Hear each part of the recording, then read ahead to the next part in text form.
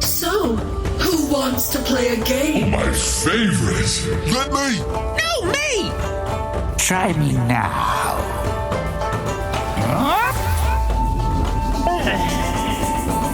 and down.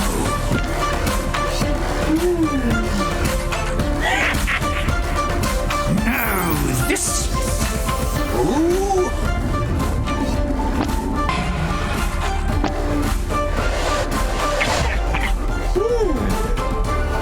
Next. Damn. What's this thing? Let's find out.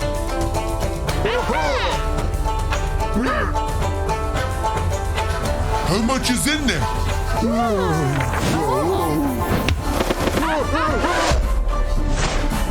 And again!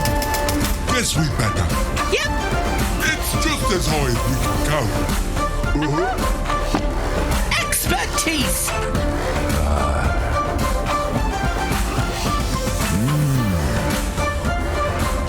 There's something off about you.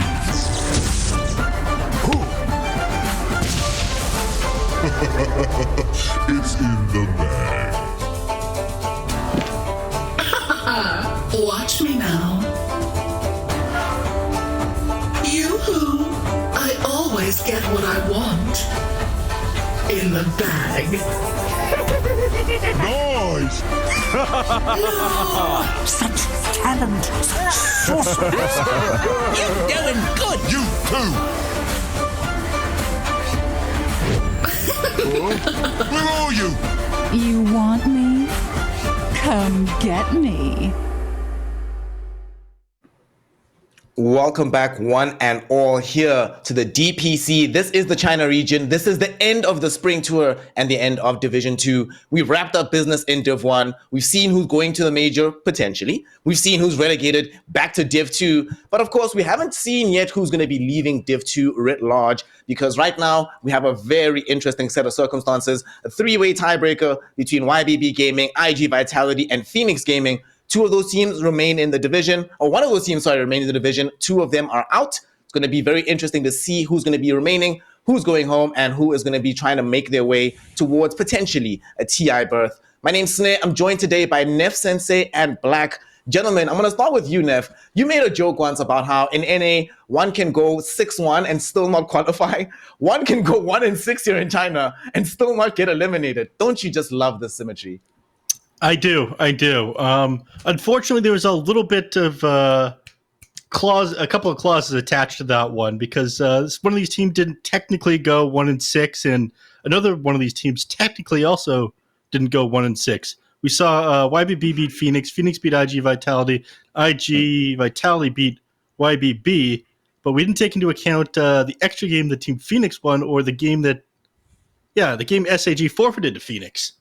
Yeah, but remember that they forfeited a game, SAG. However, Phoenix still had that default loss, according to them, at the beginning of the season due to registration issues. So it sort of balances out. It became all fine. And it's very interesting to me that, like you mentioned, these are the only wins any of these teams have racked up is against each other here. And Black, when we get into these sort of rock, paper, scissors type of scenarios, things get extremely stressful, right? Because now we're down to this best of one scenario where legitimately anything can happen.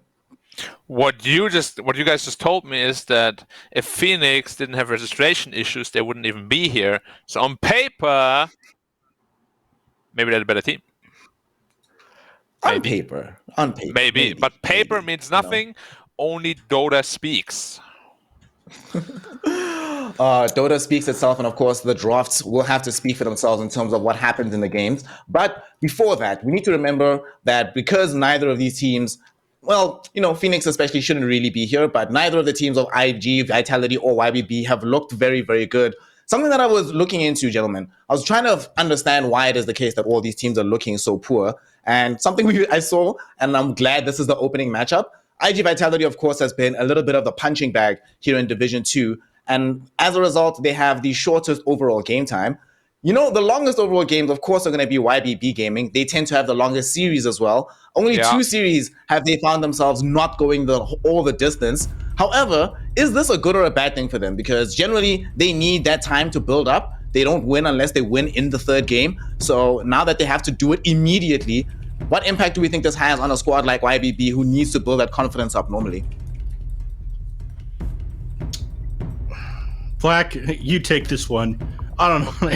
I take this one. Okay. Well, usually, like I wanted to be a little bit nicer. That's why I wanted Neff to answer this question. But I'll be the bad guy. I don't think either of be. us are nice. Because for me, if you can't win your games early, that just means you don't know how to win. Basically, like you are just banking on somehow the game getting to late game, and then the game gets super chaotic. You somehow win a team fight, and you end the game because of that. But not because you have like this nice strategy or really nice gameplay or game plan that you execute perfectly. It's more like a circumstance, really, which is what I've seen from YBB at least. iG Vitality, I haven't cast as much, but what kind of issues do they have? I'm actually not entirely sure. YBB are my boys in this. And it's tiebreaker. YBB used to be my boys up until they ended up getting Lou robbed from them. 928 is probably one of my favorite players to watch in the previous seasons. Man is an absolute beast on Nyx Assassin, which is actually why they banned out Nyx Assassin here.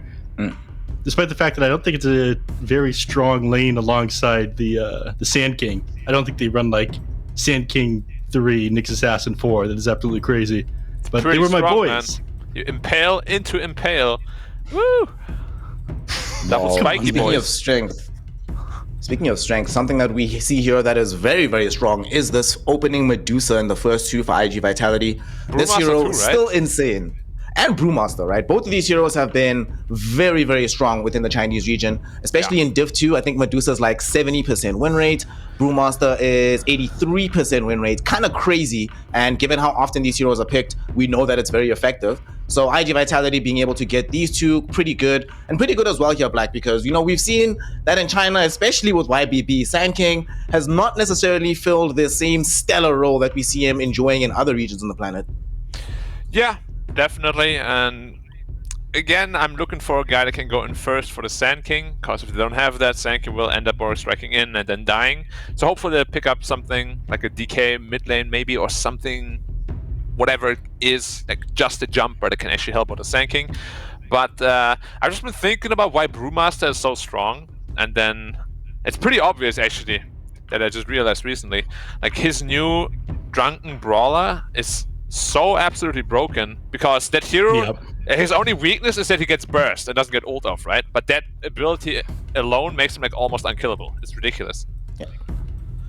Yeah, actually saw it maxed out the other day. Usually the build when the patch hit was at first like 1-4-1.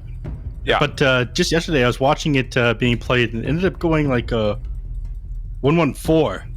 On the Brewmaster, just maxing out, being as tanky as possible. It was like insane. Like, yes, he wasn't really harassing the enemies out of lane, but he had so much defensive power, like you could just not bully him out or kill him. Just to confirm, it's 7 armor, 20% magic resistance, right? And then it gets tripled, and then it triples if you get your second spell out. Yeah, so 60% extra magic resist. And the second spell doesn't even have to hit you. You can just throw it anywhere. Always apply to you. So but even 21 armor, 60% magic. Even just a 20 and 7 is like super strong already, on top of what it already gives. Mm-hmm. Wow. It's like really good in the early laning stage as well, because like at the very beginning it's 1 armor, or it's 15% evasion, which triples to 45, but just a single point in it. So you trade super favorably, just dropping your W onto somebody and then clicking them. You have 45% evasion.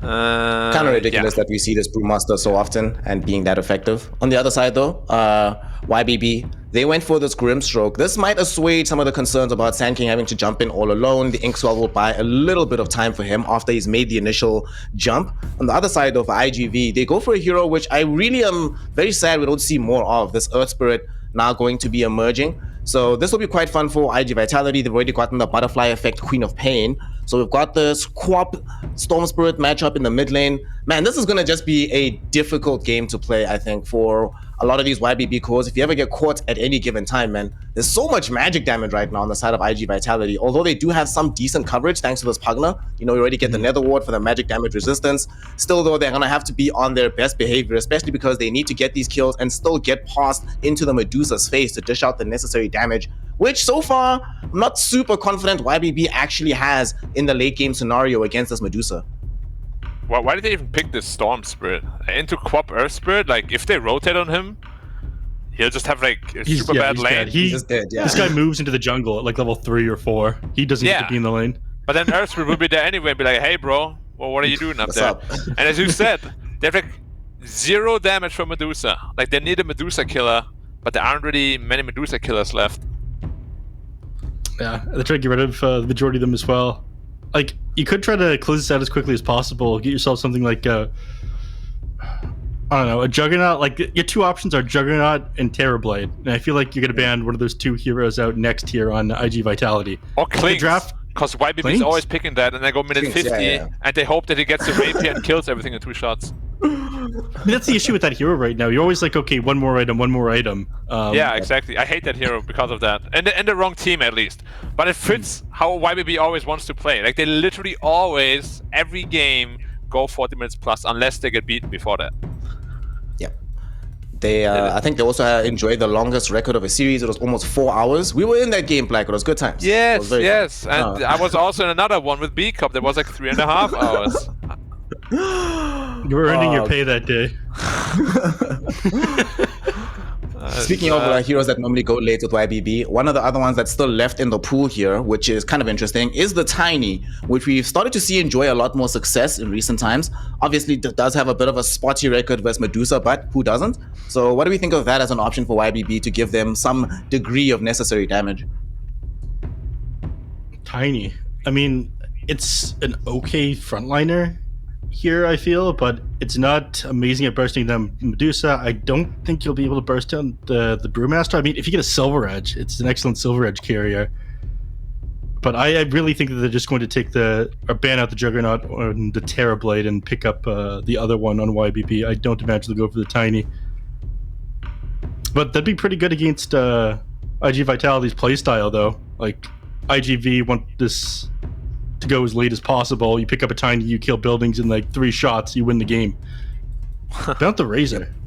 I mean, Templar Assassin's still inside the pool. It's Yeah, but it's possible not that- really YBB's kind of playstyle. Especially, like, YBB will not win any game, I can 100% say that, where they are on a timer. It is not possible. Like, the way they play the game, like, the entire gameplay of theirs is just structured of being able to go late game and win there. So if they're on a timer when they pick, like, TA, I just can't see them win. So I do think they're gonna go back to some super hard carry and just try to win that way. But it's like already looking pretty iffy. Like the team fight of the IG Vitality looks insanely strong. This draft in general looks just too good right the now. early game between this Brewmaster, Quap, and Earth Spirit, like, they're just gonna be on top of heroes, getting kill after kill.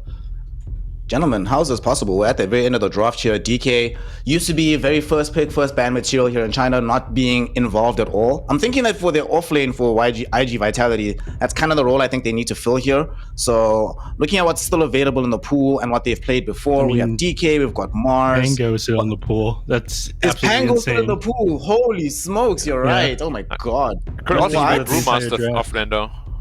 Oh, that's a Dragon Knight. Okay. There's the DK. Snare, you are a genius. You don't need me around. I am completely washed. Talking about Pangolier, nobody plays that hero. It had to be the anime protagonist.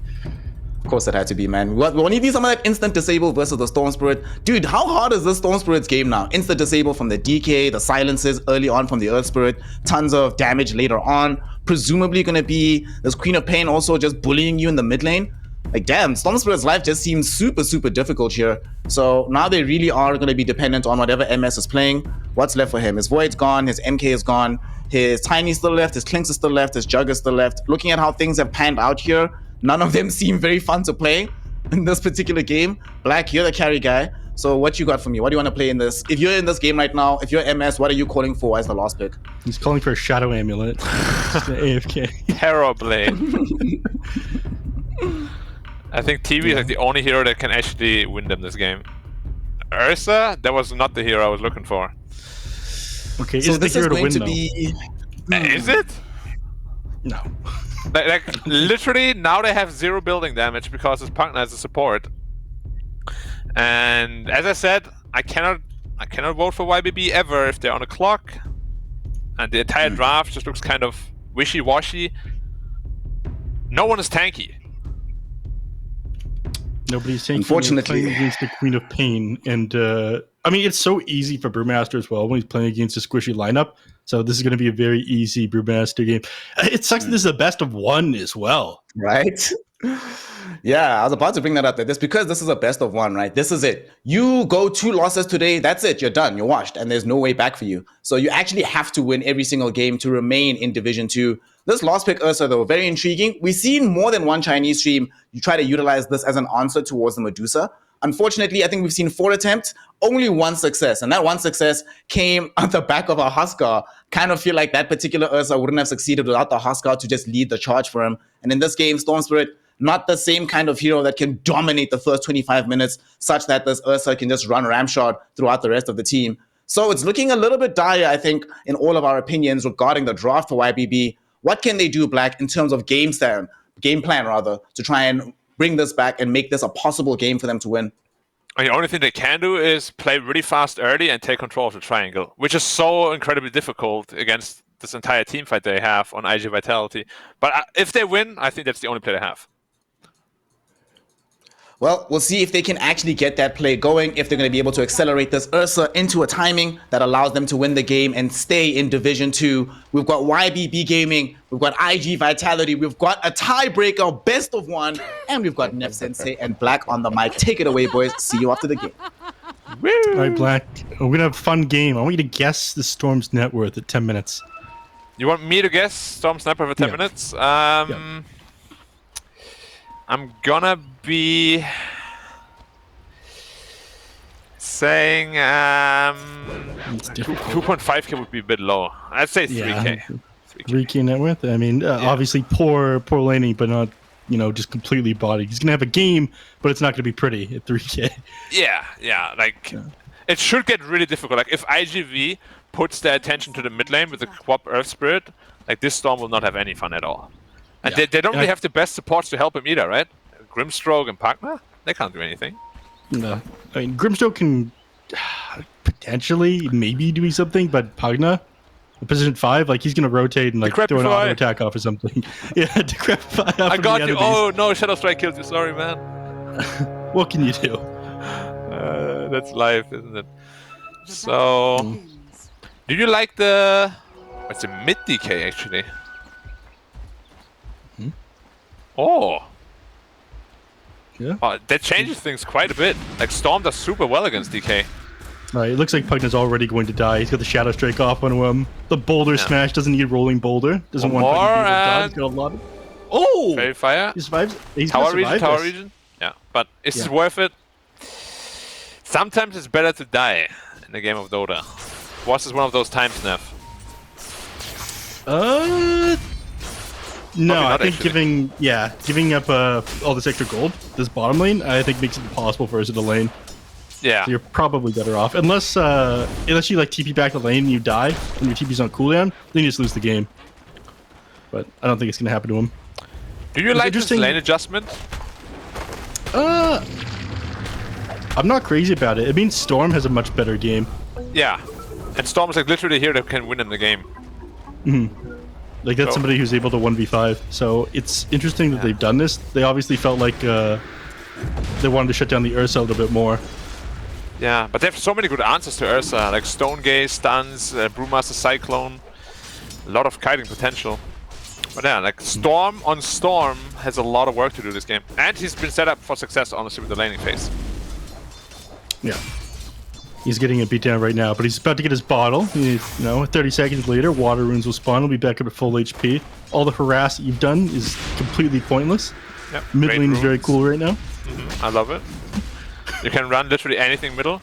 But I've been having so much success with anti-mage middle, just because you can't get Harris out of lane anymore. It's impossible. And just go Vanguard Diffusal Blade, right? Yeah, exactly. A true magic hater. And then Shard too. Man, DK literally missed like 8 CS under the tower. 9. Yeah, rough for him. On bottom, MS manning up on Stranger, but he's not going to be able to finish him off. Do a decent amount of damage. Brewmaster is forced to walk all the way back to base as well. Well, Earth Spirit is not a stranger to pain, of course. He's a very in-your-face hero. One of the higher strength growth rates in the game as well. It was 4.6 before, right? Yeah, no, I think it was 4.4. They nerfed it to 3.8. Oh, 4.4 or something, yeah. Yeah. 4.6, I think it was Centaur. Yeah. Yeah, it was. He's a big boy. Is Centaur still over 4? I think he's still over 4. Centaur is exactly at 4.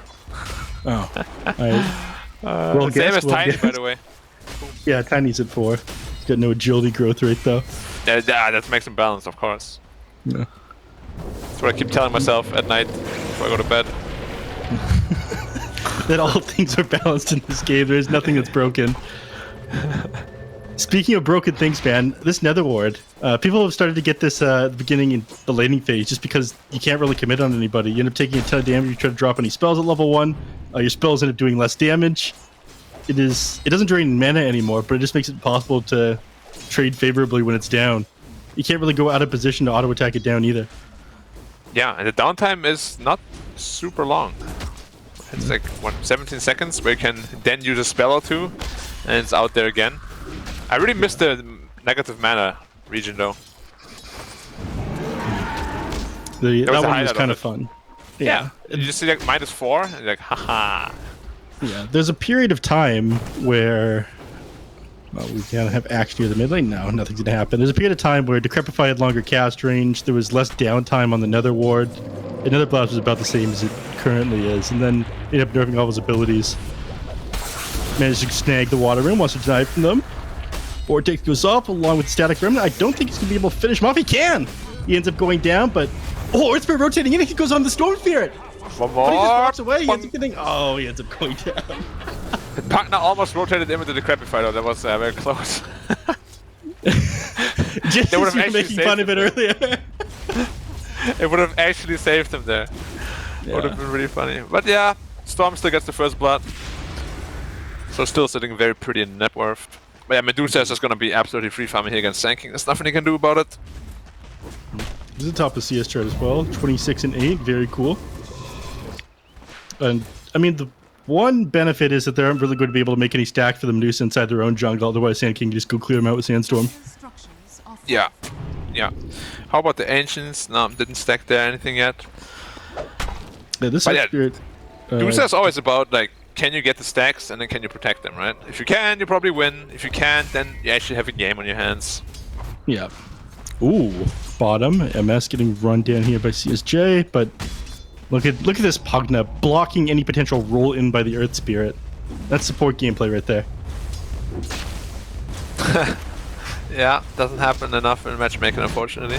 You just get rolled on by the Earth Spirit and die. Yeah, and then you ping your support, you're like, hello? You literally saw him. Like, he sidesteps it too, you know? He's like, oh. yeah, gotta dodge the skill. Doing a bullet hell dodging, bro. Yeah. Oh man, why didn't the Earths dodge that one as well? You had 100 movement speed because of Shadow Strike? Oh, too bad, man. Well, Unlucky. that's what you get for playing hard mode, bro. Alright, mid lane, catapult the tower, he popped Dragon Form as well. They're gonna do a lot of damage. The Storm is level 6, but he's sitting at half mana, so he doesn't have a ton of potential to die this one. And of course, you're playing into a Dragon Tail, which shuts Storm Spirit down pretty hard. Yeah, already half HP in the mid tower. It's pretty big success. Whoa, Storm zips all the way. Now he's 0 mana. Yeah, he's all of his man. Now they're running on the point. The Decrepify is not going to save him, Black. It was on cooldown anyway. He decrepified someone offensively before. Yeah, Electric Vortex pulled him off, but Ink Spell doesn't end up connecting. Yeah, they don't have the damage anyway. 16 stick charges. Like, unless Storm gets like a DD and they are like 3 heroes there, there's no way they're gonna kill this guy. Yeah, this is true. Or he like overcommits into the tier 2. Why not? Alright, Snare had a guess, by the way. His guess was 5k net worth at 10 minutes, I just saw. We're going to see, gonna match the two of you up against each other. It looks like Snare is going to be closer. Well, that doesn't count because I thought he was playing against a Quap. Alright, alright, fair enough. Yeah, like... He was playing against the Quap, what happened. Playing against the DK is such a free lane, that's like unfair.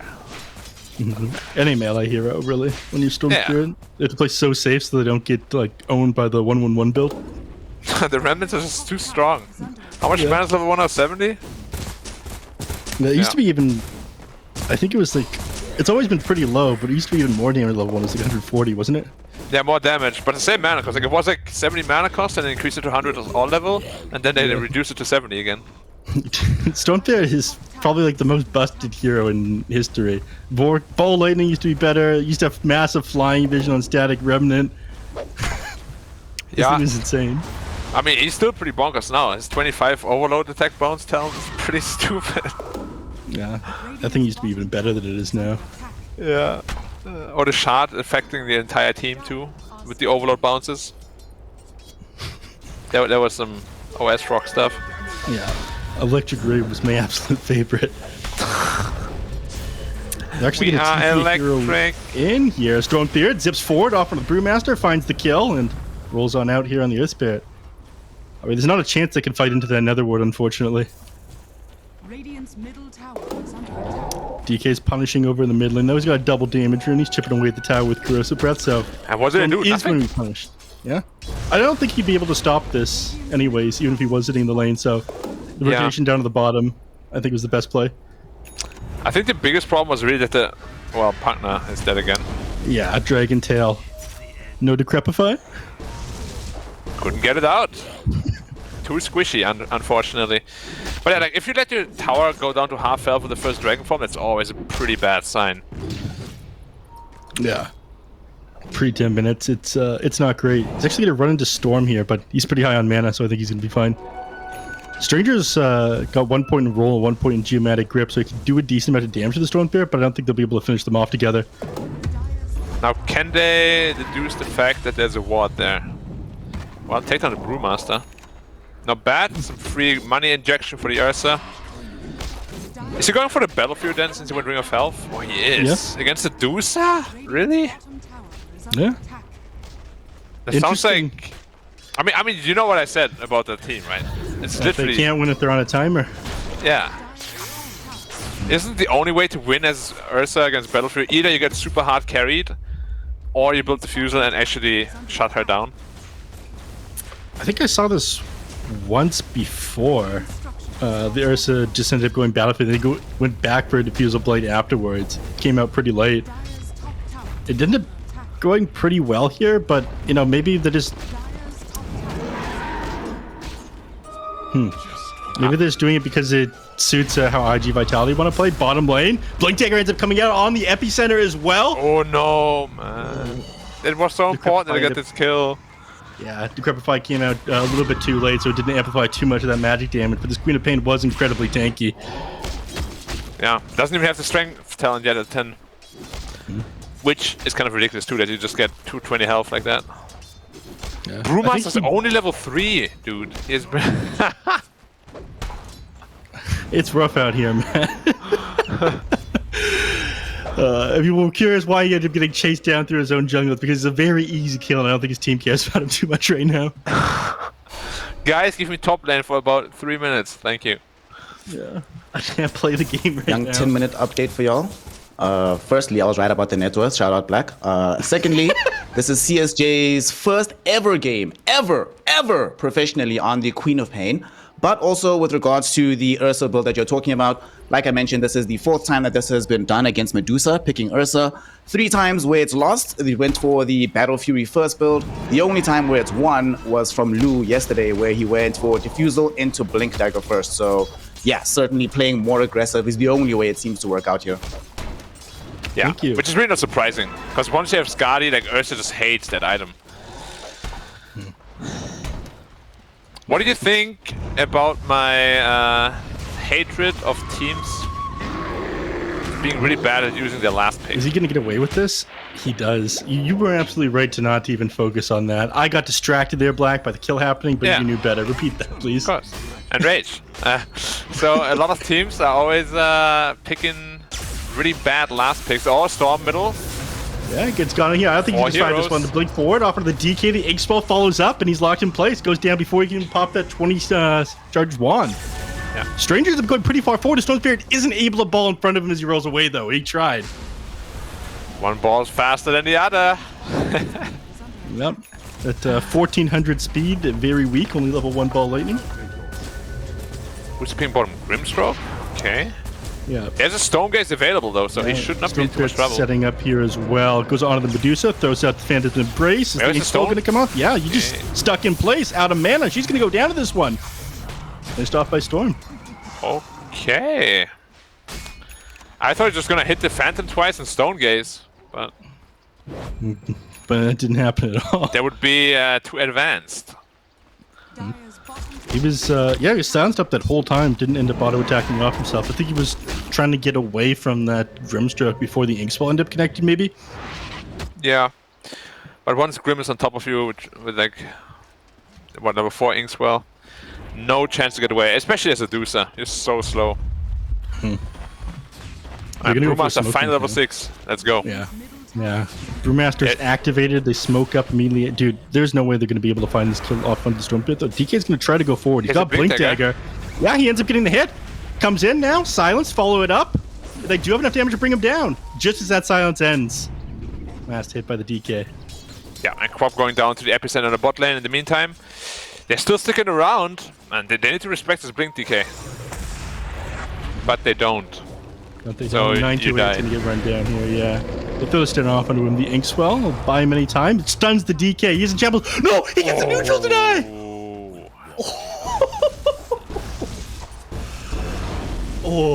That's where you throw a tip out, man. Yeah, yeah. That's what happens when you get lazy, man. DK didn't have to get Inkswell there. He could have just walked back. Yeah. Well, he's like, we got this kill. It's alright. Well, you're wrong. Wild King Ripper. They go on to the Earth Spirit here, but as soon as that ultimate comes out from the Earth Spirit, they decide to walk away. Storm's sitting on very low mana right now as well. If he sticks around, Junior could try to punish him. Alright, TP's in on Did he just TP there? What happened to him? He just went through all of his mana. Trying to jump on the Earth Spirit. Who's full HP? Hey man, you see the strength growth rate on this guy? Ooh. Pretty good HP region in the river. 16 a second, very cool. This item is so broken early on, Ocean Heart. Yeah. If you find it like directly at minute 7, the mid lane is just lost. What is the heck? 2 ring of health? Walk into these heroes. Stranger does end up connecting with the stun. Silence off to him as well, but not enough damage to follow this up. He's going to go on the Earth Spirit though. Inkswell, after the Burrow Strike, ends up connecting to him. Storm Spirit jumping in. Electric Vortex not necessary. Drops on the Brewmaster instead, but he's got his ultimate to work with. He pops this one. Another ward in the back is going to make this team fight difficult to take. Throws the Pugna up in the air. Yeah, Storm is completely fine. He gets vision with this Remnant and hides behind the trees. Pugna about to drop, but keeping himself alive with a life drain. CSJ ends up going way too far forward. One more hit. Ends up getting finished off there by the epicenter. Thrown up into the air now in the Ursa. He's brought down very strong here. Thanks to the Enrage. Storm going to the last of his mana, and they do end up getting the kill on the Medusa as well. They're bound together now by the Grimstroke. They're not going anywhere. I'm pretty sure both these heroes are going to die. Pulled back and finished off by MS. With the Battle Fury, he goes straight to fighting the enemies. Well. Well. Why don't you analyze that fight, Neff? I'm gonna fall back on my analyst Black for that one. Oh, okay, sorry. Well, both teams kind of just started out wasting a bunch of spells on heroes they couldn't even kill at all, and I think Earth Spirit died like immediately, right? Like they need Earth Spirit's damage. He has the Veil. Without that Magnetize in a team fight and those continuous rolls, yeah, it's just not gonna happen, because the only lockdown at that point is the Dragon Knight, who doesn't even have his BKB yet either. I feel like this was like such an anti-timing for IG Vitality. Like they're all trying to build up for their next set of items, and well, they're going again. Yourself. Okay. They haven't been good at closing out games or hitting timings. It's almost BKB though, they can't chain him. Out. They don't end up connecting with the roll though. Storm, he's gonna be fine. He pops his BKB, now just commits on the enemies here. Stranger, he's gonna drop. Yeah, he just ran in front of that roll there. They saw that one coming. I wonder if they saw one coming or if it was just... It looked intentional, man. I'll give him the benefit of the doubt. And now it's Roche time. Ursa can easily solo this, of course. Yeah. What's he got? Yeah, I'm sure he's going to be able to solve this. He's just fine. Mask of Death, Battle Fury, Power Treads. End up finding the Brewmaster while it happens, but he is insignificant at this point. Yeah, YBB is just owning them right now. Zero reactions from I think iG Vitality. They just want to get that Dusa fed at this point, which is the right call, but you gotta make sure you don't bleed away all these heroes. Yeah. I mean, that Wow, last Medusa... Battle Fury into Basha, man. What am I seeing? This is retro. Very retro. People were doing this one for a little while, back when Abyssal Blade was just incredibly busted. Yeah, because it would like jump on the enemy with it. Yeah, and you get... Blink Day wasn't even necessary. You get a blink as well, and you just be hopping around a team 600. fight on there. 600 range on that. Yeah, My not Storm is disabled really just by putting up the damage pace right now. Yeah. As you really expected, right? If Storm gets a good game, like I just can't fathom why they would lane like this. I feel the only way to lose this game is literally what's happening right now. I mean, do you think it all comes down to the lane switch or misplays by iG Vitality or a little column A, little column B? Of course, there are misplays involved as well. It's just these misplays only were allowed to happen because Storm actually had a really good game. Yeah. Brewmaster, If he's Observer poor, Ward comes nothing out, you and can he do. is going to die for this one. On top of him with the Inkswell. Doesn't get to deal with either. Yeah. Are they going to leave this up? Yeah, it looks like they're so confident they can hold this area that they leave it up. They know Brew's gonna come back. Bottom lane, Queen of Pain. Storm tries to jump on him, follows me after the Blink Electric Vortex back. Burrow's going to follow that one up, and Swap isn't going to go anywhere. Man, I hate offlane Queen. When games are like this, it's just so bad. Imagine you have a nice, good old mid queen. You go Orchid into BKB. You know the Storm has no game, and you're like, yeah, I love this life. Now you're Quap, and you're like, oh my god, I hate this life. Yeah, no Orchid, no BKB here 19 minutes into the game. Yeah. This is rough. BKB first Quap also like never wins. I feel like it's like an item she hates to get first. Yeah, is Stranger going to get punished for this one? Does he go into the creep wave? Not anymore. Not with the unit here. Looks like they want to set up on this though. Brewmaster's approaching. DK coming forward as well. Yeah, they end up rolling in. Doesn't end up connecting with the Pugna. They're going to go on to him. Silenced All up on supports, two though. heroes. Yeah. Storm Spirit, he's thinking about going in, but realizes it's not worth it. No, with the Brew split community. Yeah, they just need time. They need time for Dusa to really come online. And he's very close to that Skadi. They're gonna go!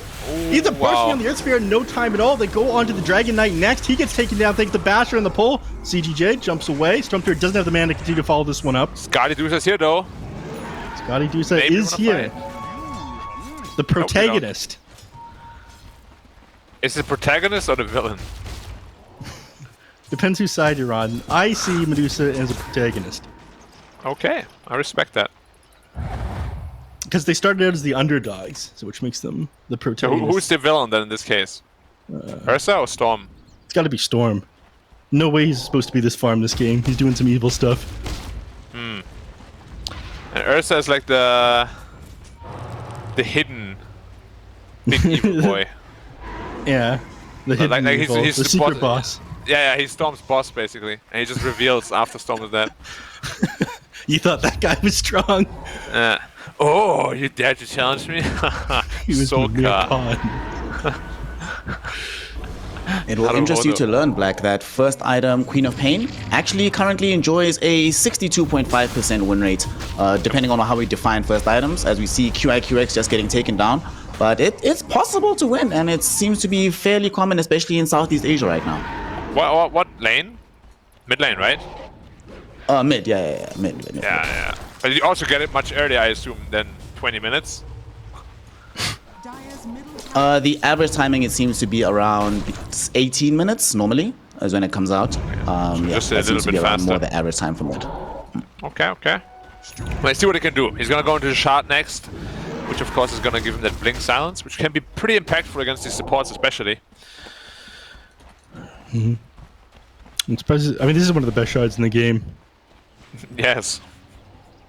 I don't think it had any business being this strong. I don't know what else it could be, though. Like, it's a very neat concept. They ended up taking this one from Egg's lab, right? like half the other shots. Yeah. Hey man, reuse the ideas. It'll save him time. Just like Excellent. Underlord. Oh, neutral items. Oh yeah.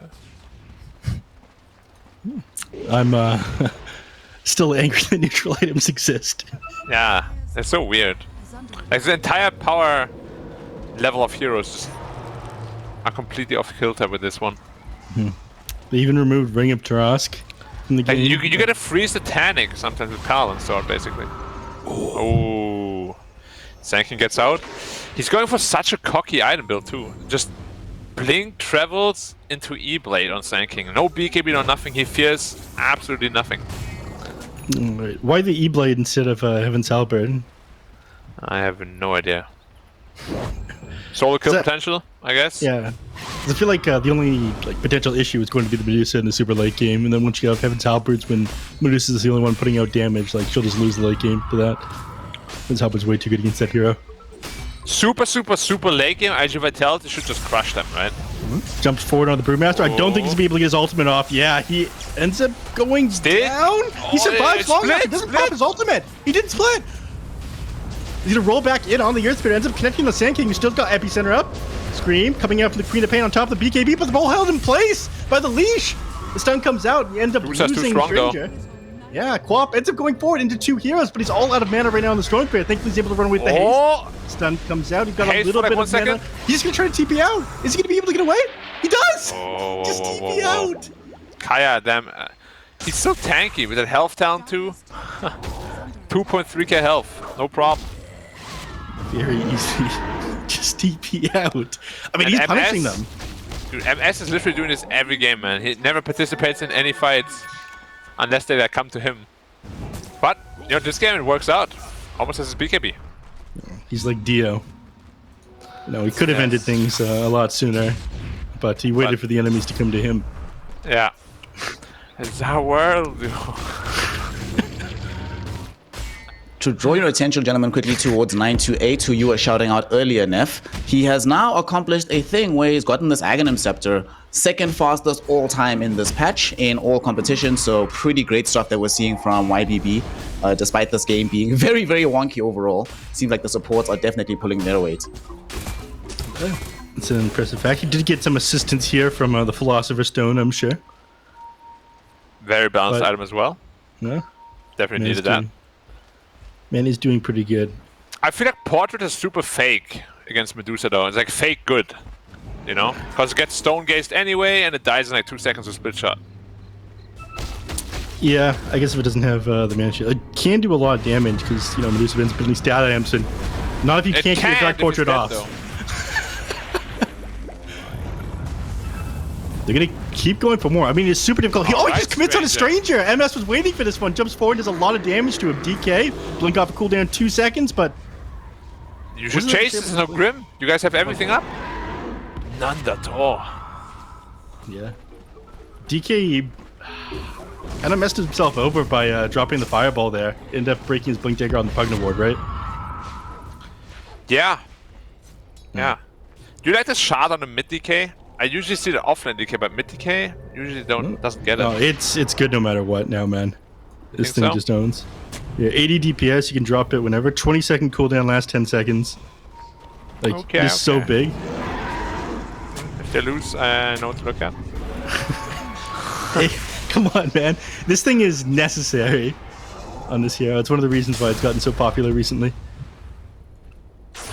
Number one thing they buffed about this was giving it Fireball, which has the exact same name as the ability on the Black Dragon. Yeah. The But bolt it's is called very Fireball. different. A in it? They're going in on Nobody. nothing. Okay. No. The winning run for Rocher respawn, which is going to be in 5 seconds. Yeah. Next Roche is going to be probably where the game either ends, if Vitality gets it, or where they can get really far ahead on YBB. Yeah. It's gonna be Yeah, so keep- hard to fight into this Dusa though. Dusa also got BKB at this point. BKB Skadi, a lot of damage as well with the Crystallis. And maybe if you had Heaven's Halberd on the Sand King, it would be a little bit easier. You can If get a disarm only, off the wall. yeah. Oh, they're smoking up. This is a super obvious smoke. Though. Like all lanes are pushed in. You can't get caught up by this. IG Vitality. Radiant's bottom tower is under attack. Guys, they're not defending bottom at all. Where could they be? I mean, they know exactly what they're up to, man. They're gonna smoke up. I mean, this smoke is gonna break on the side of the pit. Yeah, they're gonna know that they're in there. CGJ. Instead, they're gonna go for the mid lane. I mean, the smoke broke onto somebody inside the Roche pit. They know this. Smoke broke. Do they not realize? They have to realize this.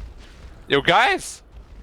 They're just hanging around the mid lane. Maybe they're waiting for Roshan to get low. But now they realize. Though. Can anybody steal this? I don't think they're gonna be able to. Storm doesn't end up getting the Aegis though. It goes the way of MS, but they're gonna fight inside the pit regardless. Stone Gaze does come out like you were talking about, but people going down very slowly. Sand King finally finished off from that scream. Ursa thrown up in the air for a couple seconds, but he's still got his BKB available. If he goes down the first time, I mean, that's Brewmaster all committed. Yeah, Stranger. He ends up going down. Storm has gone through a lot of his mana. Coming back up now on the Ursa. He's going to go for the Medusa or try. So hard to fight against Medusa, though. It is difficult. He's not going to be able to go through this damage. MS is just down. They weren't able to fight through this at all, despite giving away the Roshan. Yeah, free Roche like that, and for what? To fight into a bad matchup and then get absolutely owned by it. I mean, this is exactly why I said the game becomes so difficult if you don't like push the tempo as Ursa. Going into the late game against Medusa as Ursa is just a death sentence, really. I'm surprised it was that one-sided, though. Especially given that they had the Aegis, but I guess the Ursa's first life was just kind of useless. He didn't accomplish anything. It was almost like he was waiting to go down. Hey, he has no mana on Medusa, careful. Yeah, he's gonna jump forward. Oh, so much damage coming out from the Ethereal Blade. Yeah, and Storm is tipping him again too. Yeah, there's no way he survives this one. He jumps in on Storm. Electric Vortex comes off, finished off by another blast now. Storm is out of mana though, but he finishes off the Brewmaster first. Now being topped up thanks to Pugna, but he only has so much life to give, so he has to stop. He ends up connecting the stun into the DK. Storm can't go for this though. I really don't know what's happening. I am not sure why the Medusa ended up continuing forward there. She was completely out of mana. She had 50 mana. What is the thought process? Me hit tower. We won team fight, let's push mid. Oh man. That's it as far as the thoughts went. Yeah, I don't know. Maybe she thought that the Sand King already committed Epicenter in the previous team fight, but he didn't really manage to get anything off. So Ethereal Blade, tons of damage coming out, ended up punishing him super hard. Did like 4,500 damage there on the SK. It's the E-Blade build, which I'm still critical of, even though you got the kill on Medusa. Same, because they wouldn't even have lost this fight at the pit if we didn't have that. Yeah, Kevin's Halberd I think would have won them in the team fight. You don't have to worry about. Now, I mean, how do you beat Medusa? Just get like 3 or 4 heroes to 6 slots, right? Pretty easy. Yes. But Very it's pretty easy. scary still though, because there's still Quap and DK who scale very well into the late game as well. Yeah, this DK is planning on scaling as well. Looks like he's gonna go Orchid into Bloodthorn. Yeah, I like Bloodthorn a lot. Give Storm more problems to worry about. Who went for a Lincoln Sphere? You like that? I mean, it makes sense if he sees the DK going for an Orchid. Yeah, but I feel like Acceptor would be after the game breaking. And Scepter here? Yeah. Like Axe, like Refresher or something? You're just like super teamfight presence? That's what we've seen a lot of the time from Storms. Yeah. Because by the time you get Refresher and Axe, you're also level 25, so you can literally solo kill teams. Maybe they don't want to take team fights into them anymore. That's where he goes for Lincolns. He's just going to dodge and try to cut waves. Wait until they take a team fight now. Ursa is really close to Abyssal Blade, so it's going to be a very strong power spike for him as well. I feel like Vitality has given them so many opportunities to come back time and time again. And this might be, you know, the one that YBB will clinch onto. We'll see. Okay, there's the Orchid done on the DK. Yeah. Think you go straight into Bloodthorn after this? Tough call. I feel like Assault Cuirass could be pretty good too. But he has an Axe queued up. Yeah. He jumps forward on the creep wave. He's a lot harder to go on to because of this Lincoln Sphere. Yeah. He also just has casually like 3k health on a Storm. Yeah. The Orchid will allow the DK to pop the Lincoln Sphere on the Storm though. So like on one hand it's decent, on the other hand like DK already has an okay counter to it. Yeah. Okay, Rondusa. And now this is gonna go back to, you know, good old Division 2. They can see the Medusa now, but she has an arcane root. They're moving like they want to jump. The storm is too far away for them to take this fight. Tanky. He's gonna go in though. He goes to the Brewmaster. No, not tanky enough. Okay. Dangerous play. What's your opinion on that one? I mean, they saw Quap in the top lane, but Stormtrooper was nowhere near rounded. You had everybody grouped up there. Yeah, I mean, I don't know, like, IG Vitality's read on the game seems to be really off. Like, first with the Roshan, and now just in general, the enemy's movement, they can't really seem to get a hold on them at all. Yeah, oh, Quap with caught. Queen of Pain, but I don't think they'd be able to finish her off. But the Sand King stun ends up coming in time. Yeah. Just barely long enough. Electric Vortex talent, man. See, if instead of E-Blade you went for Kaya-san, she would have lived that Quap. Dude, the timing on that was so clutch. I think the moment the TP ended up coming in, the Electric Vortex came off, and then he probably like shift queued that stun. There was no time to get the BKB up. The stuns just barely overlapped. Yeah, this is why Kaya-san is so popular, right? Because like it gives you like, all these outs that usually wouldn't be there otherwise. Yeah, it's so much harder to deal with or to chain stun people when there's a song. It throws you off so bad. Yeah, especially like a Shaker or something like that. Yeah. Statsman update!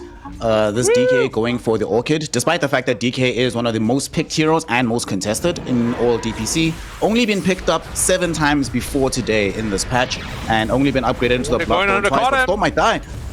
Yeah, and that is the Orchid coming into play. Thank you, Statsman. They commit onto the Earth Spirit afterwards, though, the life drain.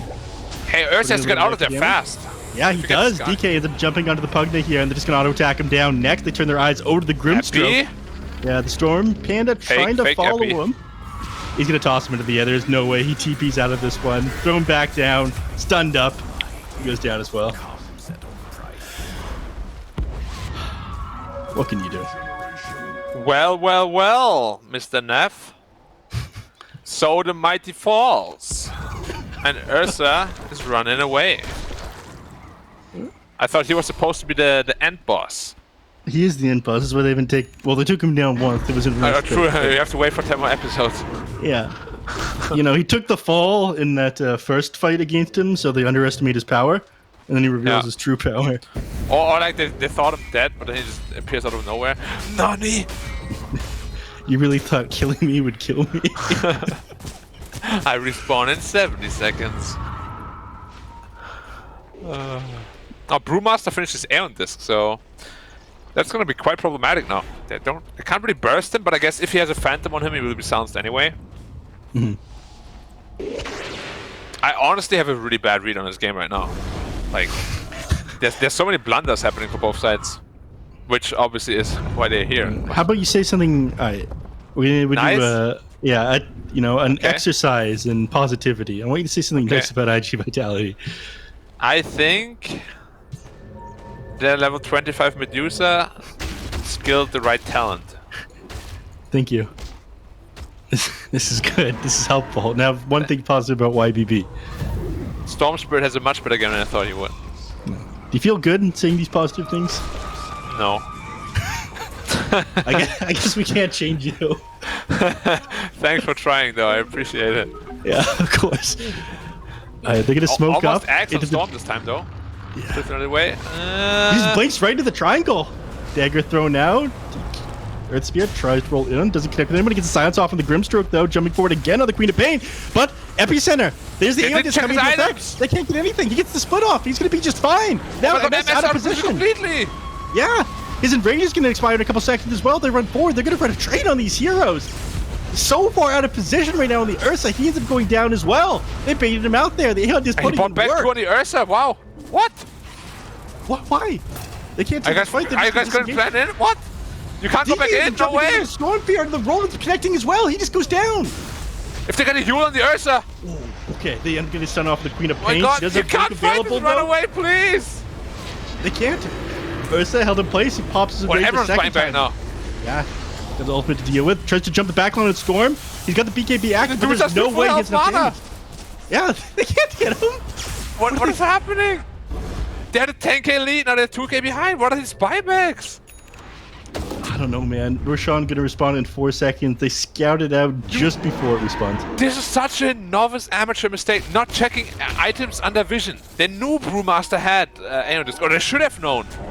The only reason they lost the fight is because they all commit on him. Yeah, I mean, he's building this one up for a while. Every time I have a coaching session with someone that's like 5k or below, I'm like, you gotta click on enemy heroes more, man. You're in Div 2. This is standard stuff for you. Ursa brings in the pit, but they saw it.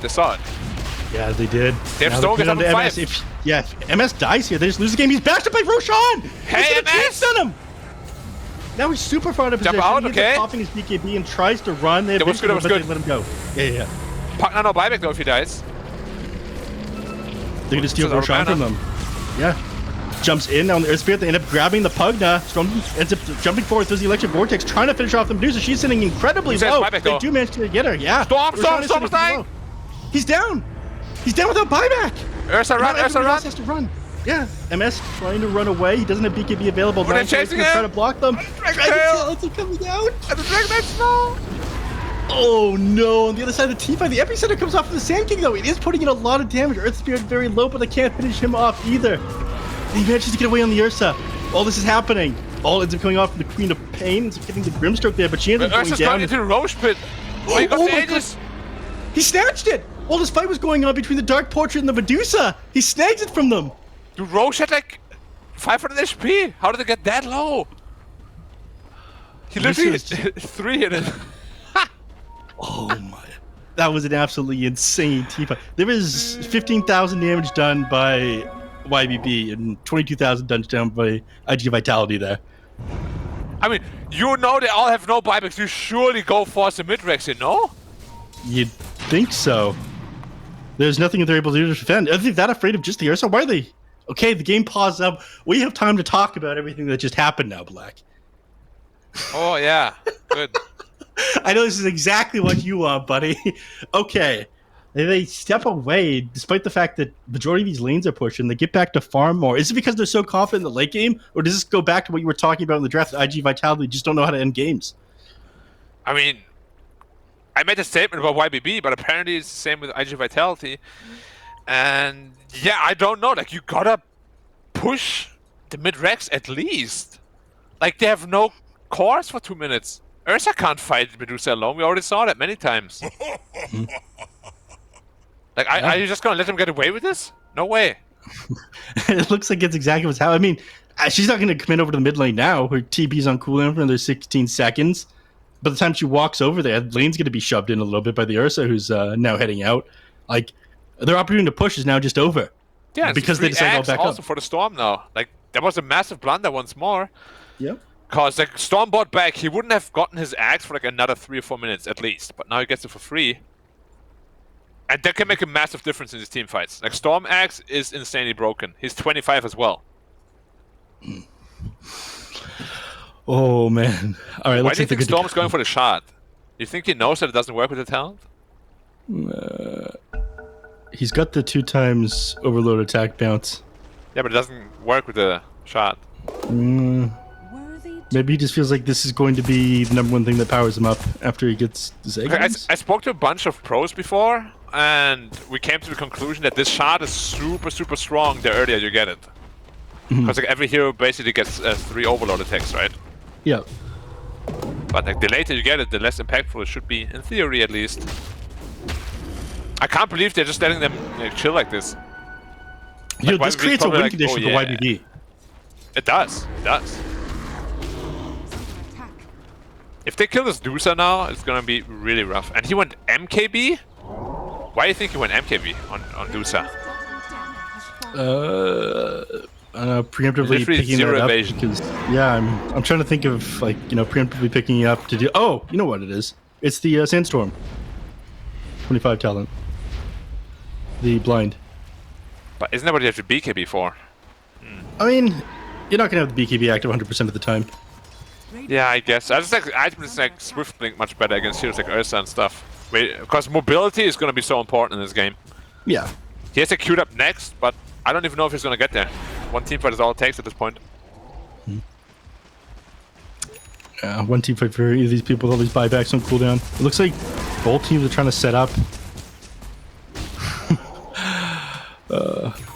Set up.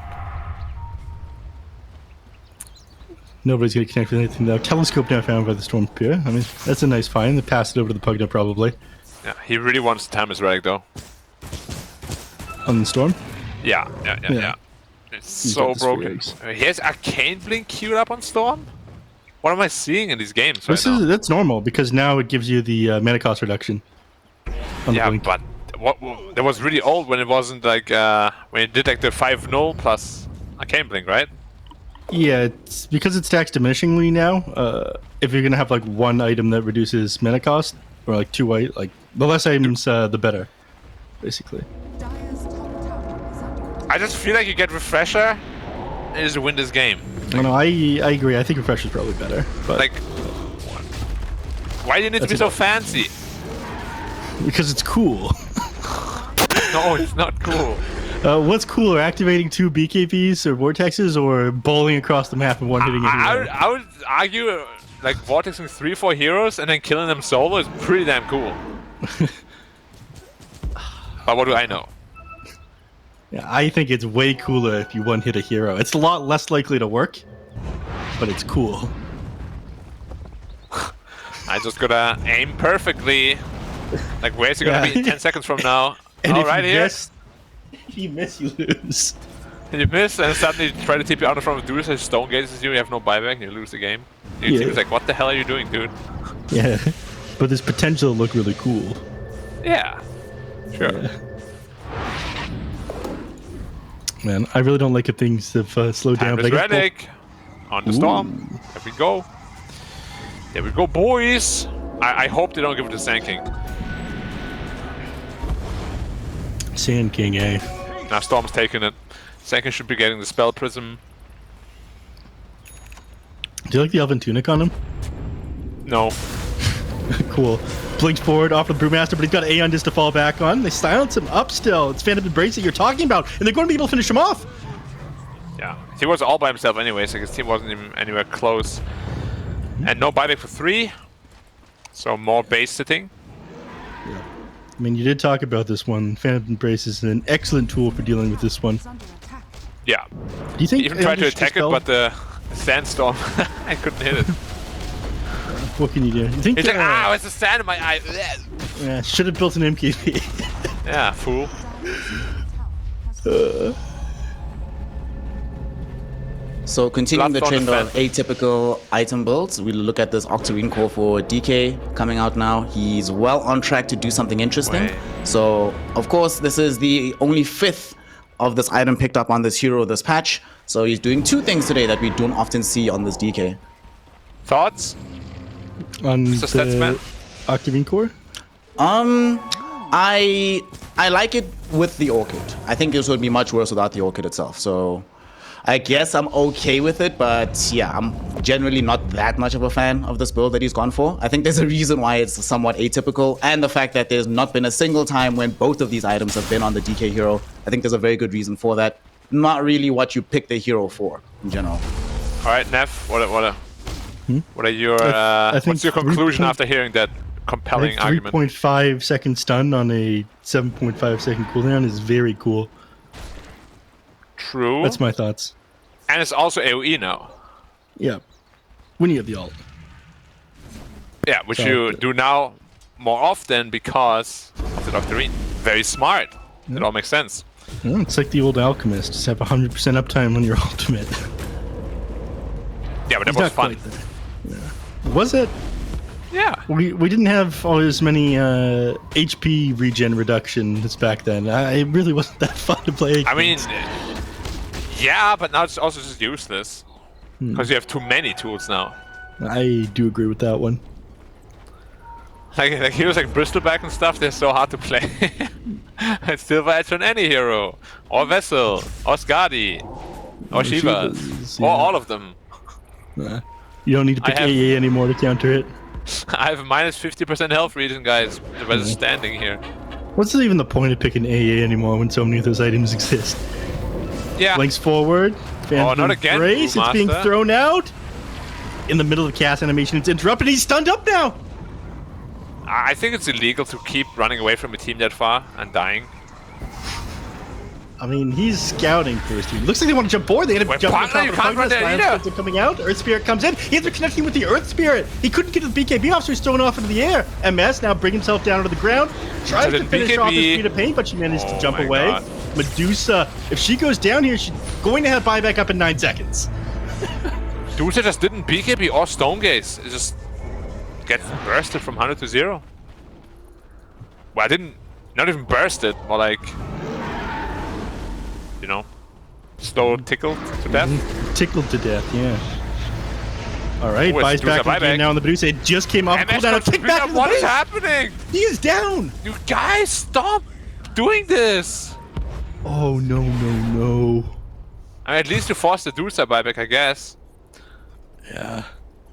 I know IG Vitality, they won't make a move until it's back up. They have to. Oh my god, they are so lucky. Roche with a 5-second respawn timer. You say lucky, but That's incredibly lucky. That's going to force. there. They weren't going to try to push the enemy team face. What they are going to do is scout Roshan, go in there, and Ursa's going to be forced to buy back to contest this. Soon, So they're this is about lucky. to scout it. Yeah. They're like, wow, guys, we deserve this. This is the one thing that's going to force this Ursa buyback. They're setting up around the pit right now as well. Epicenter on cooldown for another 15 seconds. Oh, they're Jumps going in on forward Sand King. here on the Queen of Pain. Ends up getting pugged on the back line. Looks like he's going to drop this one. They does. Sand King forced to run away as well. Storm gets trying to do as MS much brought back damage as too. they can, but yeah, they lose the Sand King. Pugnan doesn't have buyback available. Sand King does. The Ursa buys back into the game. On the other side of the fight, MS running down Stranger, who manages to survive this actually. And Storm is sitting very low on mana. Now everyone's going to back up. Yeah, of course. Come on, man. I want blood here. This is where the game ends. They need Stone Gaze if they really want to do this. 60 seconds. You don't wanna They wait still 60 Bruce seconds split. for that. Storm is completely out of mana, they see that. Yeah. Storm, you need mana, go back now. It's too late for them to go back. They're going to give up Roshan if they do. Jumps forward here. Into the pit! The electric vortex off onto this everybody! is so dead. He gets so much damage with Brewmaster, he does end up going down. The other split doesn't end up getting off. Roshan gets snatched by Storm! He's out of mana, but he's going to come back up as soon as he goes down. He it's doesn't over. go down. That's got to be it. The damage there. How do they defend from this one? Radiant's top tower is I don't think you do. My Copper's buyback, maybe she can drag it out. But yeah. This is rough. They're just Wait, down let the me middle. do some research real quick. Because I Absolutely. am the researcher. All right. That's how they call me over here. They're not going to wait for this one. DD Rune makes this even easier for them to tear through the tier 3 tower, but they know that Medusa doesn't have buyback. Storm is pretty low on HP and mana, but they still get the A's to work with. There's no way they wait for this one, right? There's no way they back off. Okay, jumps forward right now on MS. Ah, no way, no way. Yeah, jumps forward now on Storm Spirit. BKB activated on the Medusa. Jumps forward, Dragon Tail off of the Storm Spirit, but again, he's got BKB. He's going to get right back up as soon as he goes down. Fresh Orb popped on the Queen of Pain, so he can jump back out. You said this team fight? Alright, nice dodge. If he went closer, might have actually hit. There's no way they're walking away from this one, right? I hope not. They just hit the racks here, right? This game should be over. You think so? They smoke up behind the Ursa. I think they're trying to bait him out. Maybe you think the team needs to win, but there's nobody. Jumps forward right now on the Sand King, but he's hexed up now. On this Dragon Knight, getting chased down by the Ursa, doing a lot of damage to him. He goes down, doesn't have buyback available. Queen of Pain trying to push everybody back, but they're now running them down. They are not waiting any longer on YBB. Whopper's doing Stun it. comes off onto Yeah? Whopper's doing it, look! There's nothing the Queen of Pain can do. Come on. Stop baiting the viewers. It's over. It is 17 seconds until Medusa back up. She can't defend this one by herself. They're going for tower, not throne. They know they have no buybacks on these heroes. Yeah, jumps forward now on the Sand King. Ball lightning in. Electric Vortex off of the Brewmaster. He's pretty tanky, but again, not tanky enough. Alright, One less Dusa's doing hero. it, guys. Dusa's doing it. Refresher Orb has been purchased. It's gonna be double Stone Gaze. Alright, this will buy them When now MS goes for the throne. 15 seconds. Okay. Yeah, they changed their mind over the throne. All right. Well, what you got, Ukiyo? Can stall for 16 seconds with this refresher orb and Do stone the thing gaze. where you do the thing. Oh, you got hacks there for sentry Yeah, down. just gonna Oh jump my onto him. He doesn't manage to God. get the stone gaze off first, and she's going through a lot of the mana. It looks like she's just gonna go down before she pops this one. She is way. dead, as is the Queen of Pain. And GG is called. Black ended up going 50 minutes. The Sand King hit level 30. You said we were gonna go to the late game, and we got it. Well, unsurprisingly, I'm not surprised. Was it everything you wanted it to be? No. But we got here regardless. You know, it's the journey that matters. It was a very interesting one, as always. Oh, what a journey indeed. It's everything I wanted it to be because I came today for chaos, madness, and the wildest Dota I've ever seen. And I got everything and more. Incredible scenes here in this game. IG Vitality, despite the opening of Brewmaster Medusa, despite the strongest pair, just couldn't do it in the end. There were so many things that went wild in that game. Black, let's just start like this, right? It's very difficult at this point in time to completely analyze what that game looked like. Pick for me a moment where you knew that we were going to be in a clown fest and that we were going to get some wild Dota today. After they won... Actually, no. I'll just take the easiest one. When Medusa just died in the mid tower after just winning a road fight. Mana. Yeah. Yeah, I was like, choice. what happened there? The second moment is where they just didn't push the Rex after winning yet another team fight. They're like just pushing out lanes. Like, huh?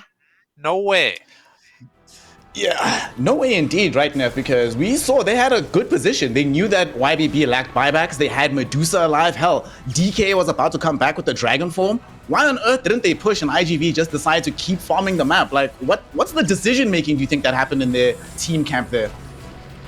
I'm going to go with Black and say that both these teams just weren't that confident to close the game out. They were just thinking next item, and we'll have the advantage. We can beat the enemies with that. But either team trying to pick up the tempo, I guess not focused enough on what the enemy team wants and more focused on themselves. And that's what allowed this to end up going so late. I would say the biggest question mark that I had was at the very beginning of the game where they decided not to lane the Queen of Pain into the Storm and allowed Storm to have such a good game. Yeah, actually, Storm had a phenomenal game here for Storm. Storm really looked good. And overall, it's as the game went on, it became more and more questionable why they decided to put the DK middle. I mean, getting this early Orchid with the Dragon Tail Blink, with the BKB, helped out some fights, but for the most part, it didn't really feel like they got much out of this mid DK that they wouldn't have gotten out of an offlane DK. And they probably could have done a lot better with CSJ being on DK and then Butterfly Effect dominating on the Queen of Pain, especially since the Storm Spirit would not have been able to get off to the start that he did. So Black, why? Like, Queen of Pain, it's also something that he's never played before. What's the rationale of picking up a hero you've never played professionally in an elimination game like this? I don't know. I mean, I asked Neff the same question like 10 minutes into the game. Like, why did they cripple their lanes like this? Because DK against Ursa isn't even bad. Like, you still farm there. You're just fine. Especially with like an Earth Spirit that can pull creeps and whatnot. So I really don't know, because the only way for me that YBB was gonna win this game is through the Storm Spirit. And he had a perfect game. Yeah. I mean, I'm with you on that one. I think that like if DK gets shut down in the offlane against the Ursa, DK is still going to do DK things in this game. But you allowed Storm to have an excellent game by switching those lanes up. So maybe a lapse of judgment there on IG Vitality in the draft. Still though, besides that lapse of judgment, there were also several lapses of judgment in terms of how they took these fights. A lot of their positioning as well, even after they knew Storm had the Aghanim Scepter, still allowing themselves to all get caught by the Vortex. It felt like we also haven't really seen a good activation of the Brew Split for quite some time in this game. Didn't get to the Aghanim Scepter either, which is kind of required when you play that hero these days. But honestly, we have to bring it back to one very sad talking point, gentlemen. The carry performance on Ukiyo, that was not good. That was just not good, right? Normally when we see these teams, especially iG.V doing well, it's off the back of a good performance from Butterfly Effect. Obviously, limited amount of things you can do on the DK. But Black, there were a couple of fights where he just didn't get off anything. No Stone Gaze, no BKB. There was one fight I saw him get jumped. He didn't even have the Mana Shield on. What happened? How is this possible right now? Especially given that China, I feel like we're in a sort of carry crisis in China right now, despite the fact that usually this has been the region that produces the most stellar carry players on the planet.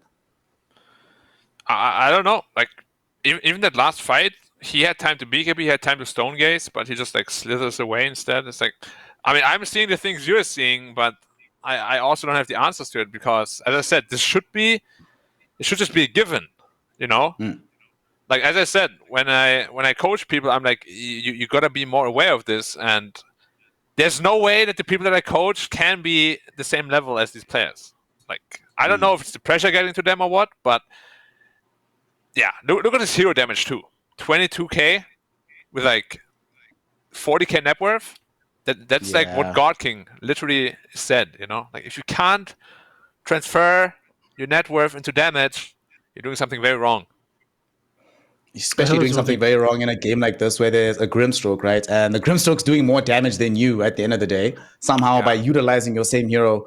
Neff, what could he have done differently in this game for Ukyo? I mean, obviously, activation of spells would have been a lot better, but do we also have a situation where there could have been earlier rotations from the entire team of IG Vitality to try and accelerate his timing as well, not wait for that trap of one more item will help me win the game?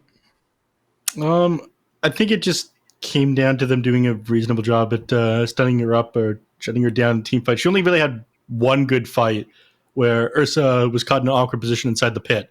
That's the only time it really felt like she was actually able to get auto attacks off there. She did great for that one, but the rest of the time, she was never really on the target that she needed to be. Maybe she wasted too much time trying to fight the Ursa, couldn't get her hands on any of these heroes. And the point that you made about the Grimstroke, controlling Medusa and doing more damage with that hero than Medusa did herself is pretty kind of funny. It's so sad, though. It's so sad. Wait, speaking of Grimstroke with the Dark Portrait, mechanics question. Does Brewmaster Storm Panda, does it get rid of that purge? Does it get rid of the Dark Portrait illusion as well? No, it should, right? Magic Magic Immune. Immune. Yeah, that's true. Yeah. But the reason why it's not super good against Dusa generally is because Stone Gaze affects it. And then during the Stone Gaze, it would just die to split shot. No. So It helps though if the Stone Gaze is used elsewhere in the fight, right? And you don't have to worry about it. Like, he has to use the illusion. No, every fight started with him, literally, BKB Stone Gaze. Like, he didn't even wait for any opportunity. Just instantly everything. Because maybe he's like, if I don't do it now, you know, I won't press it later. It's not easy pressing buttons always. I gotta admit that.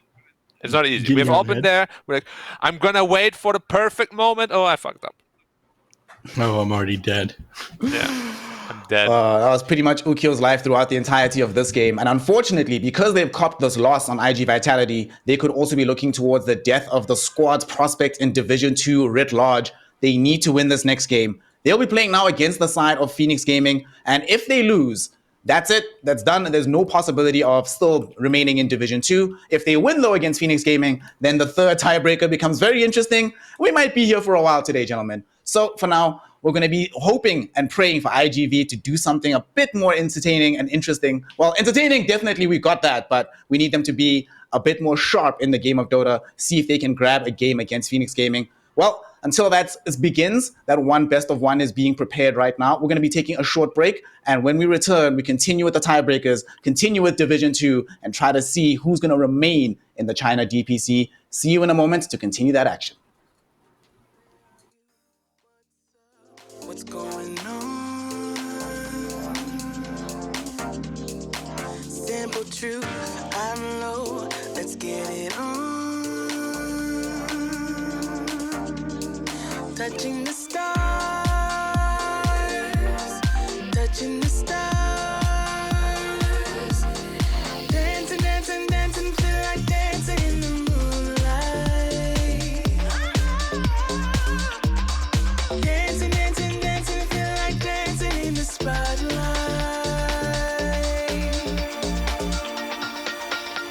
Depending on you, depending.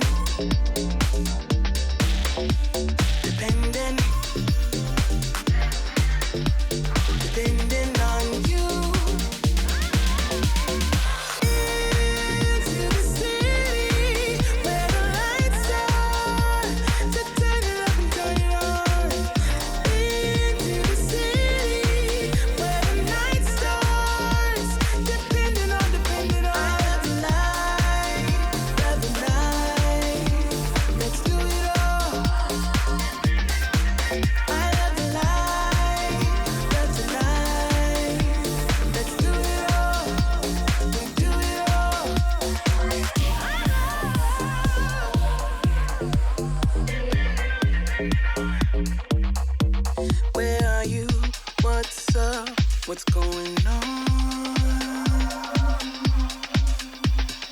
Simple truth, I'm low, let's get it on. Touching the stars, touching the stars. Dancing, dancing, dancing, feel like dancing till the daylight. Dancing, dancing, dancing, feel like dancing in the spotlight.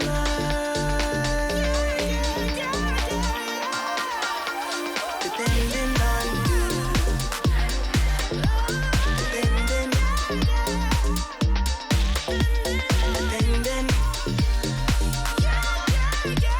depending on you. Into the city where the lights are, to turn it up and turn it on.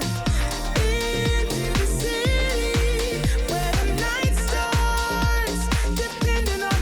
I love the night, love the night. Let's do it all. I love the light, love the night. Let's do it all. We do it all.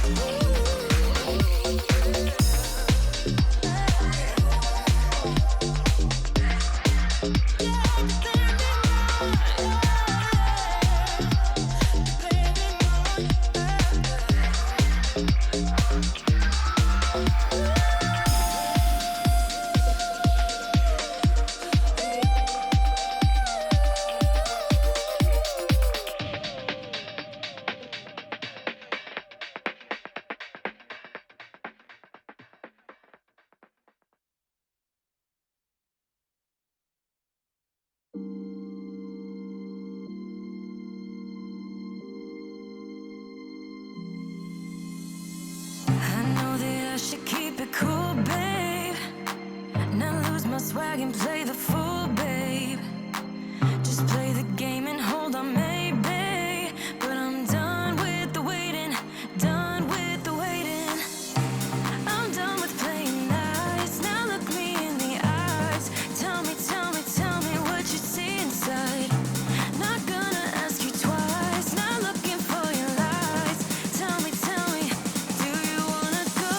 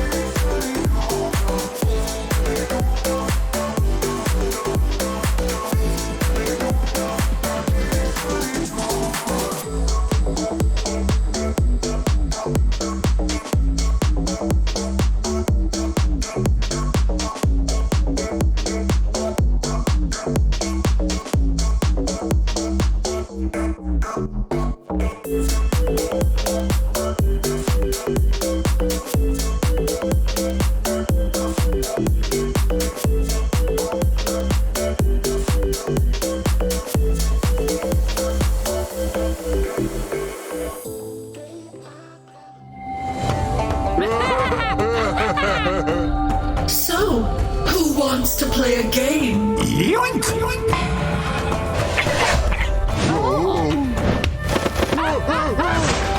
And again!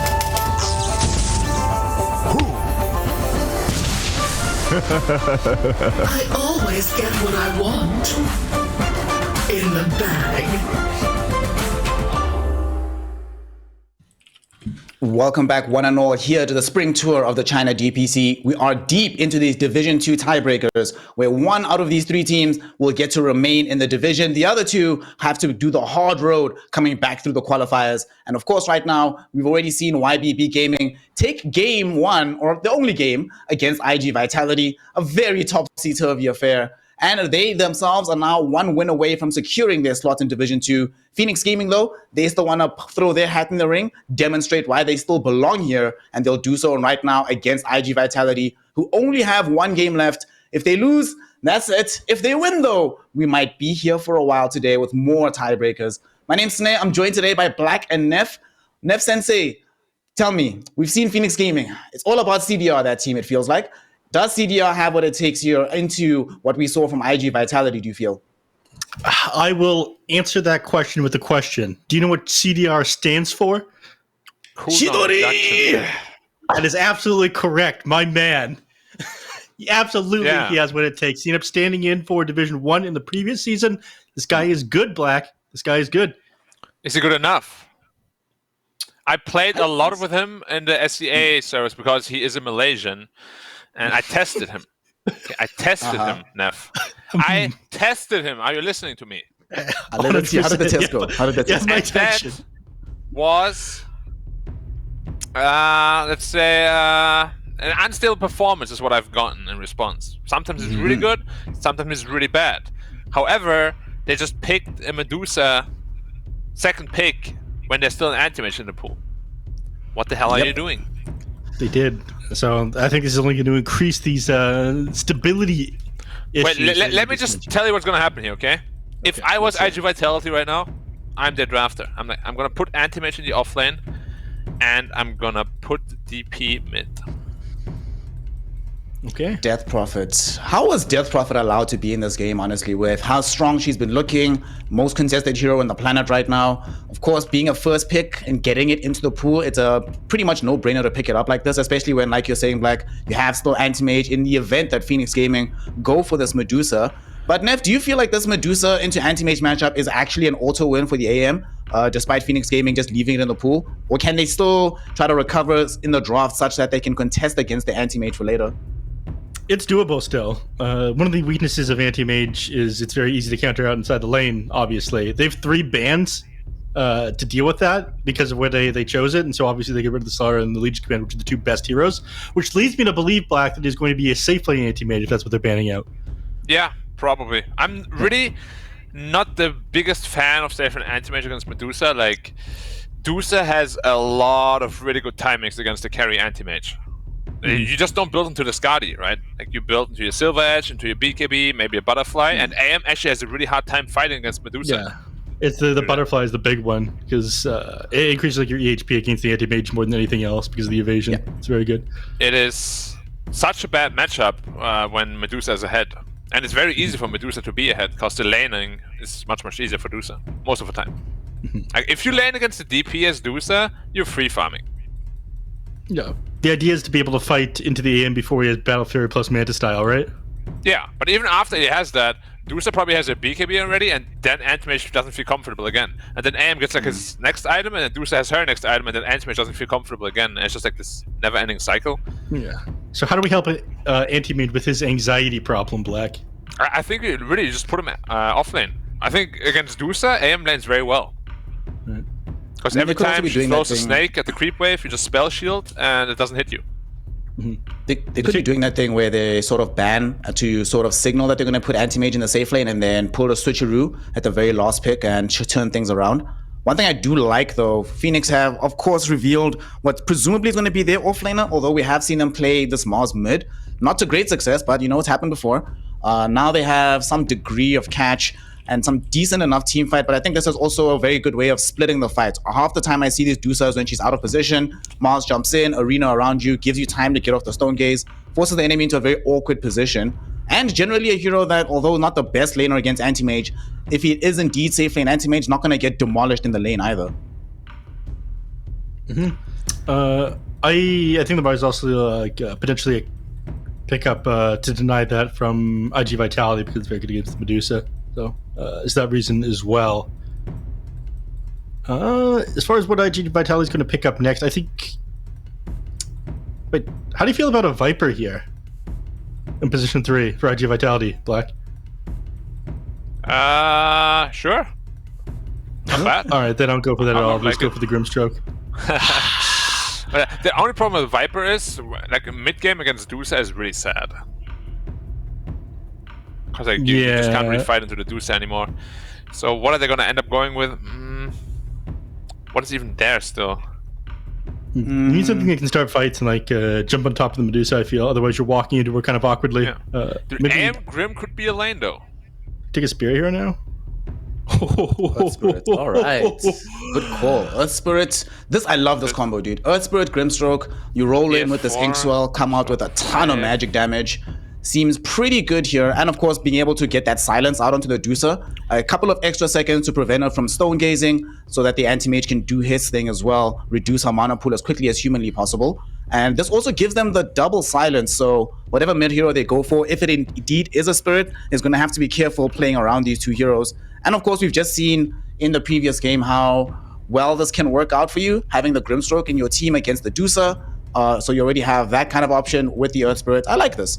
And I've also seen, like, before, I've seen this, like, Grimstroke, Earth Spirit against Dusas before. And what you can do, you roll in after you cast Dark Portrait and kick the Dusa away from the Phantom's Embrace or Illusion, sorry. The Dark Portrait Illusion, prevent her from dishing out the damage onto it, and it allows you to control the fight even better. I like the support duo from iG.V. Gives them also a lot more activity on the map. Ooh, that's here. We don't see that often anymore. Lion, now picked up. Lion. Why Lion? Where is he? He's behind the shield. I can't see him. Well, he's just a little guy, Black. He doesn't really work out. You know, he has someone else's arm. You can see his arm, but that's basically it. Yeah, because it's a very big arm. Yeah. It's very particular. This is only the 3rd Lion that's been picked up in China right now. So obviously gives you that Hex potential, which we love to see, some additional burst damage. But we don't see this hero at all anywhere. I think it's only been played like 17 times across the world. Very, very rare pickup. But I suppose when you're playing in a game like this, you want some degree of jump, because you can see that IG Vitality have a ton of natural jump themselves with this Earth Spirit. So at least you get a hero that builds Blink Dagger and has some degree of countenance against that. I don't like it. I think that anti-mage is a really easy time countering off a lot of the spells that Lion likes to throw out. This start of the team fight, he just blinks on top of Lion, activates counterspell, can usually finish the guy off before counterspell is expired. Can we Nev, play game winning too? Like an you saw impale game- going the other way? Y'all saw that previous game though. Are we confident that Ukio's gonna get these counter spells off to deal with this Lion? I don't know if I have that kind of confidence, if I'm honest. Hey, it's not confirmed that they carry anti-mage yet. That's right. I'm getting ahead of myself. Fair enough. So let's But see if it here is him, for- like if you can't pop BKB on a storm jumping in on you, then yeah, you're gonna be hard pressed to believe that you can counter spell Lion spells. Yeah.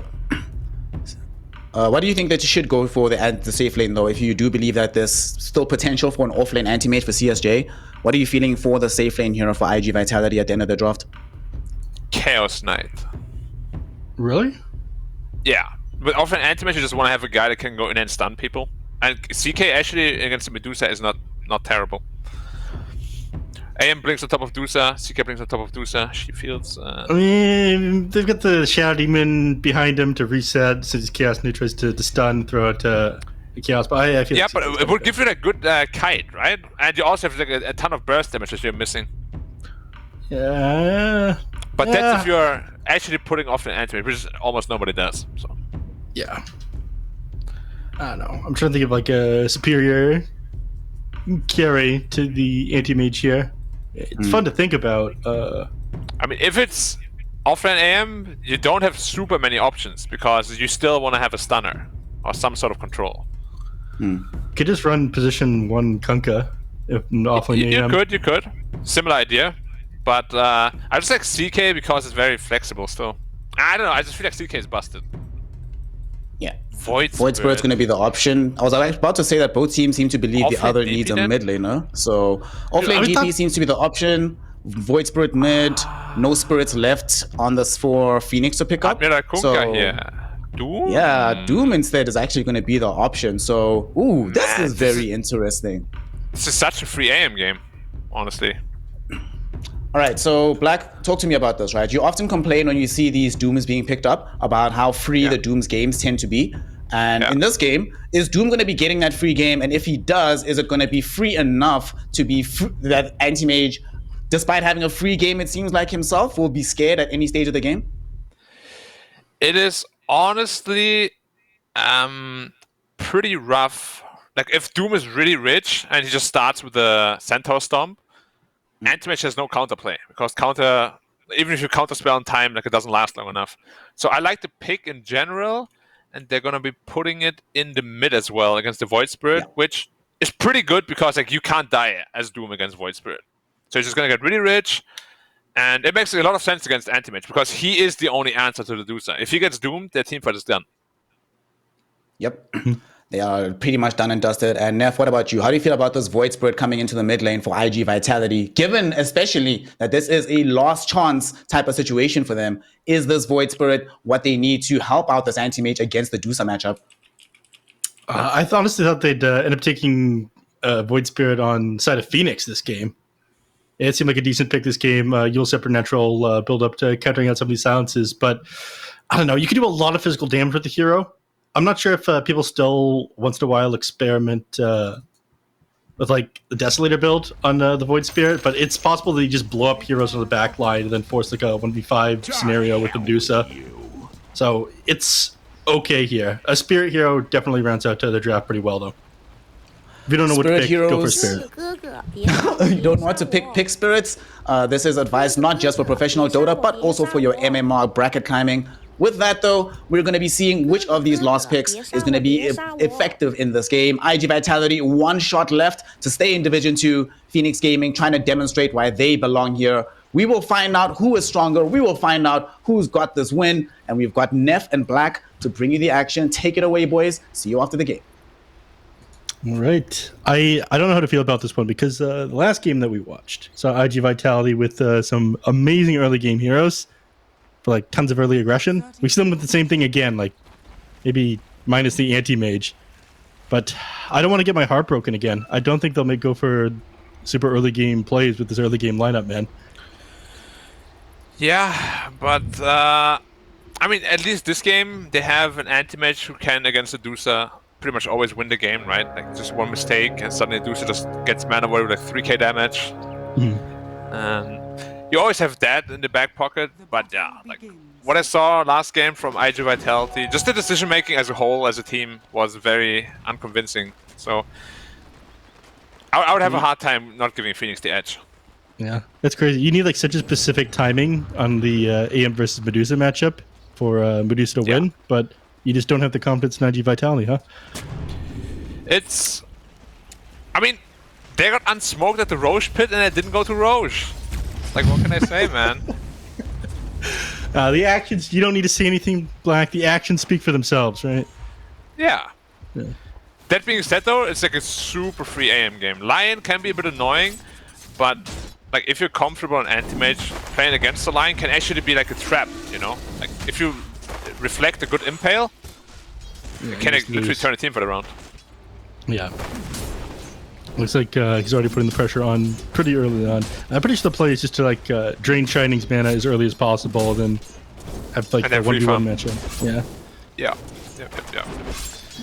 How do you play against this lane as a Mars then? How do you deal with having 0 mana? I personally would have gone heavy into just stats, but he went like triple mango, so he kind of wants to counteract that, I guess.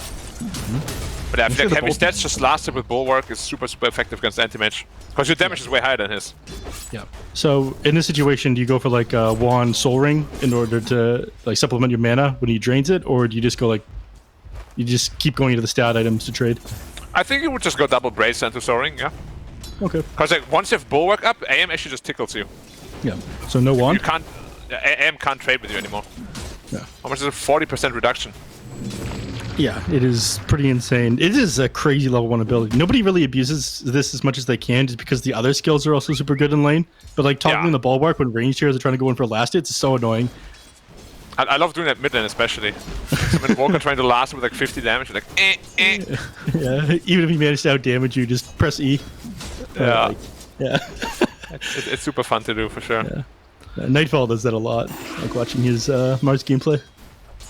Yeah, I feel like all Mars players should be abusing that. It's just too good to not abuse. But he didn't skill yet, and there's also no range hero, so whatever. So you're saying CDR is really good? You know, he's named after Naruto Jutsu, so he has to be. I mean, I knew that, but cooldown reduction is also CDR. Which one's stronger? Probably the cooldown reduction. cooldown reduction. Chidori was pretty, like it seemed kind of poopy, honestly. Yeah, in it's this just show. a bad version of Raikuri, isn't it? Yeah. Because he was so weak then. Yeah. LWW getting run down a little bit. Yeah. Ends up connecting with that one. It looked like it missed. Yeah. That's gonna finish him off. It got like vacuumed in or something. It was so weird. Yeah, that was an illegal roll, man. It definitely clipped back into him after missing. Questionable, man. Happens with hooks sometimes too. Yeah. So the hook just like sucks itself onto you, and you're like, oh yeah. I wanted to do that. I guess my hero's just extra thick then. That's cool.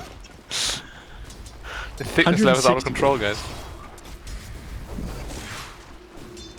Right. Any easier this lane? I mean, I feel like Medusa has a reasonable enough time laning against the Death Prophet because DP's never really going to be able to run you down and threaten to kill you. Yeah, it should be super simple for the Dusa. Should be free farm. And then once DP6, that's when it gets a little bit scary. Because they don't have the best reactionary mid hero. Like if Void Spirit just goes top with the DP ult, I don't think they can defend that tower. Yeah. They really gotta make good use of the early game though, right? Like if they don't, and they just let Dusa and Doom free farm, they will just lose this game. Yeah. I feel like AM, whoa, Yu-Gi-Oh! No! 0 levels in counter spell against the Lion? Yeah, meanwhile in the mid lane, they just dive the Doom at the same time. I mean, definitely got punished there. His eyes were elsewhere, but Doom got down to the tower. So, you lose your AM, but the Doom ends up dying, so he's not going to be farmed. They go to Grimstroke as well, Spirit over the tree. The auto attacks are definitely going to finish him. Well. Uh-oh. He's out of mana now at least, so he can't die again. That's good. Yeah. But I feel like you should be out of mana on this Mars anyways if you're playing against anti-mage. You should be hitting me. Yes. What can you do? But you know, Sometimes you're out of mana later. yeah. You know, good for Mars. He's doing Void, great. yeah, Void Spirit's level 6 now, so they do have some aggressive potential in the mid lane. But yeah, do you think Doomish is gonna go into super fast Midas again, as we saw in the last game? Like Brown Boots Midas is what I saw from one Div 2 game. I don't know about you, Black, but I love money, so I'm all for it. You know, what I don't like though is the Midas is always getting. But did you like to spend money to get money? No, I hate that. Yeah, because like you spend a ton of money to get pretty little money, honestly. I keep on having to buy upgrades for my computer, do stuff, mid lane, getting run down. The Ace Ball doesn't end up connecting. They pull zone back. Unfortunately, he's tanky. Ooh, 3 heroes mid lane. Now, does he know that there's a ward? Did he sniff that out? Be a very important D ward. There's no sentry yet. Man, they're just sitting around here. They're trying to put the pressure on Doom. I mean, they've got a catapult with this wave. They could potentially push in the tower here. They're also getting pretty close to the 6-minute mark. So if you find a good room on the Void Spirit, you can definitely get yourself a kill. But you're wasting a lot of time. Well, AIM is also rotating there? He's not in the lane. LWW just coming in, forces Earth Spirit to pick up the rune. Ooh, not this time. Roll. Not thick enough this time. If you can get a slow on him, he has boots. Huh? He does that. Ow. You're gonna run him down. He pulls him back. One more jump. If he dissimulates, he'll finish him off. I think Stranger's trying to give this one up. Exorcism pop, but he's just dipping out. Good reaction. That is some spooky damage, man. Yeah, it's so dumb sometimes. But that's what I spoke about. Void Spirit is also rotating top.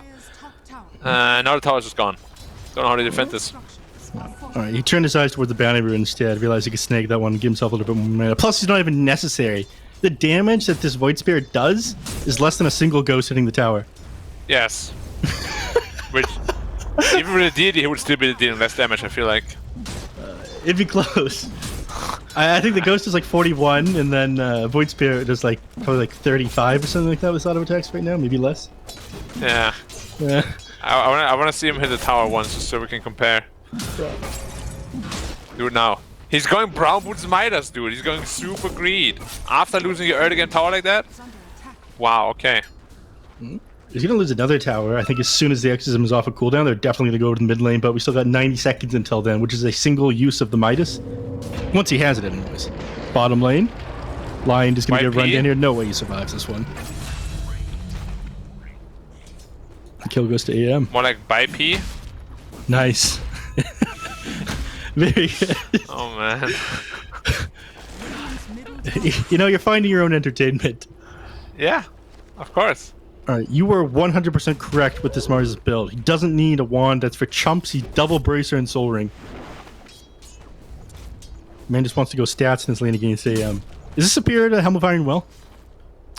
If you don't plan to go Armlet or Nullifier, then probably yeah. No. But of course, if you can get away with the helm. Oh my god, they're going bot lane as well. AM is dead, I think. Yeah, Arena ends up coming out, but you go down on your AM. This is two Shadow deaths that you've Demon, taken. man. The AM counter. I can't believe he maxed mana break against Shadow Demon on the enemy lineup. It's like, that is literally illegal. It's not allowed. You go like Doom mid 1, lane? 2 points. Oh, yeah. Trying to run down the Void Spirit zone. Tries to throw out the Doom, but he keeps on getting interrupted mid-cast animation. Now he's just going to die for this one. He wasted Fire, so much fire, time. run! Fire! Gonna try. Roll forward. He tries to throw out the Doom again, but is interrupted like a 4th time there. Oh, no. That's funny, man. That's really funny. There's so much like added time that he was disabled, kind of trying to cast his spell. Well, bad luck. Hey, Uki, you have to be careful if you get disrupted again. Yeah. If he gets disrupted again, he's just dead. He doesn't have arena this time though, so he has to be disrupted beside a tree, and then he's probably dead. Which there's lots of trees down there. Oh, they're all rotating bot though. Yeah, LWW, Void Spirit jumping forward, pulls him back. Steal with the mana void, Assimilate. steal with the mana void. Oh, it doesn't even need it. Okay. Yeah, auto attack. Very cool. But he's lost his tower. No longer Hey, safe. oh, live by the wand, all die by my blade. Zone again? Can he zone them out? Very unlikely. I think he's the one who's going to get zoned. Slowed up, rolled forward, Ink Spell comes off, stunned in place. Void Spirit pretty slow with the follow-up. He's going to come forward now, dissimulate, and one more auto attack. He doesn't get the Doom again. Killed off before he could activate his spells. Now Lion, trying to stay on top of his Void Spirit here. Shadow Demon alongside him. On the other side of the team fight, Grimstroke getting run down, slowed up by the kick on the Earth Spirit. AM trying to run forward. Inkspell doesn't end up connecting though. God's abuse. So messy, man, and that's why you don't go Brown Boots Midas most of the time on a Doom. If he had Face Boots there, I feel like he would have lived both times. It was definitely close. He would have been able to get off his Doom both times, I think. Yeah. At the very least. Extra armor. I don't think he wanted to get the Doom off the first time though. There, he definitely wanted to get it off. Well, mid tower again, DP saying hello. More like goodbye. And Shadow Demon's like, can you please leave? As he's like throwing dirt at him. Leave my house! Deny jumps forward at the same time, doesn't manage to get the deny off, can forward on to LWW. Eighth Remnant not there, but they're not going to need it. Tries to buy himself a little bit of time with the disruption, but that might be enough. Oh. Imperative coming off multiple heals, Void Spirit, It looks Doom up good. as well. He's getting run down for sure. YP finishing the kill with the Finger of Death. LWW still alive, held in place with the Stone Gaze, now hexed up on the Death Prophet. Don't have mana for any follow-up right now on the Lion, unfortunately, but Zone's going to try to run him down. Mars is coming from behind. Yeah. Still a lot of HP. Yeah, there he is from behind. The Gods of Buke off on He it missed too. the spear though. Yeah, there's no way Death Prophet survives. That's But the Schnaku. stick finished him off. And the Chain Lightning. Not forget about that. That's Schnaku, my friend. It's too good. How many Chain Lightnings did you get off there? I want to see the fight recap. I think I just missed it. How many what did you get off? Chain Lightnings. 5. 5 Chain Lightnings. Yeah, That that's a lot of is- damage. 800. 700. My math is terrible. Hold on, I can pull up in a calculator because I'm on a computer. Dyer's 140 700 damage. times 5. I think I can still do that much. Yeah, it's a big stack at the Dire engines and they don't have any vision there. So, dude, you gotta smoke up there and not let this happen, but it's not happening. I mean, you mentioned this is why the timing between anti Okay. and Medusa is pretty awkward. I'm gonna tell you right now that iG.V lost. Not 100%, but 99%. Damn, dude. 2k gold disadvantage here. They've got the AM against the Medusa, and you're still calling it, huh? Now, the problem is that he went for this AWP of corrosion while getting absolutely dumpstered on lane. When this happens, your Battlefield is gonna come out at minute 18. He has a Perseverance and no other part yet. He's so poor. You can't go for AWP of corrosion unless you're crushing your lane. That is a golden rule of carrying. When Ahmed did it in Div 1, I also tore him apart about it. He had like minute 19 Battlefield on his PA. You don't do that. Neff, you don't do that. Where's his item? Oh, He doesn't have anything I thought he had else. the Battle Fury. I thought he had like Tread's Battle Fury and Orb of Corrosion. No, No. he doesn't have the damage. He has nothing, dude. Oops. He's still missing both pieces. Yeah, okay. This AM is not going to come online this game. Next game. tower is under attack. Potentially.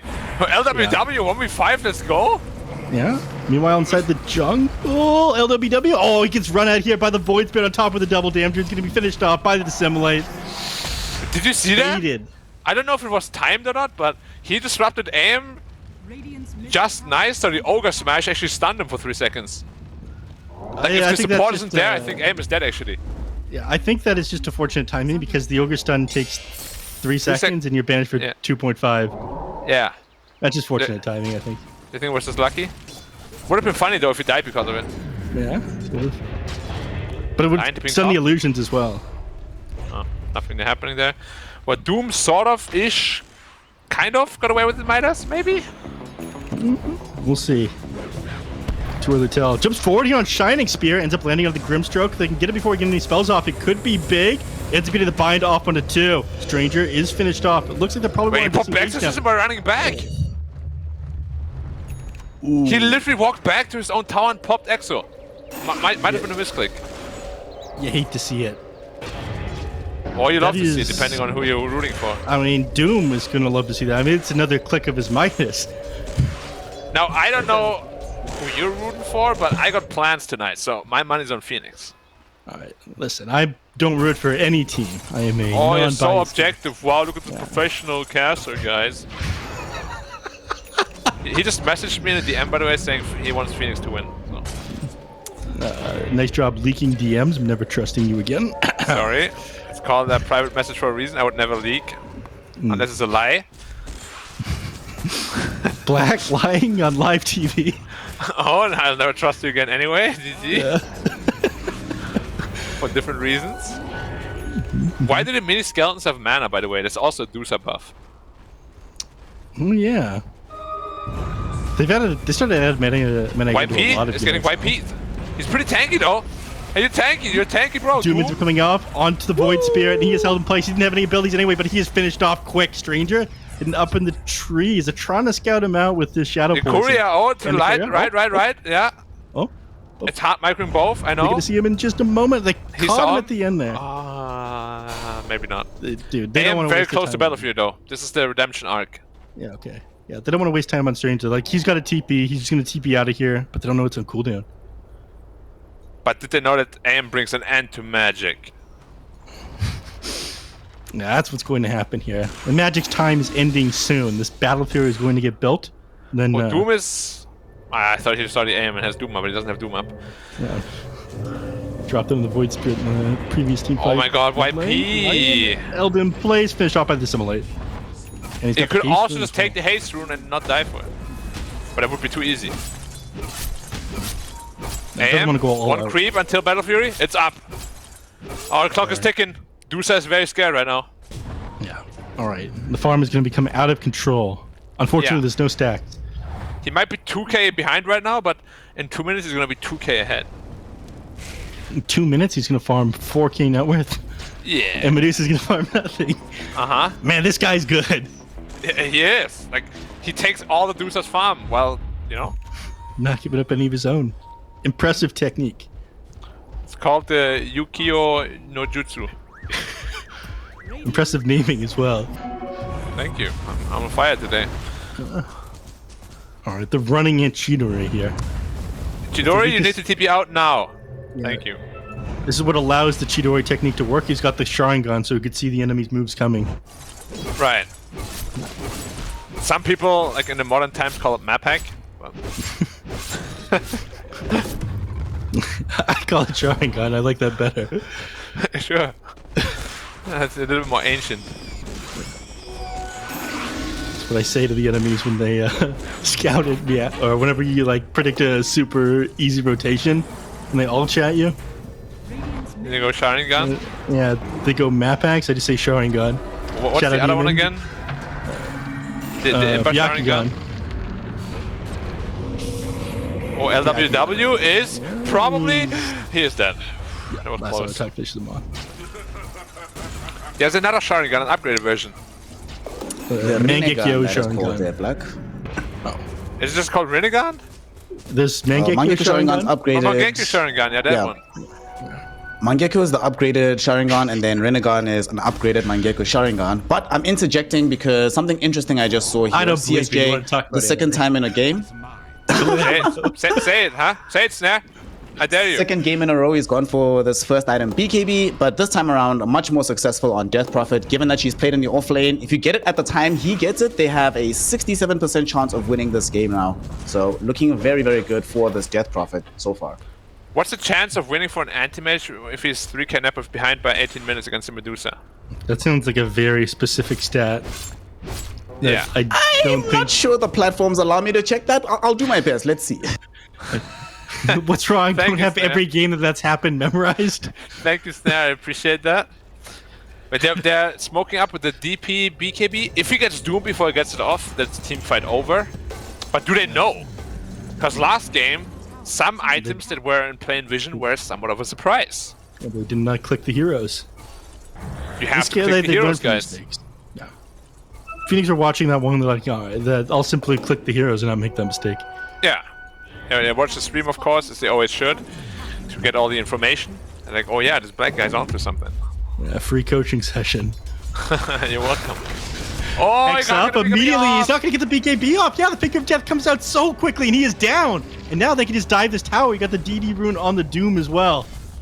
Look at them cower in fear. Look, zoning them out with the DD. You really are on fire today, just like Zone with the scorched earth. Well, it's just expired, just like mine.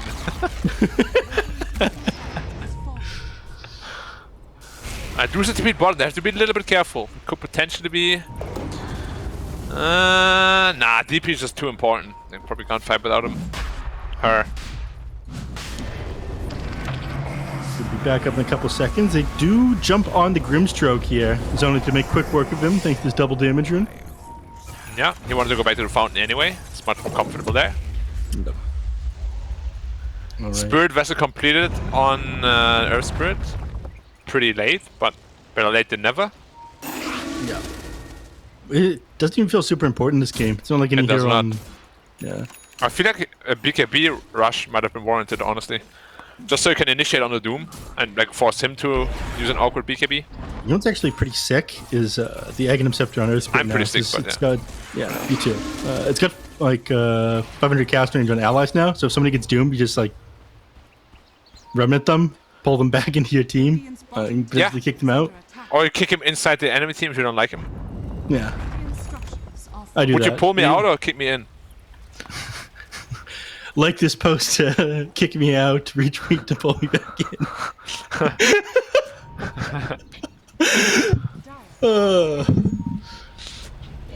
Dia scanning. It depends on the day, Black.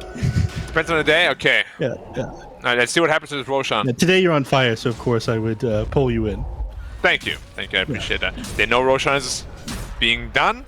And Mars is showing. Oh my god, the smoke is so sneaky. Yeah, this is peak Earth Spear performance, by the way, rolling through the pit, but BKB ends up coming out, he's leashed up, the Doom doesn't coming got off doomed with the and death purged buffet. too. And Yeah. Stone Gaze, everything. She's going to go down regardless. I mean, she managed to get off BKB and 2 Spirit Siphons. On the other side of the team fight, jumps forward now. Doom gets on top of the Earth Spirit. He's taken out, but they couldn't end up finishing off the Anti-Mage. He is out, running towards the enemy team's base, but Roshan is sitting super low now. They say thank you, DP, for making this low for Medusa, who couldn't have done it otherwise. Well, yeah, you get double Spirit Siphon off on the 2 tankiest heroes and you still die because how do you run away from Stone Gaze, Purge, and Doom? Yeah, this game looking real rough. Anti-Mage has a lot of carrying to do. But he's now 4K Nepwith behind. Yeah, that Medusa ended up taking like 4,000 damage there. Man. What do you do, Neff? What do you do? At this point, I dare stall it say out. this game might be pretty over. All right, look, Anti-Mage, he's almost got himself his Manta style, right? Yeah. And so step 1. Step 2, get on top of the Medusa and not get doomed or... But he has that Don't have BKB on Medusa. Medusa. Okay, step 2, get on top of the Medusa while she's somehow disabled by a long disable that you don't have. Either Remnant. Either Remnant. like, Void Spirit's like, I pulled him, go, go, go. We've got to follow up with the rolling boulder, assuming nobody's in front of the target. That's the only other stun. Okay, yeah, it is rough, but, you know, if Medusa misuses her BKB... But now you gotta be, gotta give me that confidence. How are they gonna recover? Alright, they're going to recover. They're going to wait for Phoenix to have a single lapse of judgment, like all Dota teams do once in a while, even the best teams in the world. Right. They'll make a single misplay and IG Vitality will pounce. Okay. Manage to get a mana void off How's the of misplay gonna many look heroes. like? Like everyone TPs out except Dusa? Medusa panics on Void Spirit initiating in, pops a BKB, and then they get back in afterwards after BKB expires. Okay, yeah. They're still Stone Gaze though. She popped BKB and Stone Gaze. Double misplay. Oh, yeah. Okay. Speaking of the Medusa BKB boys, check this out. Chidori has now gotten the second fastest timing on this item in this patch, and he is second only to himself because he has the first timing as well on the rush on the Medusa. This guy's good. The only one who can beat me is me. Oh my god, dude. Holy I didn't think I would be hearing that line again anytime soon. 青峰大好きだ。私は青峰大好きだ。All right, it is incredibly rough. I mean, Medusa has basically itemized perfectly. A stranger is No stranger to death, and dying he will do Get again. up to the wall. All right, they're gonna chain stun him up. I mean, Finger he's from never stack. gonna Come on. no finger, no stacks.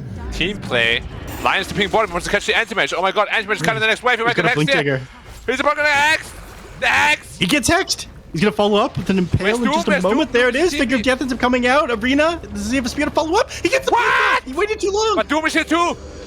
Is Doom gonna get him? He ends up getting with the stop. Doom. Damn. The Doom ends up coming off. It doesn't end up getting the counter spell for that one. He is going to go down to this one. They're bound up on 2 heroes. They're not going anywhere. Death Prophet is doing a lot of damage here. They lose the line now. Hero is screaming. Chasing down the Doom as well. Yeah, trying to run these people down with the Stone Gates. They're not looking towards them. They end up losing the Doom. Medusa gonna try to chase down the Death Prophet now, but you don't have an Eye of Scotty. spear. Oh! Tried to TP out. It would have been a cheeky one, but Shining knew exactly what he was going for there. Thunder Spear. Is under attack. Alright. At least anti-mage. Oh no, he also. Yeah, no, he died to Doom. And he's going Lincoln Sphere next. There's no way you can play anti-mage if you introduce if you go Lincoln Sphere, so. It kind of feels like a pub build, you know, where like, oh my god, I'm getting doomed, I need Lincolns right now, but realistically, you can't fight this Doozer with this item build. So, even if they stall out another like 10 minutes, I can't really see how they ever kill this guy. What is the item build? I mean, you need to be building an MKB now, I think. Like, MKB is not the item, but you need to have it by the time this Medusa has the butterfly. I think you can't build MKB on AM, actually. The correct build would be to itemize into Bloodthorn after Abyssal. Even Just to the because, meta-style BKB? like, MKB is good, it's just it doesn't really help you against anyone else, which is a big problem. And usually, even when you play against Doozer, the way you beat Doozer is by killing the people around her first. You're not just saying that for role-playing reasons, because Mage Slayer builds up in a Bloodthorn now? No, of course not. No, okay. I never do that. I'm not a role player, what? Wait, CDR just solo killed him? Yeah? Yeah. No, Has been killed. I didn't see. Silver Edge though? Not juice, so probably not solo killed. That was a solo kill. It was? No. No, of course not. Radiant's bottom AM It is was top again, affecting- and Lion is already setting up for him once more. 1300 damage done only by the Medusa. What sorcery is this? You're not paid for Dota Plus. It's for only $2.99 a month or something like that. You can get, $5. for only $5 a month. You can get a ton of interesting features, such as death Yeah. summaries. But you also get a -5 on your bank account. Oh my god, they do him again! That comes off into AM. He is not going anywhere. Arena comes out, stopping the Earth Spirit from being able to come in and assist the anti-mage. They're going to lose him. AM goes down. It is a disaster. Yeah, he doesn't even give him the high five. Can you high five if you're doomed? I believe so. That's not like locked. Are you sure? Yeah, it might be. Snare? Snare? I'm gonna be honest. I'm not familiar with the mechanic. Snare. Can you high five when you're doomed? Where's Snare when you need him? In my pubs, unfortunately, there's not that much camaraderie. I only get high five right after dying, so I'm not 100% sure. I think you can. As far as I know, you should again. be able to. Yeah. And the Lion's finding so many Gone pickups on for his down team. here. Yeah, he is disabled here on the Void Spirit. Doesn't manage to get off any abilities, and Spirit comes out just in case. Yeah, YP is having a super good game. Amazing game for him. And this is really why we see a lot of anti-mages. Like, it's not as huge of a counter as you might think on paper. It's amazing to cut through a mana pool, but in reality, this is the kind of game that oftentimes happens. Like, Doozer just completely outfarms you, and you don't really have any timings against Doozer, just because of that. That's why I like offline anti-mage against Medusa much more. Because you still have the same, like, quote-unquote counter power against Medusa, but you're not your +1. Yeah, I mean, same principle as what we saw in the last game. Like the DK mid, as an offline, the DK would have done the exact same things, but Yeah, you're exactly. forced to give up a useful mid laner. Is that? Oh, LW, they're scared to commit even on him. Wow. Yeah, that is rough. BKB ends up coming out here from the Death Prophet, Exorcism as well, trying to chase down the Mars, but He doesn't even just beat staying him on because they have no BKB, and now, stuns. yeah, Demonic Purge off on the Death Prophet, finished Double off damage very to quickly Usa. on the Grimstroke, and no BK. I mean, BKB and Exorcism, it doesn't even matter Hey, anymore. Yuki, you Spears need are to coming go out. It pulled it back in. He's dead. And that's Why? it. GG's call. He was sticking around for the Shadow Demon and still didn't get him. And GG's called. This was an incredibly rough game. Phoenix, you were absolutely correct, Black, ended up taking this game, despite the fact that they had the anti-mage counterpick into the Medusa, and IG Vitality, just like that, they've lost 2 games in a row, and they will be one of the 2 teams that is eliminated. Yeah, they are donezo, dusted, they're gone. Yep. That's it for them. IG Vitality, it is now confirmed that they are going to be the first team eliminated from Division 2. This is very sad. It looked initially like they might have been able to construct the kind of draft necessary to win this out. But unfortunately, drafts mean nothing. You have to play that draft out. And there were a lot of interesting decisions that we saw them making in this game. And as a result, they're done. It is over. Their journey will no longer continue here in Div 2. Congratulations to Phoenix Gaming, who do manage to make this Medusa look hella strong. And of course, it was our boy Chidori here, Nev Sensei. Once again, for Phoenix Gaming, whenever they succeed, I looked across all their games. They only ever succeed if he's having a very dominant performance. And today, he definitely brought that to the table on the Medusa. Absolutely. I was a little bit worried when I see the AM counter pick come out at the beginning of the draft and, banned out all the counters to the anti-mage as well. But they shut his game too hard, Black. Excellent point. Like, you have very specific timing on the anti-mage that you need to play around. You have to have, the Manta style and the Battle Fury done pretty quickly. If you have a bad game on AM, this matchup is not as good as it looks like on paper. Yep. Yeah. And we actually saw that play out in these fights, right? Where Medusa just felt so strong. And this is always my concern whenever I see this AM into Medusa matchup in the carry role. That AM still has to be able to pick off heroes one by one. Erstwhile Medusa is there, just chilling, ricing your entire team. Black, you've played this matchup several times before. And when you fall behind on these timings, right?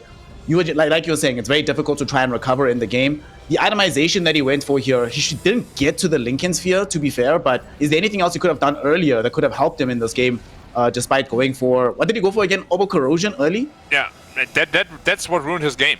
Like, he literally spent 1,000 gold on losing a lane. With an item that's literally, the only purpose of the item is to win the lane with. Like, you cannot build this item if you're already pressured. It makes no sense. I also criticized, as I said in the cast, Armor for it, and Armor's game was absolutely ruined because of it too. Like, it's not a cheap investment. 1,000 gold is a lot. It's like literally your broadsword. Especially on a hero like Anti-Mage, right? Yeah. When you try to build yourself up and get to that battlefield as quickly as possible, you really can't, if you're not pressuring the enemy, spend that 1,000 gold slowing your own game down. So shut down that game, kind of shut himself down in one way, and unfortunately, again, weren't able to take advantage of this early game lineup and kill these heroes. And it's kind of crazy because this Doom got away with going such an early Midas as well. What? Yeah. That was something else, honestly. When I saw the amount of greed that Zone was going for in this game, I was like, are you serious? Are they going to let this happen? But they let that happen on the Doom. They allowed them also to play they spent 5 minutes at some point just farming Chidori in the triangle. And I'm looking at the side of iG.V's like, boys, you know where they are, right? You know what's happening right now. This Deuce is getting really big. Are we going to do something? Turned out not. Unfortunately, it did seem like IG Vitality, that same indecisiveness that we've seen plague them all season, still plaguing them up until this day. So with them being eliminated, gentlemen, unfortunately, we have to start talking about sad things, such as, are we thinking that this team needs to restructure? Are we going to be getting some replacements here? Do we need to maybe start thinking about a different carry player, Black, despite the fact that China is still struggling with getting new carry players into the mix? I don't know if you really, swap out players in an academy team. Usually the whole idea is that you don't expect them to succeed to begin with, but you just want to take a player or two every time they become successful. At least that's been what China has been doing for the last it's not always going to work though, right? True. But maybe you also just pick 5 completely new players. Okay, that didn't work. And then, you never know what they think, because academy team is still an academy team, right? The purpose is always just there, kind of pluck the fruits, Oh, you are great. All right, I'll take you. No. That's a good point, though, because we actually have several academy teams in Div 2, and we've seen what can happen when one of these players is plucked out and promoted to the main division. Of course, YBB, the best example of that, as they lost Lu, and suddenly they find themselves in this relegation battle, despite doing a good showing last season round. But for now, let's congratulate Phoenix Gaming for doing very, very well here. And look at this, job well done. Sensei. Look at this ratio on the Medusa. Chidori's damage to net worth ratio, almost 1-to-1. You'll love to see it, man. You'll love to see it. That is... Could be 2-to-1, but I'll give it to him. It's indeed impressive. Indeed impressive. I mean, My supports Neff is just way too nice, man. on air. Yeah. Like Neff is the kind of guy, he's just like, yeah, that's good. But for me, I want to strive for perfection every time. It was very close to 1, but it could have been 10. 10 to 1. That's the damage ratio that Black needs to see in his next game. If nobody has it, he is going to refuse to work. I really hope that they turn up. One thing I love though about how Chidori played this game out and what's notable about him generally, which is sadly not that notable about a lot of other players in Div 2, his itemization always really, really crisp. I remember which game was it that we were doing, Black? It was PSG LGD versus Extreme Gaming, I think. And we were criticizing Lou for his item development in that game, considering that it was not necessarily suited for the game overall, was like very tunnel vision. In this game, we did not see that at all from Chidori. He understands when to get his items, when to use them. I mean, going for that early BKB, he is the fastest person to have done it. But some other players might have decided, we can wait a little bit longer. He understood, get this BKB, anti-mage will literally do nothing to me. Then after that, they just sort of walked over the fights, right? It just felt so easy for them to play the game afterwards. Yeah. I'd say that You don't really have an answer, right? Once Mana Break is gone, the entire reason why you picked Anti-Mage isn't there anymore. So yeah. I mean, I think one of the best things about the BKB build-up and timing is that he did it in such a way that he knew the exact timing the Anti-Mage would have his Manta style done by, realistically. And his BKB, within 5 seconds of Anti-Mage finishing his Manta style, he finishes the BKB. I can see on these player items here. That is incredibly clutch, so he knows he's safe for the next little while. So if Anti-Mage jumps on top of him, he can win that 1v1 fight just popping the BKB and trading right clicks with him. Yeah, I like that point too, because he went for Dragonlance and Crystallis before that BKB actually. Yeah, and then he knew just the time. You know exactly what he's doing. Yeah, it's good. Chidori knows what's up in that role. Now the question is, gentlemen, does he know what's up and is his team good enough to take down YBB Gaming? Of course, that first BO1 was a chaotic affair, and arguably YBB could have actually ended up losing. But given what we saw in that inaugural game and what we saw in the second game, what do we think about the next game that's coming up between Phoenix and YBB? Who's staying? Who's going, Neff? Who are you going to back for this one? I've been watching YB for too long. Again, it sucks they lost Lou. 928 is my boy, though. I need them to win this one. I believe in them as much as I love Chidori. Black, you agree? Chidori is a carry player after your ilk, right? This kind of hyper carry type of dude. You're going to back him, or do you prefer this more chaotic style of YBB gaming? You know me, I've done so many YBB games, and sometimes in life it's time to let go, So they don't grow on you. They, make you angry. Now you don't want to see them anymore. Sounds like I've seen enough. Go, guys. I don't think I'm too nice. I think you're just very mean, Black. I've seen too many things. I'm a pretty mean guy. But at the same time, Snan and I have seen things. Beakup and I have seen things. It's time to let go, guys. I haven't seen enough, Black. What are you talking about? This kind of chaos is what we live for, my friend. So I want to see more of YBB gaming. I want to see. I like succeed. clean Dota. I love clean Dota. You want clean Dota? Go to Div 1, man. Div 2 is not the place for clean Dota. This is the Academy Dota, man. This is where we get these long games. Packing up. We get experiments. I do expect that this last game coming up right now between YBB Gaming and Phoenix Gaming will definitely be a cracker, especially because it is a deciding game. Whoever loses is done. They have to requalify to remain in Division 2. Whoever wins gets to stay in the division. And unfortunately, it's also the case that whoever wins is in the money. Losing here means that your entire Div 2 journey has meant nothing monetarily. Very rough, very rough. Not a great position to be in as a player. So we're hoping that the teams can handle that kind of pressure. And we'll see whether or not they can handle that once the game does kick off. So until then, we're going to be taking a short break here. And when we return, YBB Gaming, Phoenix Gaming, one team to remain, one team to be eliminated. Who's it going to be? We'll find out together when we return for some more Dota 2 action.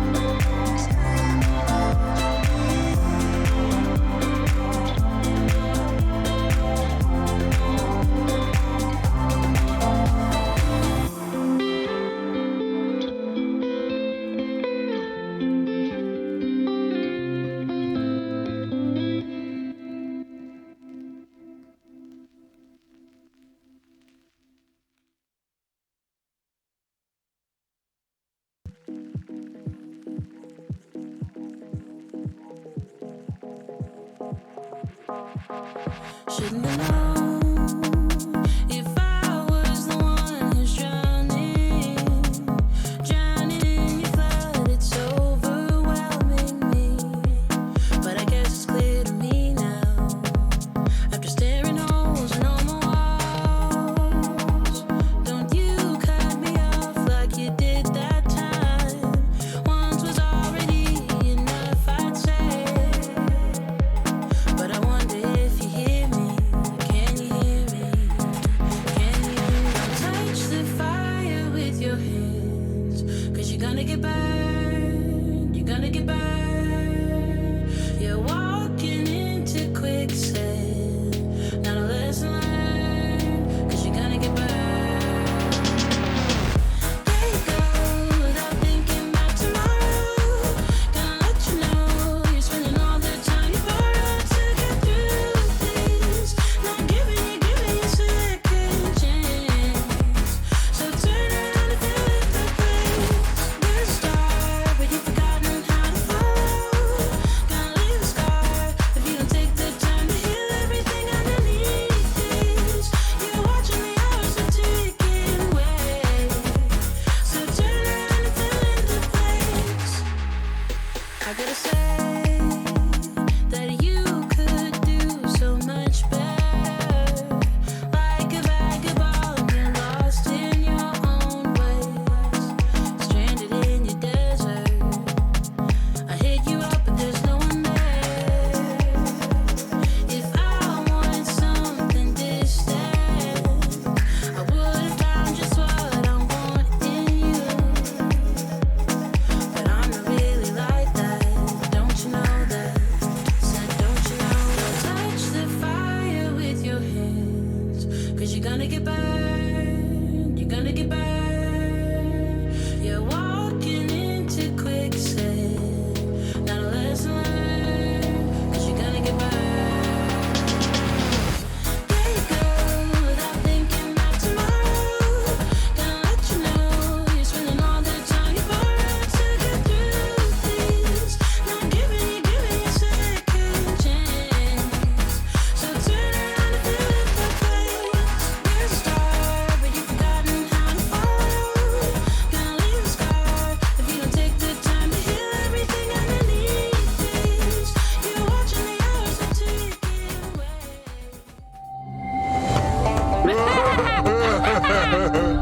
So, who wants to play a game? Yoink! And again!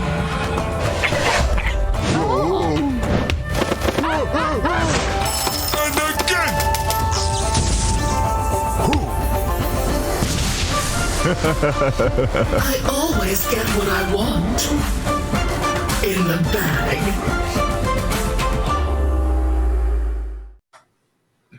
Welcome back, one and all, to the definitively last game of the China DPC. This is where we're going to find out who DPC in remains. general, fair. Actually, that is correct. The DPC in general. This is it. This is it. We're done now. All right. Other regular season, you know, there's still some shenanigans happening with Eastern Europe, but of just normal regular season of the DPC, after this, there is no more games. We will have everything concluded and decided.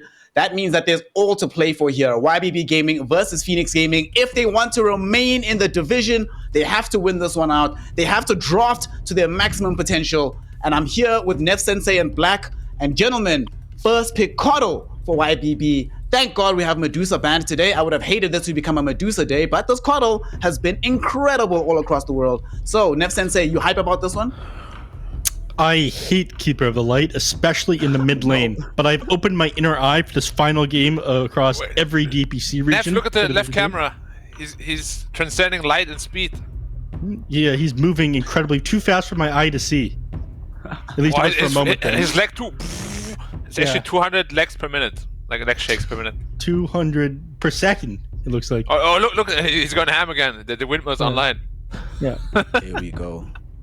Yeah, he's moving so fast, like the camera isn't registering his movements, going back and forth. So it looks like he's staying still. So they had to go to a different zone. Yeah. All right. Sorry, different camera. Like I just looked at zone. I was. Yeah. You know what hero ended up making it through this draft? Oh my god, it's still here. The IO is still in the pool. IO normally, and Death Prophet, both of these heroes, which we've seen have massive impact in China in general and in Division 2 as well.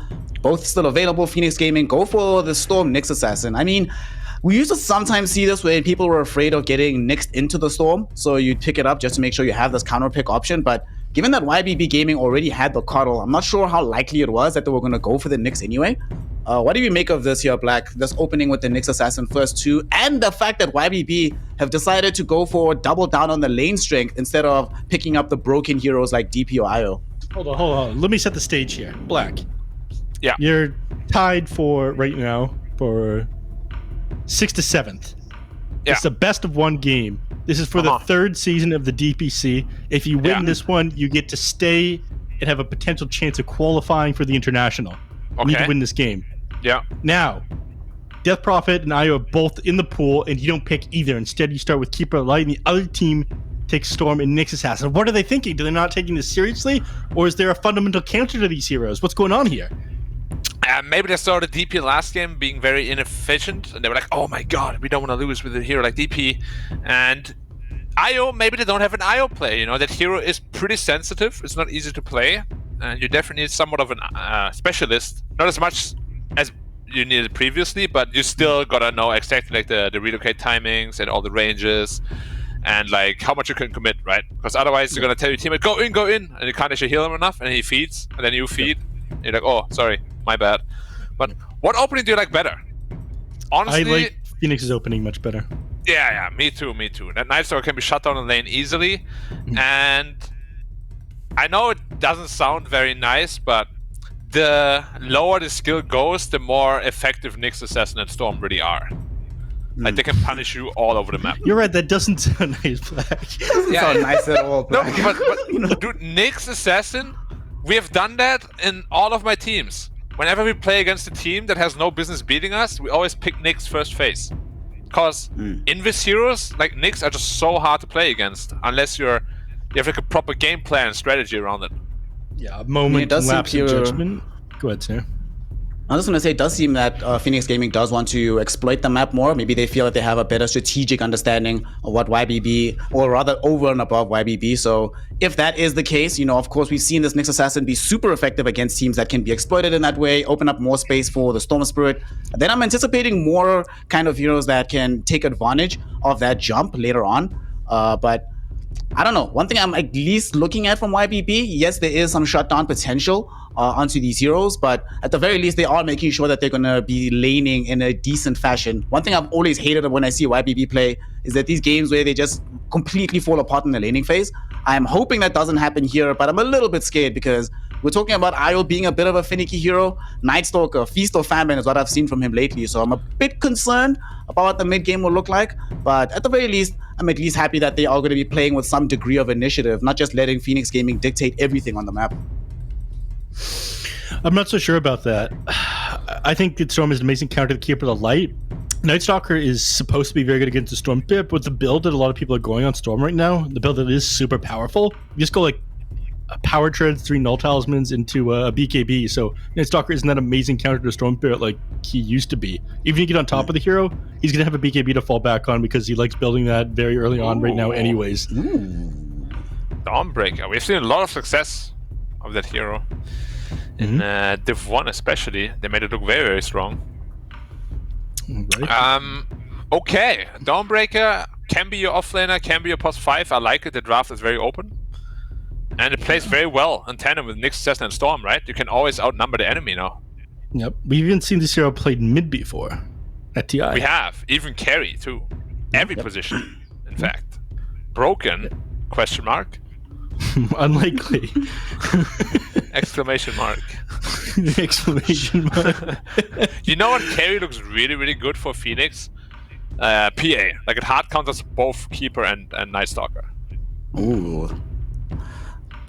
One thing I would like to with PA, I guess also you already have the Dawnbreaker, right? So you're not as afraid of that timing in the game pre-BKB. So you just go, you fight, you challenge. The Dawnbreaker comes in, buys time, and with more time being bought for a hero like the PA, it's more damage output. And of course, it gives time for the Storm Spirit to come and help you out wherever you get caught on the map because they can get there really, really fast. I would actually like to see that. That would be cool. YBB, thankfully, at the very least, have some degree of catch now that they've picked up for themselves that can pierce BKB, getting that big old Fiend's Grip. A hero that's been ignored today for the most part, but I like to see it coming out from YBB. Was a bit concerned that they were going to go into these heroes that had 0 degree of catch, and then it's like, well, once Storm gets BKB, the game just ends automatically.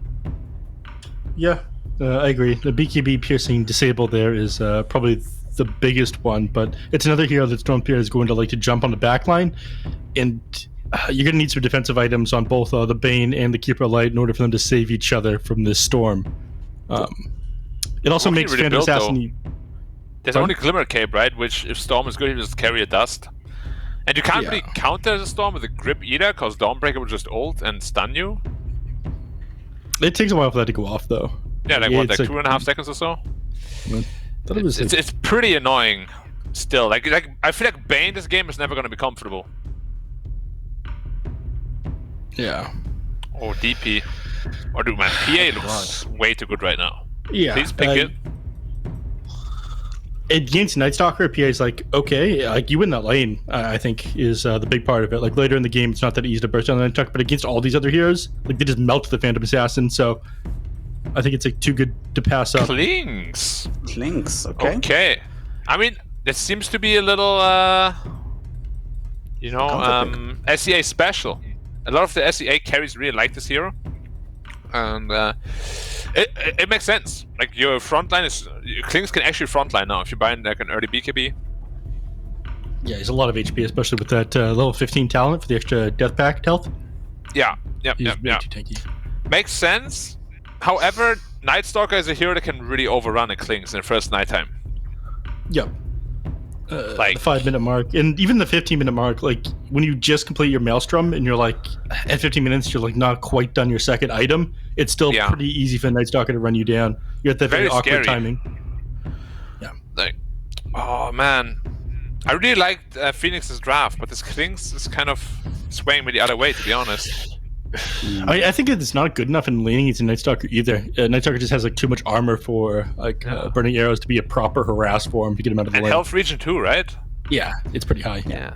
Like Klings literally only wins lane by out harassing heroes. NS is one of the best heroes at just sustaining himself. Yep. And he'll have the Coddle as well behind him to ensure that he's always in some degree of safety. So tons of damage that they might have eventually as well. One thing, does Klinks go... Oh, we don't know what the carry is from YBB yet. Never mind. No, that question is academic for now. We see Phoenix banning out, of course, the carry heroes for MS. His Faceless Void still in the game. His CK has been banned out. There will be no Juggernaut either. So now that they have gotten this Klinks hero, what do we want for the safe lane here, Neff, for on the side of YBB to be able to challenge at all stages of the game against the Klinks? I don't really think there's a hero that's amazing at fighting Klinks at all stages in the game. Late game Klinks, I think, is like one of the strongest with that level 20 and 25 talent for the Burning Barrage. But earlier on, anything that gets on top of him and can continuously run at him, I guess is decent. I know, God, I was going to say Medusa, that hero was banned out ages ago. What do you think about PA the other way? PA the other way? I mean, it's... For YBB? It's okay. It depends what you build on the hero, though. I think if you get a Battle Fury, then you get punished pretty hard by the Nyx Assassin. Yeah. That makes it kind of we difficult. just go back to a good old anti-mage. Let's go. AM's not bad against Klinks, actually. It's pretty good. Yeah. It's really good against Storm, too. And they only have like one stun, right now at least, to sort of catch him. They didn't pick the offlaner yet, though. It's a problem. Very scary. Why do I have a feeling they're going to go Faceless Void, YBB? Yeah, I thought so. I just had this feeling. Whenever I've seen drops like this from YBB, in particular with like Death Prophet Coddle, long range damage, magically, they always go for this last pick, Faceless Void for MS. It is one of his winningest heroes. Some of the games they've won on the back of this.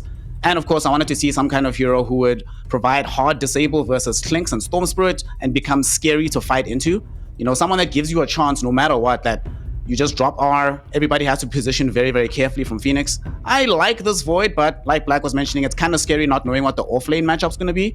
But I don't foresee him. You take a Venomancer here. Oh, Venomancer? Yeah. I like Venomancer here. But it's a pretty fragile hero. Like, it's very hard to play correctly. I think it'd be like the perfect answer to this game, but I'm not sure they'll take it. It's pretty Slaughter. uncommon. Slaughter. Wow. All right. No, I mean, okay, you can be boring, sure. It's not a bad DK game. The question I have for you, Neff, do you like the Void pick? No. Because I actually personally also hate it. Thank you for testing me first. what Snez said is correct, of course. It's very scary with the Chronosphere, but where's the damage going to come from? Illuminate is probably your best damage in a Chronosphere. And to begin with, Klinks is one of the carries that actually doesn't care about getting Chrono, just because of his massive health pool.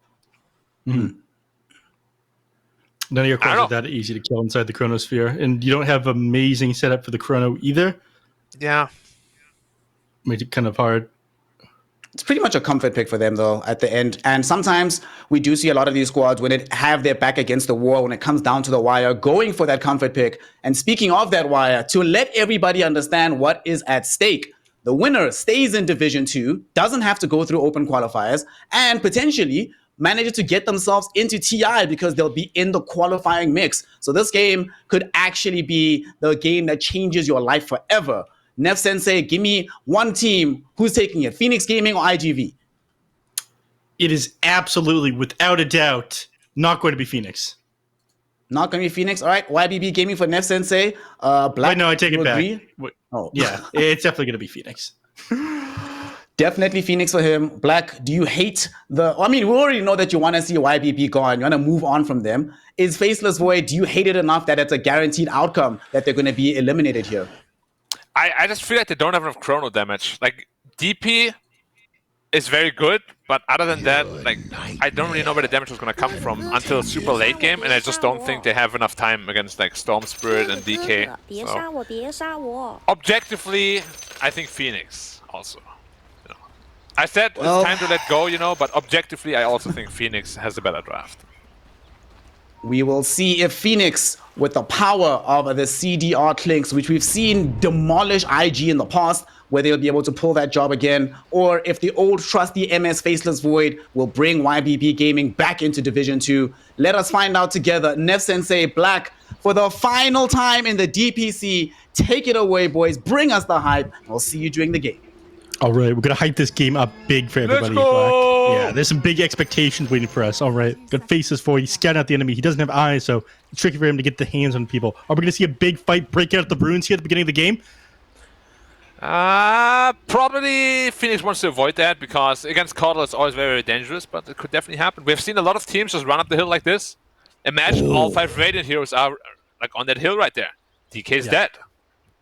The puppy Triple paws, gauntlets, DK. Wow. Yeah. This guy is big. Soaring. Yeah. Look at the strength. 31 strength to start the game off. Wait, I'll do you one better. No, I can't. We're looking at Night Stalker. Oh, Night Stalker, dude. He's buff, dude, too. Yeah, he's also 31 strength. No, actually, I was looking at Dawnbreaker because she's the most muscular one out of all of them. True, she does have bigger muscles than the rest of them, but you know, unfortunately, she doesn't have any extra items. She's a support hero, so doesn't get to buy gauntlets. She also has the highest strength gain out of all of them. Looky.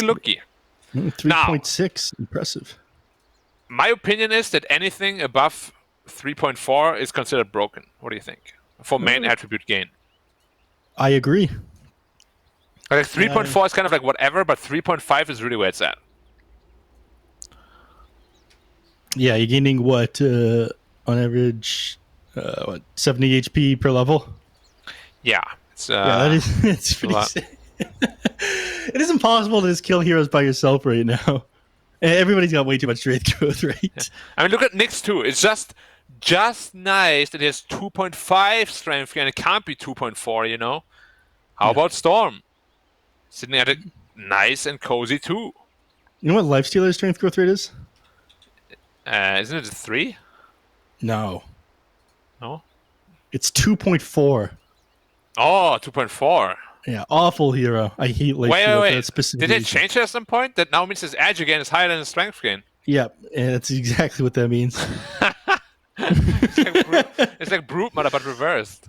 Yep. Or Nature's Prophet was like that. Or is Nature's Prophet still like that? Well, no, Brood actually got an IG gain buff. It's 3.4 now. It used to be super low. Yeah. Damn. But Prophet is still the king of stats, right? Per level? Yeah. He's the highest across the board. That is, I mean, like total everything up. He's absolutely insane. Which doesn't make that much sense because he has amazing ability as well. I guess Nature's Call is not as strong as it used to be, just because like compared to heroes who have gotten stronger over the years, Nature's Call hasn't really gotten any stronger. Yeah. What is the most satisfying stats game to look at? The You most have, like, a satisfying stats growth rate? Probably Bane. Yeah. Flat across the board. 2.5, 2.5, 2.5. Super easy to remember. Yeah. Can't That's got to be the that. most satisfying. I think, like, things that really bug me in this game, though, are heroes like Ricky. And I understand why his agility growth rate needs to be low, but it is too low. Yeah, 1.4 is kind of a joke. Is it the lowest? Or is Meepo? Meepo is 2.2 now. Damn. Yeah, they improved Meepo. He's not nearly as weak as he used to be. I think Nice. So Ricky- Slarks is also quite low. Yeah, Stark's like 1 something. I think it's a bit more than 1.4 though. It's 1.7. Oh, well. We got a winner. Ding, ding, ding. But Slark's bust abilities is just like a pub winning hero, always has been. Yeah. Oh. What about you? A favorite hero for stat growth rate? How about favorite base hero if you don't have to include abilities?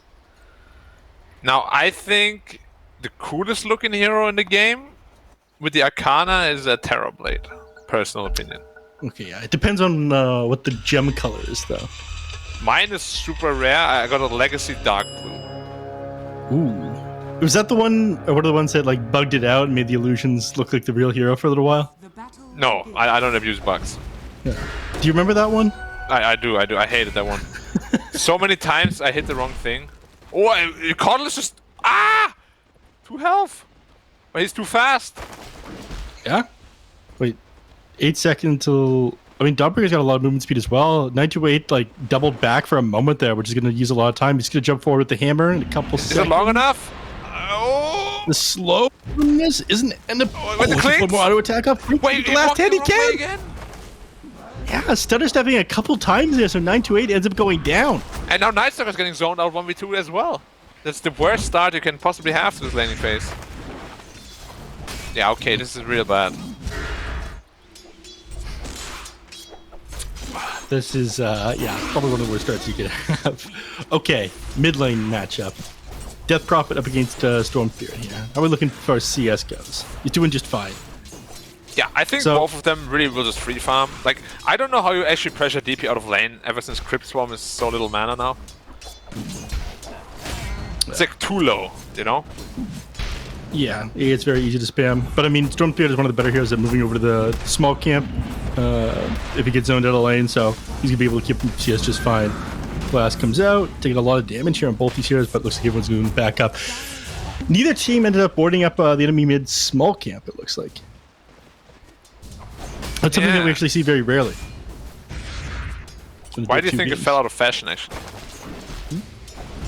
Absolutely You no used to see idea. it every game. Yeah, maybe it just got dewarded too much. Right. And But then it's did you difficult really to- lose anything? Because you lose a sentry for a sentry? I don't know. You force the mid laner by the sentry a lot of the time as well. Yeah. So I think it's decent. Maybe people Very just want annoying. to, yeah, don't want to And spend also, time every time you with it. scout it, basically is when you actually want to farm it, right? Yeah. And then you're like, Yeah. And then usually it's also at a stack timing, so you miss like 2 spawns. I think it's good to do, especially against a Storm Spirit. I feel like it's necessary a lot of the time. Yeah, I'd agree. Maybe not absolutely necessary, but it just annoys him so much that he's gonna hate you. Yeah, he tilts out of control. You win the mental game. Yeah. We all know Dota is half the game is mental. Yep. Back right now underneath the tower. I mean, Nick Assassin already sitting pretty low. The wave is thankfully pushing into the tower though, so DK is going to find himself a lot of XP. I like this a lot better than the DK mid because, you know, in the previous game we saw the DK basically just be like a Dragon Tail bot. In fact, he even built an Octarine core so it would be more of a Dragon Tail bot. Top lane, Yeah. action happening. Aenid dropping pretty low, but again, he's Night Stalker. This guy's so tanky. 5 base armor, tons of HP, a lot of regen. Oh, Bane? Bottom? Has a stun in 1? Yeah. No, you can't die as Bane, surely. Wait, what? But he does. He goes down. That's illegal as well. A lot of illegal stuff happening today. Can you get the police on the case? Courier gets run down with 3 tangos, an observer ward, a clarity, and a mango on it. Uh-oh. Yeah. That was robbed. Another illegal move. Too much today. The crime rate is on the rise, my friend. Stay safe out there. Alright. Bane TPing into the mid lane to refill Storm's bottle instead of heading back to bottom lane. But Your not thoughts on actually this? Storm's bottle. Yeah, you know, the storm, not the storm. Pushing quite a bit. In Yeah. mid lane, yeah, top lane is super low. This is usually how you die as a carry player, because you're super greedy, but then you got a healing self and you're like, thanks bro. Yeah. I'm glad healing salves were nerfed. It's getting out of control with these 5 couriers and whatnot. You try to zone the enemies and they just send out regen. Hell, they don't even send it out themselves. They get the supports to buy them for them. Yeah, But- I don't want to spend money on that. Let them do it. But they nerfed the Another regen blast on coming. it. 1, 2, no, just not one this No, time. off 1, but Oh, Night Stalker's dead. went way too far forward. Yeah, Night Stalker, he managed to survive a little bit longer. Unfortunately, Keep It Light isn't going to have the kind of damage you get through Dawnbreaker. Base the creeps off him who get a couple auto attacks, but unfortunately not going to be able to blast him with Illuminate. So, Night Stalker down, things going fine. Bottom lane. Standing his ground up against MS. Dude, this DK is owning him. Yeah, I mean, I really feel like, I mean, you can sleep the DK, but it doesn't do anything. Yeah, that was bound to happen, that you get just cuddle blasted randomly. Yeah, you were sitting way too low up there. Yeah, but honestly, I think it's very fine with just dying there, because now he comes back with full mana and health. And his Night Stalker's not happy at all. And this entire top lane is just snowballing because of what happened at level 1. Huh? Feels What can you do? bad, man. More blast Blast happening. very YP. painful. Oh, man! If you put a point into Spike Carapace there, and like quickly reflected that, would have been sick. Why is he not skilling anything? You want to keep him It's from because he's mana not burn? sure. Yeah, he's not sure what he wants. I mean, level 1 mana burn's like decent, does a lot of damage.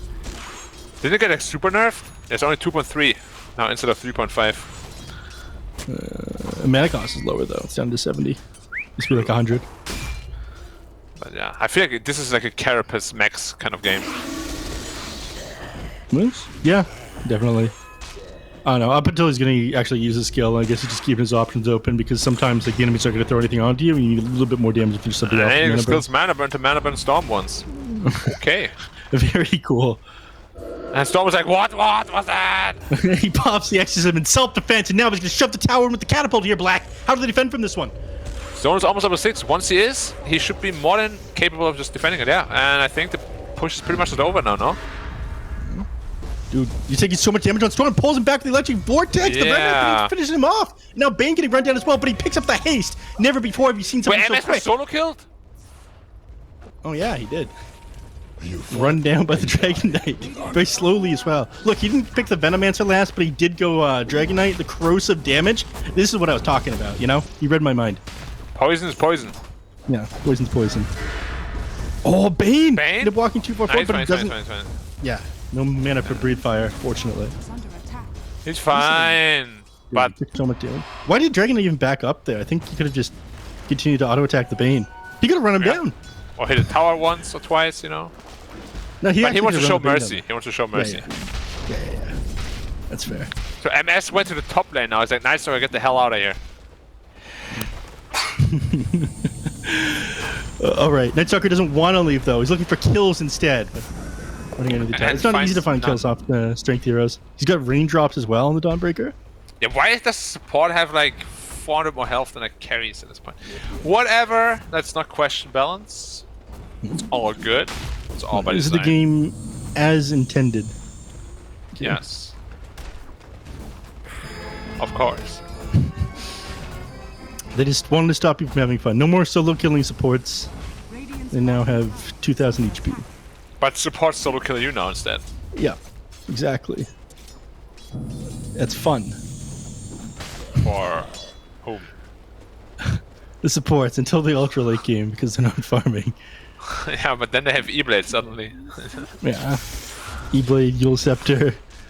Just from being around 1 kill. That's pretty cool. You got some repressed anger, I feel. Me? No, not at all. Bottom lane, DK ends up popping his ultimate, pressuring the tower down here. He has So, been like, just all by himself for so long. As I said, Nyx Assassin has the TP, of course, and the Dawnbreaker too. Yeah. Dude, are they gonna dive this Carl underneath the tower? Can they defend this Yeah. anyhow? They don't have. If he Baron yet. carapaces the blast, nah, he didn't sniff it out.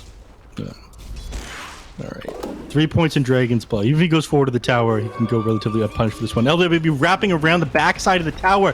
Goes through the trees with the Celestial Hammer. This is advanced gameplay. Let's see it. Hit him with the Starbreaker. The stun coming out onto him. But now he's left by his team and dies. And he says, get back. This is an exorcism probably wasted once more. Like, if he continues to push bottom, Storm will just TP and punish him. I think so anyways. Alright. Storm is slept at the moment. Over the mid lane. And now he's awake. Hello? Where was I? Oh, mid lane. Okay. Where am I? Am I back home? Nope, mid lane. Okay. Crap. Alright, chip vest now found. Certainly you pass it over to the Dragon Knight? Yeah, you're probably gonna let DK. DK's... What about Craggy Coat? Craggy Coat. You know, they actually changed the numbers on that item, and I thought they were gonna like re-add it to the game for that reason. I got super baited. It gives you 150 HP now. Instead of what? It just gave you armor before. Yeah, so it stick with the same amount of armor, or? I think it gives you like 12 armor instead of what was like 13 before. So they added the health on top of that? Yeah, It was already HP. busted enough. Yeah, but it's not in the game, so. Yet. Yet. Yeah, it was like a couple patches ago. They changed, I think, like Woodless Shaco and Meteor Hammer and Craggy Coat damage numbers around. I'm like, they're definitely going to re-add this stuff, and they just didn't. Yeah.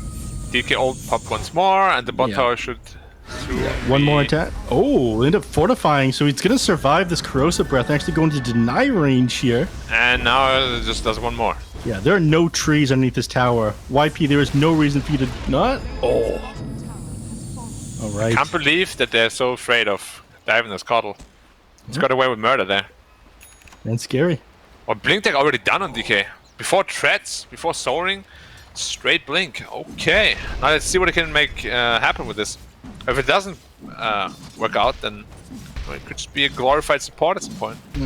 I think the weird part was the double bracer in the Blink. Like, not just straight Blink, but like, lean. You invest 1,000 gold in this one and then go Blink Day before you go Treads.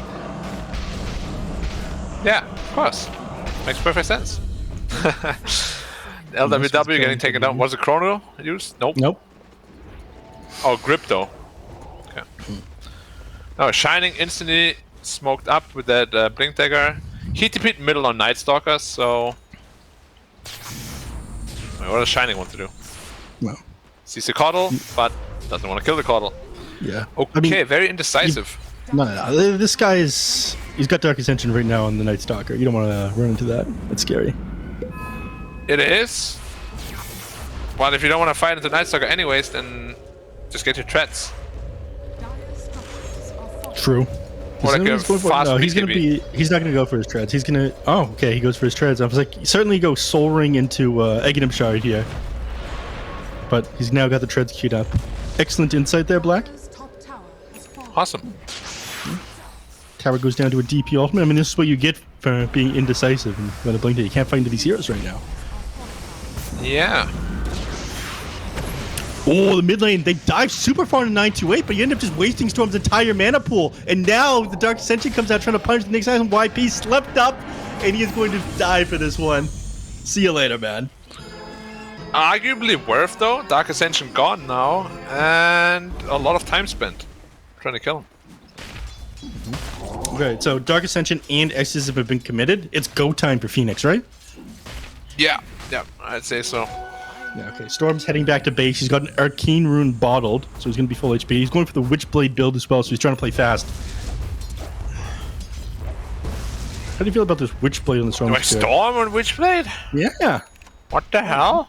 Against Night Stalker and DP? I mean, I thought that he'd go straight BKB. Yeah, He's got you and me Witchblade both, queued up buddy. there. He's already committed for the Blitz Knuckles, so there's no going back. Well, that could still be an Orchid. I don't know why he's going Witchblade. I literally don't know. I mean, What's the thought process? The times that you go Witchblade on like the unusual heroes for it is when you want a little bit of armor and extra stats. But again, the scariest thing you're dealing with this game is the silence. Do they see DP? Okay. They don't. They're just walking up the hill. Oh my god, guys! He doesn't get the blink off, pulled back, but there it is. Ultimate comes out from the Storm Spirit. Meanwhile, on backline, Bane, they end up just tearing him apart. No mana for Fiend's Grip, unfortunately, unless Pod with one, but they're right on top of him. Now YP trying to scout out heroes, but doesn't manage to find anything. So they get the Bane. But they don't have Elder Dragon form up for another 19 seconds. By that time, Bane will be back up. Chronosphere is available again. 18 seconds till Death Problem. They're not going to be able to push mid here. I thought that this is what they tried to go for with these ultimates on cooldown. They overcommitted way too much for that Bane. Like, if they want to Dude, they're going to get punished for they're this. gonna go for the... Oh, Very nice by Carapace. And now jumps forward on zone, pulls him back, but ends up immediately after, and Aiden isn't able to commit onto him because we're still not on Knight for another minute. Again, you got Fiend's Grip, you got Exorcism, you got Chronosphere. I feel like just that Keeper of the Light stopped you from being able to defend this tower. Still had him. So they're getting very it easily defend. free. I feel they could have fought this with Exorcism and Chrono. Yeah, that's that's what I'm saying here. Okay. You gotta use that Explain, Chronosphere. analyze, Exorcism. analyst. Come on. I'm analyzing. I'm psychoanalyzing right now. The answer is no. Okay. They cannot fight. They can. But they chose not to. Yeah. They chose not to. Okay. All right, they're gonna fight them now. They're gonna walk straight up in the enemy team's triangle. Oh, 10 they seconds might- before it switches no, over to LWW Knight. is They here. get LWW. He scouts this out. He's gonna tank the gank for CDR. This is amazing support gameplay. What a trooper. The lesson for you. They even committed never Dark try. Ascension just before nighttime hit as well because they were trying to find more. But more is oftentimes less. Do they get this mid tower here? It's too hard to fight into the Dark Ascension, I feel. Yeah, it is very difficult. And the tower is gone. He has Witchblade now down in Storm, but I really want to see what that does for him. Yeah. But then he doesn't go for the attack speed talent. Doesn't it kind of go hand in hand? Yeah, sorry, Vendetta expired on YP while he was trying to hunt Bane. Yeah, the numbers are... You know, the icon sometimes is a little bit blurry. Oh, Cuddle! I think you're dead, Cuddle. Yeah, this is a very dead call. Show me that electric vortex. Show me the spike carapace. It doesn't connect with it. The Chronosphere ends up coming off though. Dawnbreaker ends up just ultimating to keep everybody alive. Exorcism ends up coming out on Storm. Walks to all these heroes. Hey, They've already Storm's lost the AFKing there! Yeah. He's just dead. Why didn't he zip away? Dawnbreaker is just dead. Now Storm continues to run down these heroes. Tossed up in the air on the Dragon Knight as well. Stun ends up coming out, but 2 seconds until you have the Void available. They're going to continue this chase. So, whoa. Or are they? Oh, Spike Carapace from the Ghost. That's what you get, man. Yeah. Picking OP heroes. Just get Spike Carapace. They would have continued to push there, but what the hell happened to the Storm Spirit there? He could have easily walked away out of that. He was silenced. Oh no, but... silenced by the DP. Yeah, but he just stood there and right-clicked. You can just walk up. Speaking of the Storm Spirit, just quick update for y'all. So Witchblade, I saw this the other day for the first time on Storm Spirit in a pro game, and it's been coming a little bit more common, 22 pickups thus far in this patch. However, the interesting thing about this is it's very, very critical you get it early, because if you get it after the 13 minutes, it drops down to a 42% win rate. Yeah. Alright, Put some so work Tammy's here. gonna lose. Struggle to finish him off.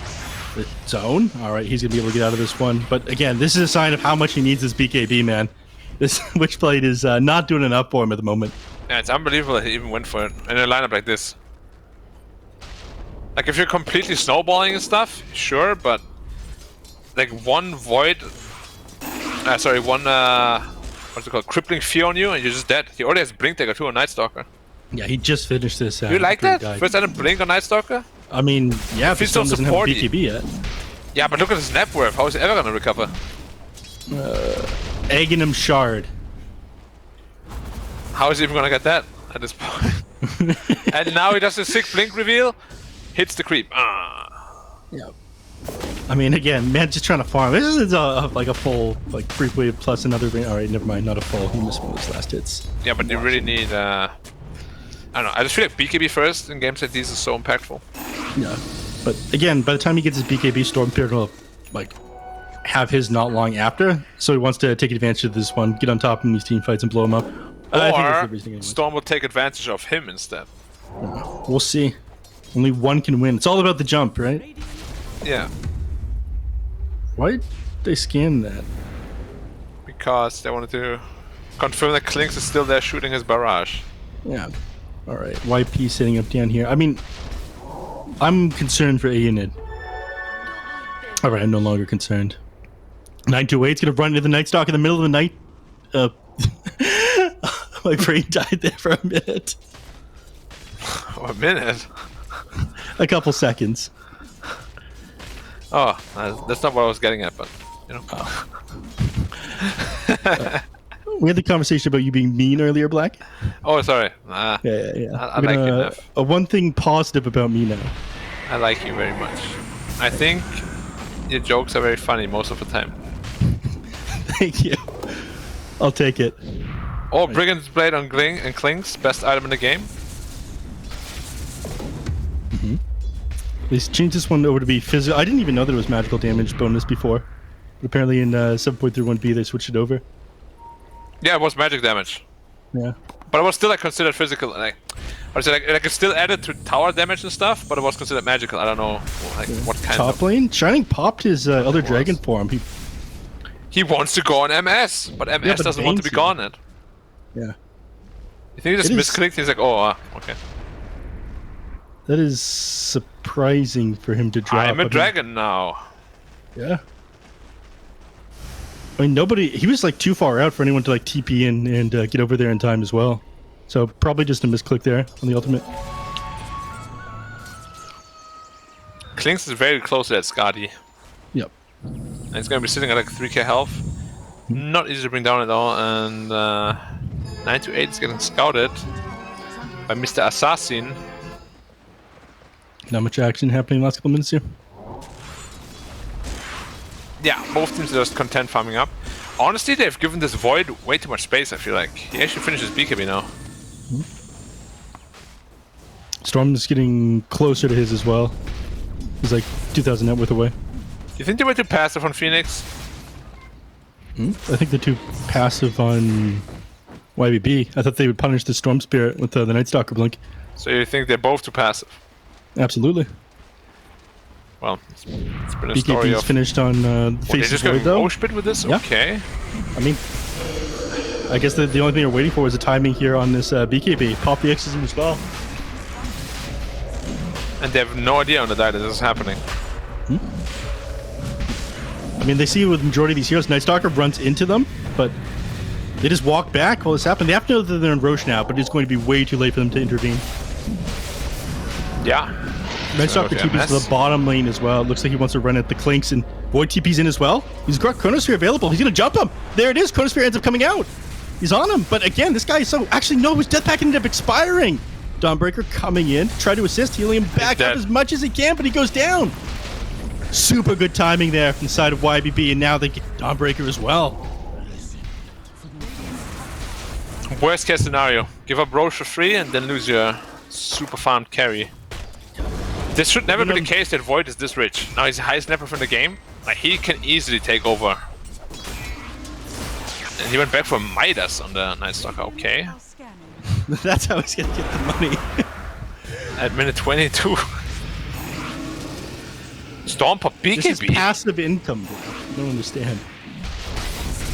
No, there's a lot of things happening right now. That you don't understand. Was he just You like testing the it? Midas? You don't. Sorry, you don't like the Midas. You can ask me again if you want. Why the Midas over the Aghanim Shard? I don't know. They both do the same thing. They kill a creep instantly. You get extra gold with the Hand of Midas, but you don't get the heal. Let's spam your abilities. You can even eat ancient creeps during nighttime. Yeah. So, Why the Midas instead of the egg shard? good question. Let's ask him later. Shining is just walking in and dying too? Bro, Yeah, he is very dead. something's up right now and I don't like it. DPC fatigue. Now, Bane is No. walking in by himself. Stun misses. Yeah, zip in now on Storm. Looks like Zone's gonna finish this one off. A couple auto attacks. Okay. Witchblade Tick does the job. Jumping down the Oh, he's bottom. They looking for actually MS. get vision of MS, but again, this is a BKB and an Aegis. There's no way you kill this guy. Just gonna TP out. Now Zone out of mana. Don't you think like MS could have fought a little bit? Like Storm was pretty much out of mana, and if he gets a couple of bashes with a good time dilation, I think Well, he I can kill the mean- Storm. Your Bane's gone. The rest of the team probably wasn't interested in heading down there. Yeah, but just like play with him a little bit, be like, Cause there's nobody that can kill him through BKB. Oh, it's like the mental game. Like before you just BKB TPI, you make sure you hit them once to let them know they made a mistake. And not like once, but like 10 times, Why settle for once when you could have more? And he suddenly gets the kill too. Okay, it's smoking up. They want to regain their own jungle, but little do they know the jungle is not even occupied. Jumps forward on the Night Stalker. He can't do anything about this. Man, he's got the recipe of Force Staff in his stash. He just got the money for it. What can you do? Dire's top Other than die, Interestingly, boys, about this here Night Stalker, Ionid is the second Night Stalker that's patched to go for the Blink Dagger. The latest, of course, to do it because it's only been 2. And the first person to go for, Midas, excuse me, to go for Midas after Blink on Night Stalker, the first person to do it was Ionid, so he knows what he's doing. well, I like how they're all beating their own records. Yeah. Impressive stuff. I want to set my own like weird record too. Fastest Dagon on a Klings. There's like certain items I would buy on certain heroes that have like very low numbers on Dota buff. Oh, jump forward off onto the Bane. Looks like another fight he's not going to be able to get his ultimate off on. Now they go into MS as well. He's still got a minute and 20 seconds on the Aegis. Storm popping his ultimate, chasing down these heroes. He's got BKB to fall back on. LWW now getting run down all alone, and I decided to leave. So he only had 1 point in Chronosphere until just now. Very interesting. Yeah, he's gone stats. He's on that 1 point in time dilation as well. Yeah. Oh, Okay, he pop drops it a on chrono, him. but he ends up getting the Spike Carapace off as well. He doesn't even pop the BKB for this one. He's so confident he can kill him after that Spike Carapace ends. The confidence, Black.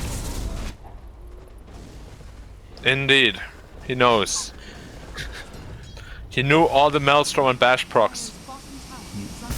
Now he's got the level 20 talent, the plus 120 attack speed during Chronosphere. Balanced talent? Very balanced. It's not as good as a Moonshot. That's what makes it balanced. Yeah. 10 attack speed lower. You can't give away a 4,000 gold item for free. That would be broken. Yeah. It's got to be a little bit worse. But just a tiny bit. Just a tiny bit. That is a huge jump down to the bottom lane off of the Night Stalker. Looks like they're finally going to be able to find themselves a kill. Enid goes down. That's what you get for your Midas instead of having a BKB. More gold goes the way of Storm because you built up your net worth like that. Foolish mistake. Shiva's Guard queued up next on Storm? Okay. It does reduce the healing from the Face's Void. It's considered like HP regeneration. Yeah, but only if BKB isn't on, which most of the time, either you burst him or you don't really. Yeah, this is true. I don't know, it's good against DP2, I guess, but even then, she has air on Maybe disc just- already. Concerned about getting blown up inside these Chronospheres. Physical damage coming out from these heroes. Dire's structures are fortified. I feel like I want to. Oh, Nixus is in very deep, just outside the sentry vision. Got vision Bam, of these bam, heroes. bam. Yeah, stun And things out. Here comes went the way too Dawnbreaker as early. well, but he gets the dodge. Yeah, Storm Spirit is going to have to go pretty far forward. He's all out of mana. He ends up getting the Fiend Grip off of the Storm as well. He is just going to die here. They can't interrupt it. Now Nyx Assassin, it is his turn. One more hit from the Face of Void to finish him off. Why does it feel so good but hurt so bad? I mean, it looked like they just really wanted to do something there, but they are immediately punished for it. Yeah, I mean, he went way too early. If they want to go there, Storm has to be there already, and then they can kill him, no problem. But it seemed very rushed, put it that way. Yeah. Heaven's Halberd also on DK, not BKB. You a fan? And then Nullify queued up. Wow. Dude, Dire's top tower I'm actually seeing so much stuff today. I'm not a fan of it this game. I think if you're playing against a range carry, it'd be great, but it faces Void. What about the Nullifier next? I don't understand that one.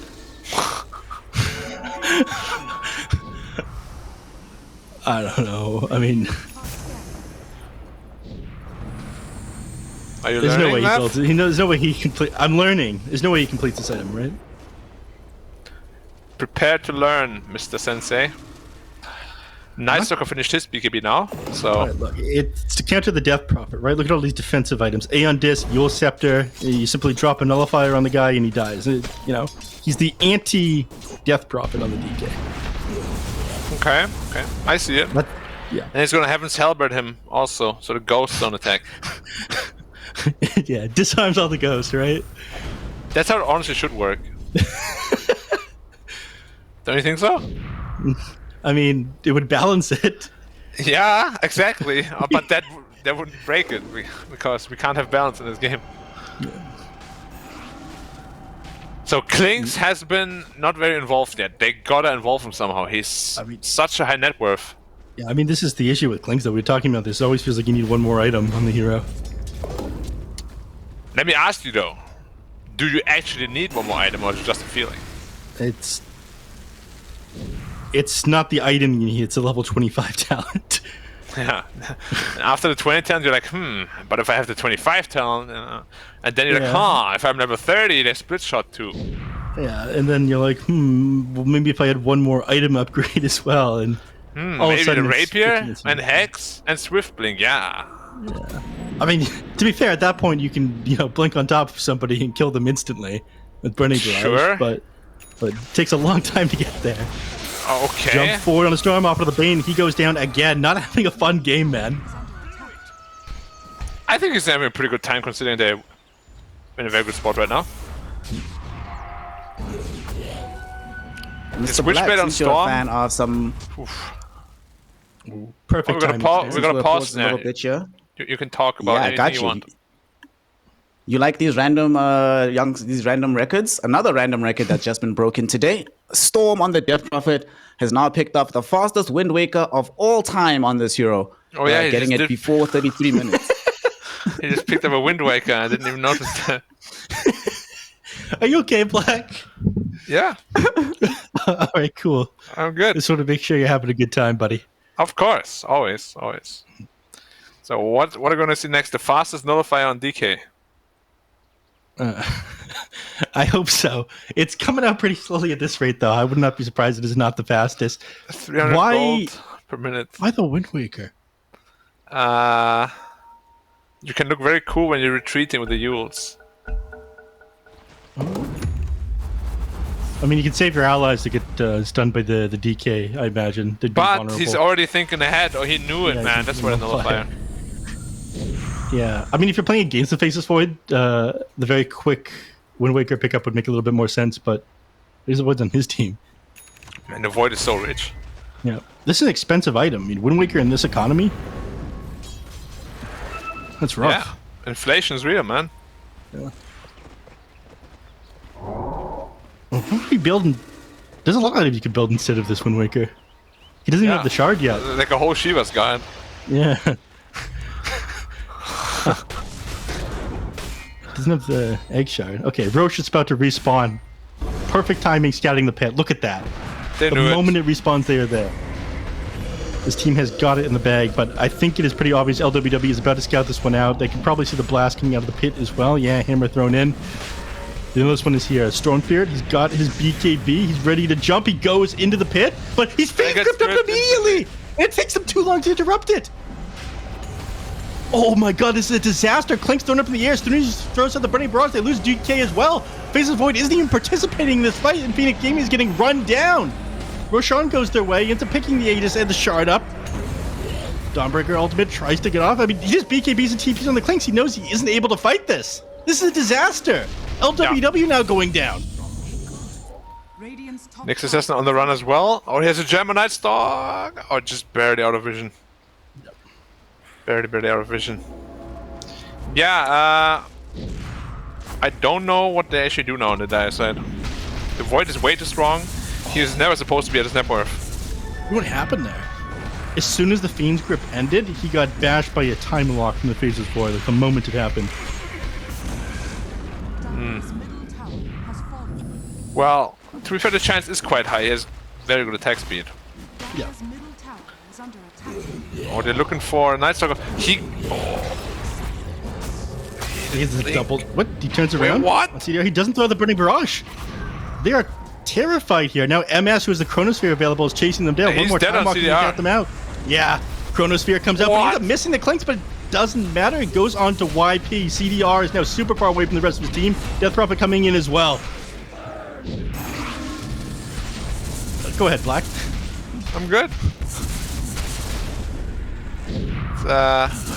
My man. Good reactions, good reactions. I do think they're way too scared though. Like, you gotta kill that Night Stalker there. Cause you already know, like, if they're all coming for you, you're dead anyways. But it's just strange, man. Phoenix looked so cohesive last game, but this game, it's like all over the place. Yeah. One guy here, one guy there, one guy everywhere. Like, it doesn't really feel like they have a game plan. No plan. I mean, that's an issue. I think Zone would love to be able to play by himself and find solo kills, but I think we're much past that point. Yeah, I mean, this Witchblade is actually just a grief item. Doesn't give Storm anything he wants, I feel like. Yeah. I mean, again, it's defensive. You build on Puck to be offensive, build on Storm to be defensive, and means BKV comes out so much slower. Top line, his tower is getting chewed apart by his Death Prophet ultimate. It's another 3 ult. Yeah, tries to clear things out on the Storm Spear. That is a But risky the next move. one's already there.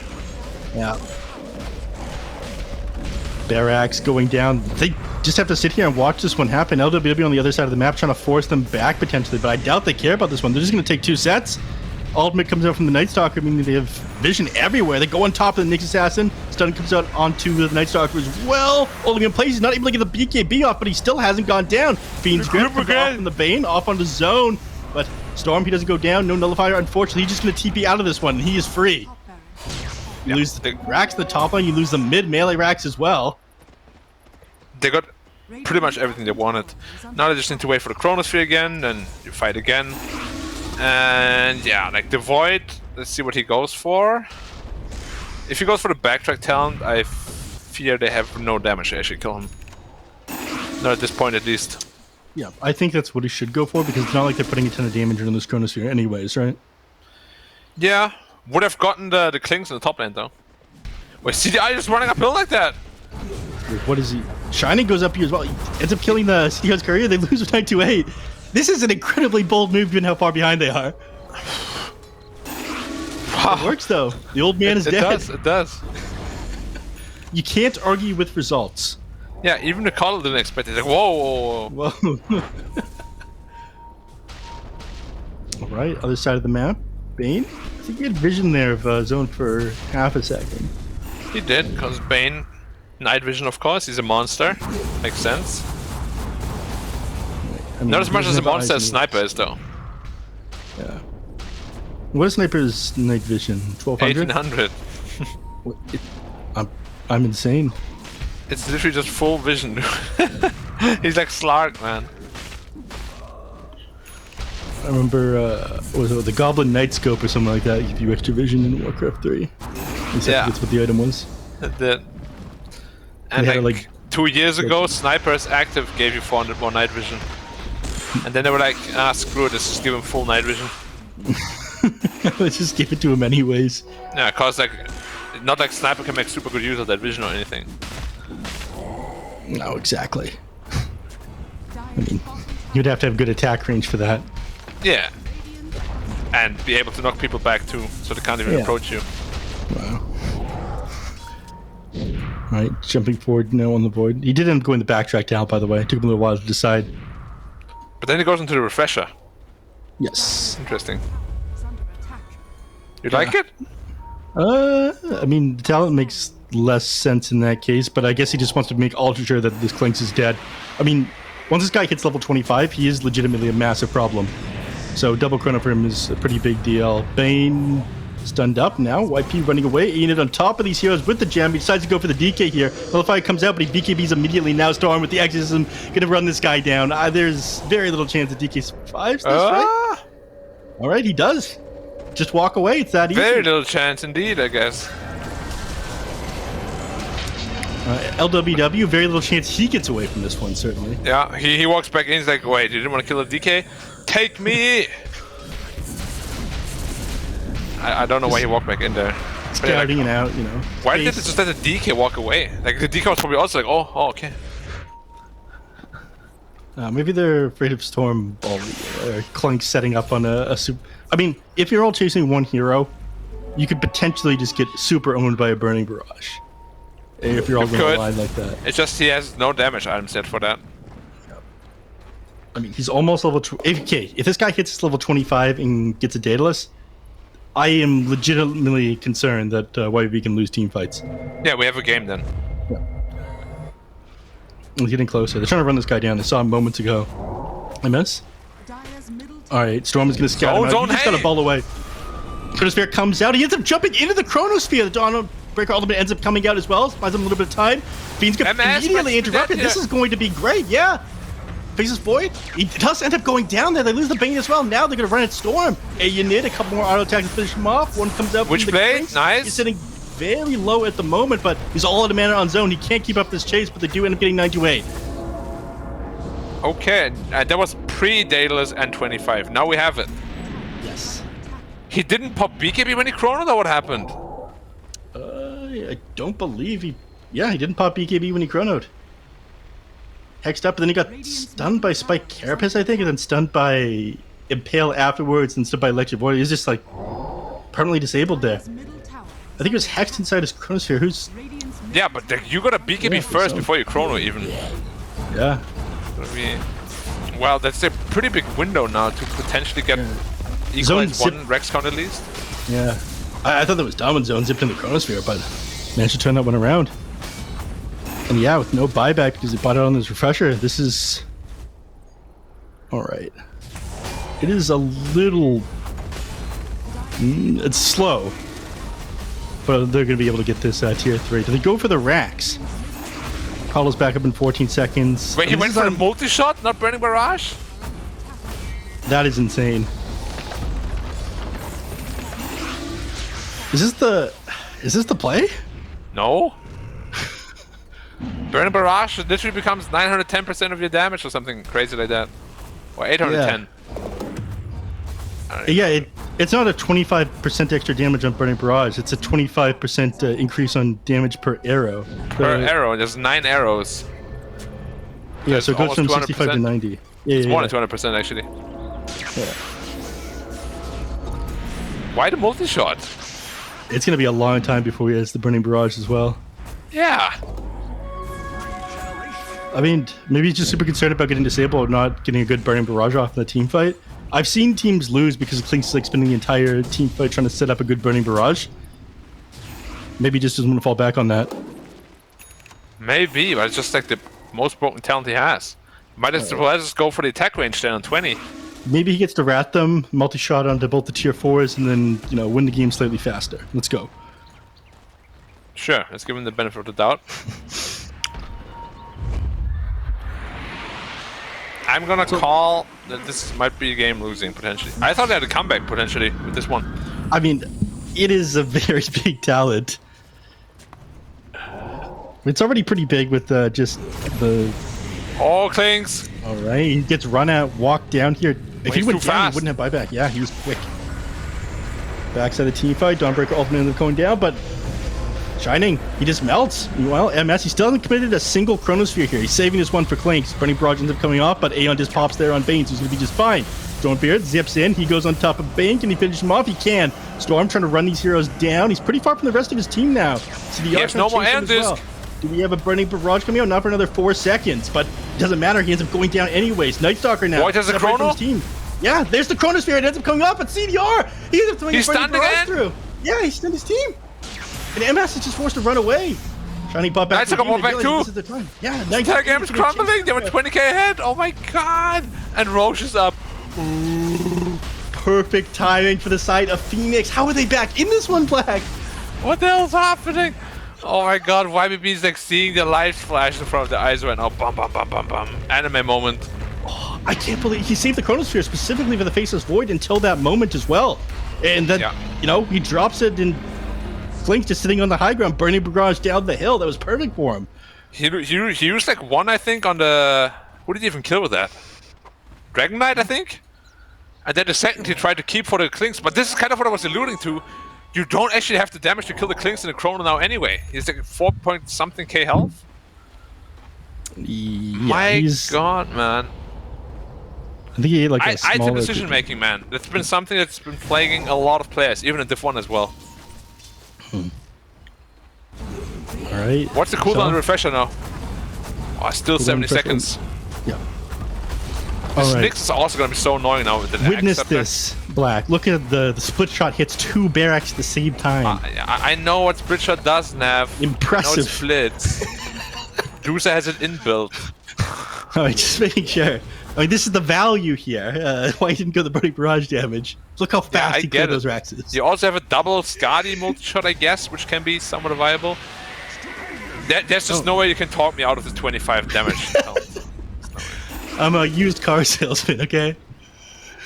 Yeah. I'm not surprised. Keep trying, keep trying. Maybe I'll buy one. Maybe I'll buy the Searing Arrow split shot. Yeah, eventually. Probably not. Oh, CDR disconnected. They are hacking him over there in Malaysia. I think it's over. Absolute disaster. They cannot win this game without the Clinks. They realize this guy is the source of the problem. That is the way to bring him down now. Haka, man.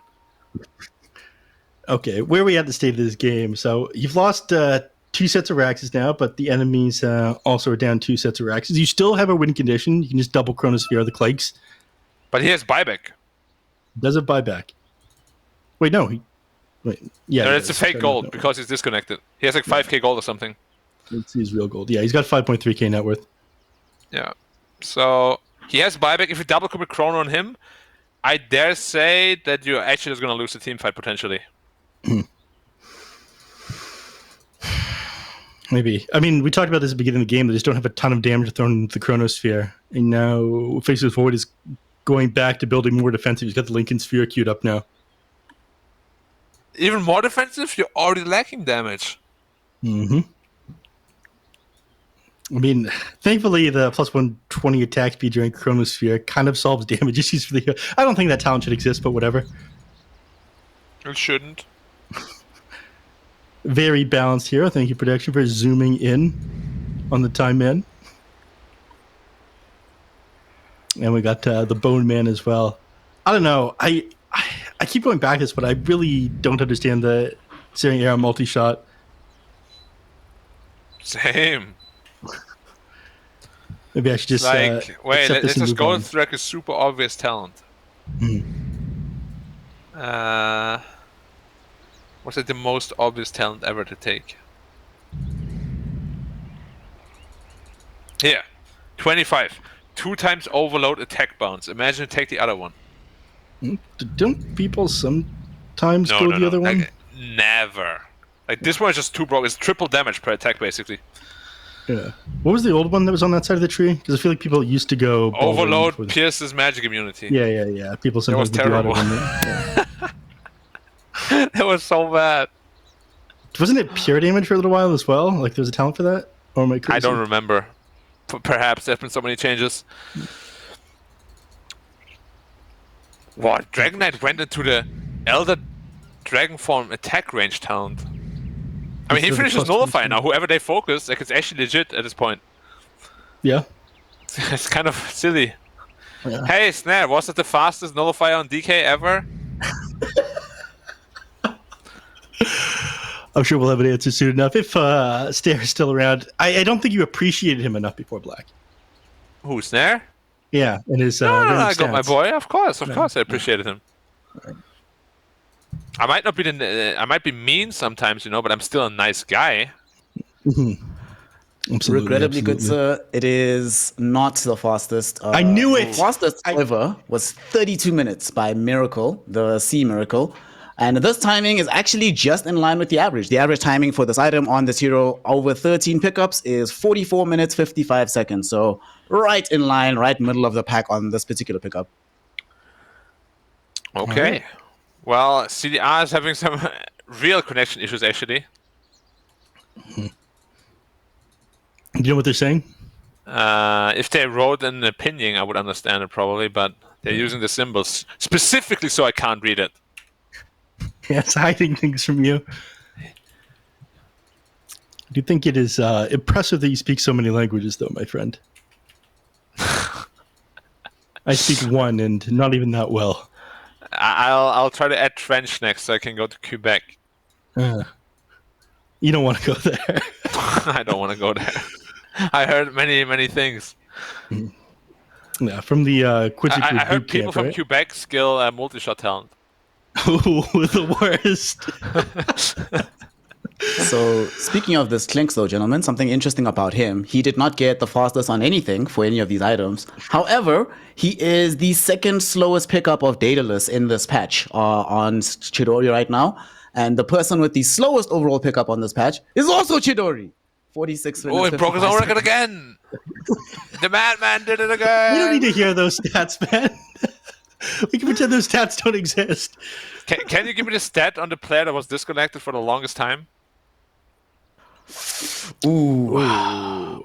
That's got to be a source one thing. There's no way records of that exist. True.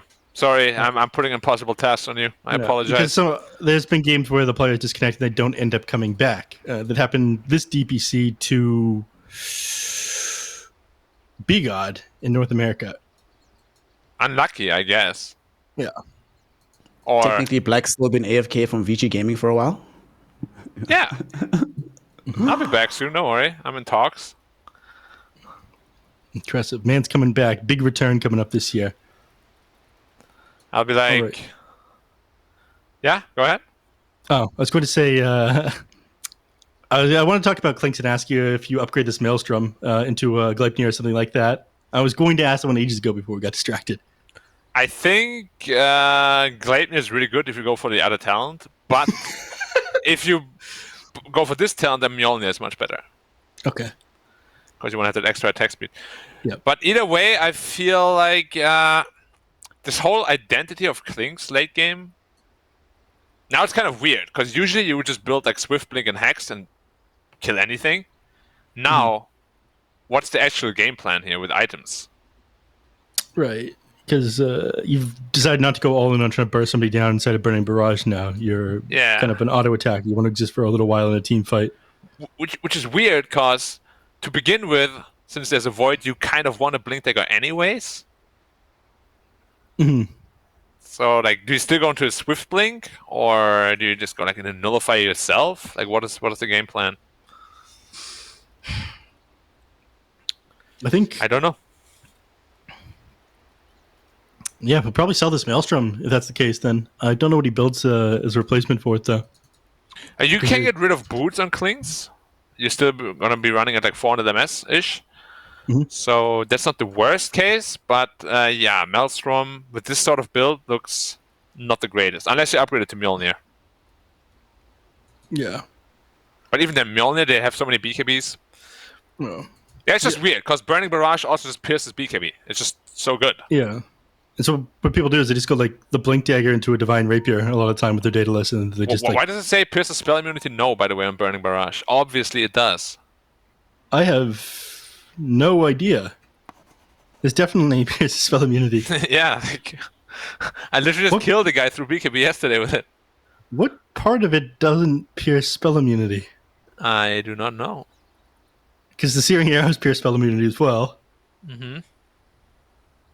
Who knows? You know? All right. Oh, he's back. He's back. Yep. It is time. Do they still know where? It's very, very bad to pause this long at this stage of the game, because neither team knows what the hell is going on now. No. You lose your flow. Yeah, exactly. It's very good for YBB, I think. They got some time to cool down. Yep. Inside their base. Yeah. They're making a like map movement right now in Phoenix Gaming. Like YB are caught inside their base, and so map movement is usually ruined. Let's pause this long. All right, he's going for the Mjolnir next, which makes sense if he's going for the Searing Arrows talent.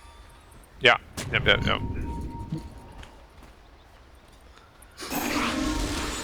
Right. Elsewhere on the map, Lincoln Sphere being worked on by the Death Prophet.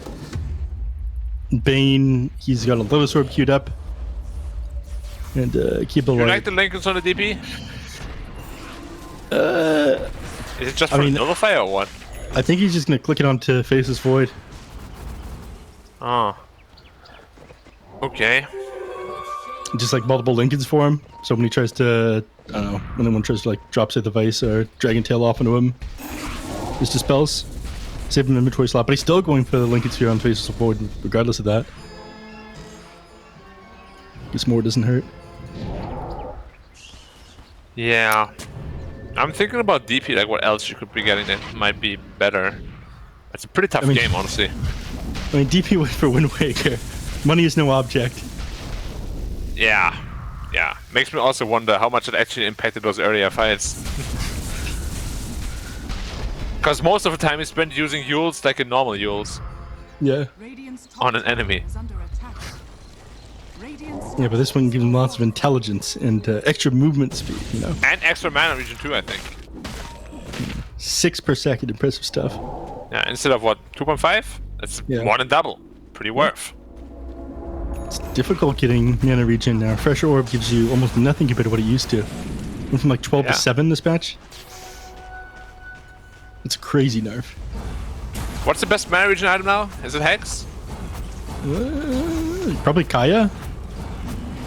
Well, Hex gives us a flat 9, so it might be Kaya. I mean, Kaya depending on the stage of the game, right? Yeah.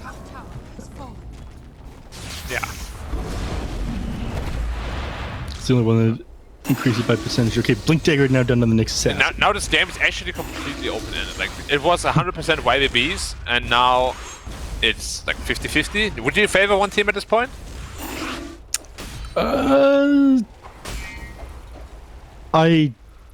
No. I think it all depends on the initiation now. I wouldn't say that one team has like a defined advantage anymore. If you can like hex the void and just burst him, you win.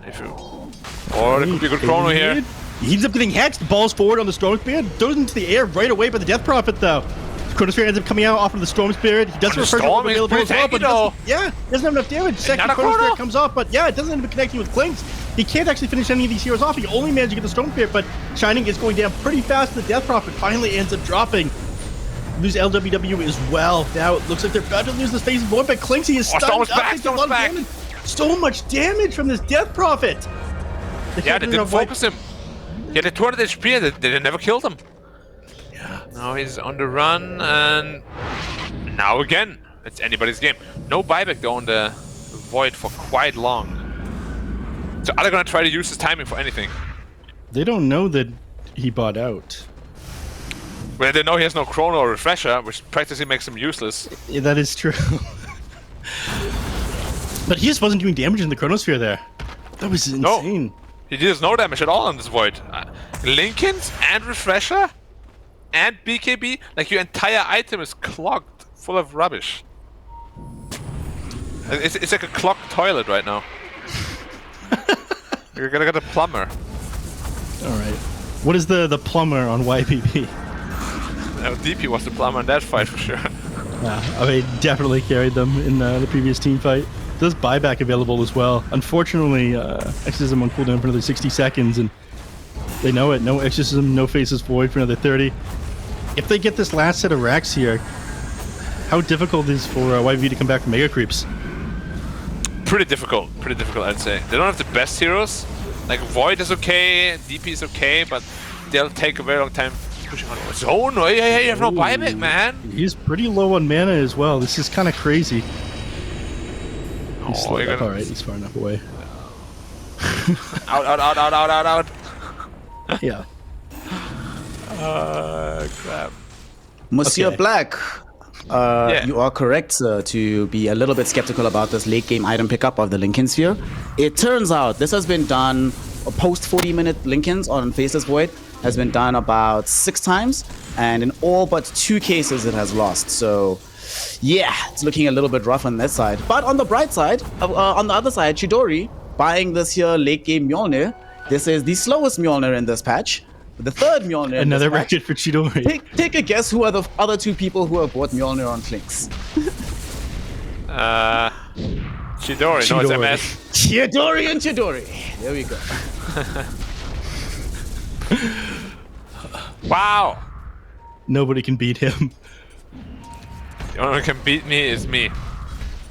He's getting close to the 30 talent, though. We were joking about this one earlier, but we're actually. I mean, 27 is pretty far away. Yeah. Okay, that's fair. All right, if it wins If it was like 29 and a half, I'd be like, all right, you just need like 3 tomes.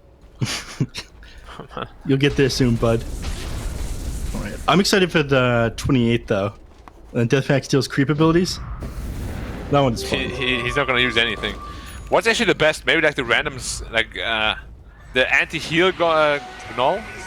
That one's pretty good. It depends on what you. I mean, Blink Dagger plus Centaur Stomp is actually pretty insane with Burning Barrage. It is. You But just kill an entire team. that's also the problem is that you like then blink in and you're like, oh crap. Yeah. All right, they know there's no buyback on Storm, so they wanna aggress. They wanna be the aggressor in F.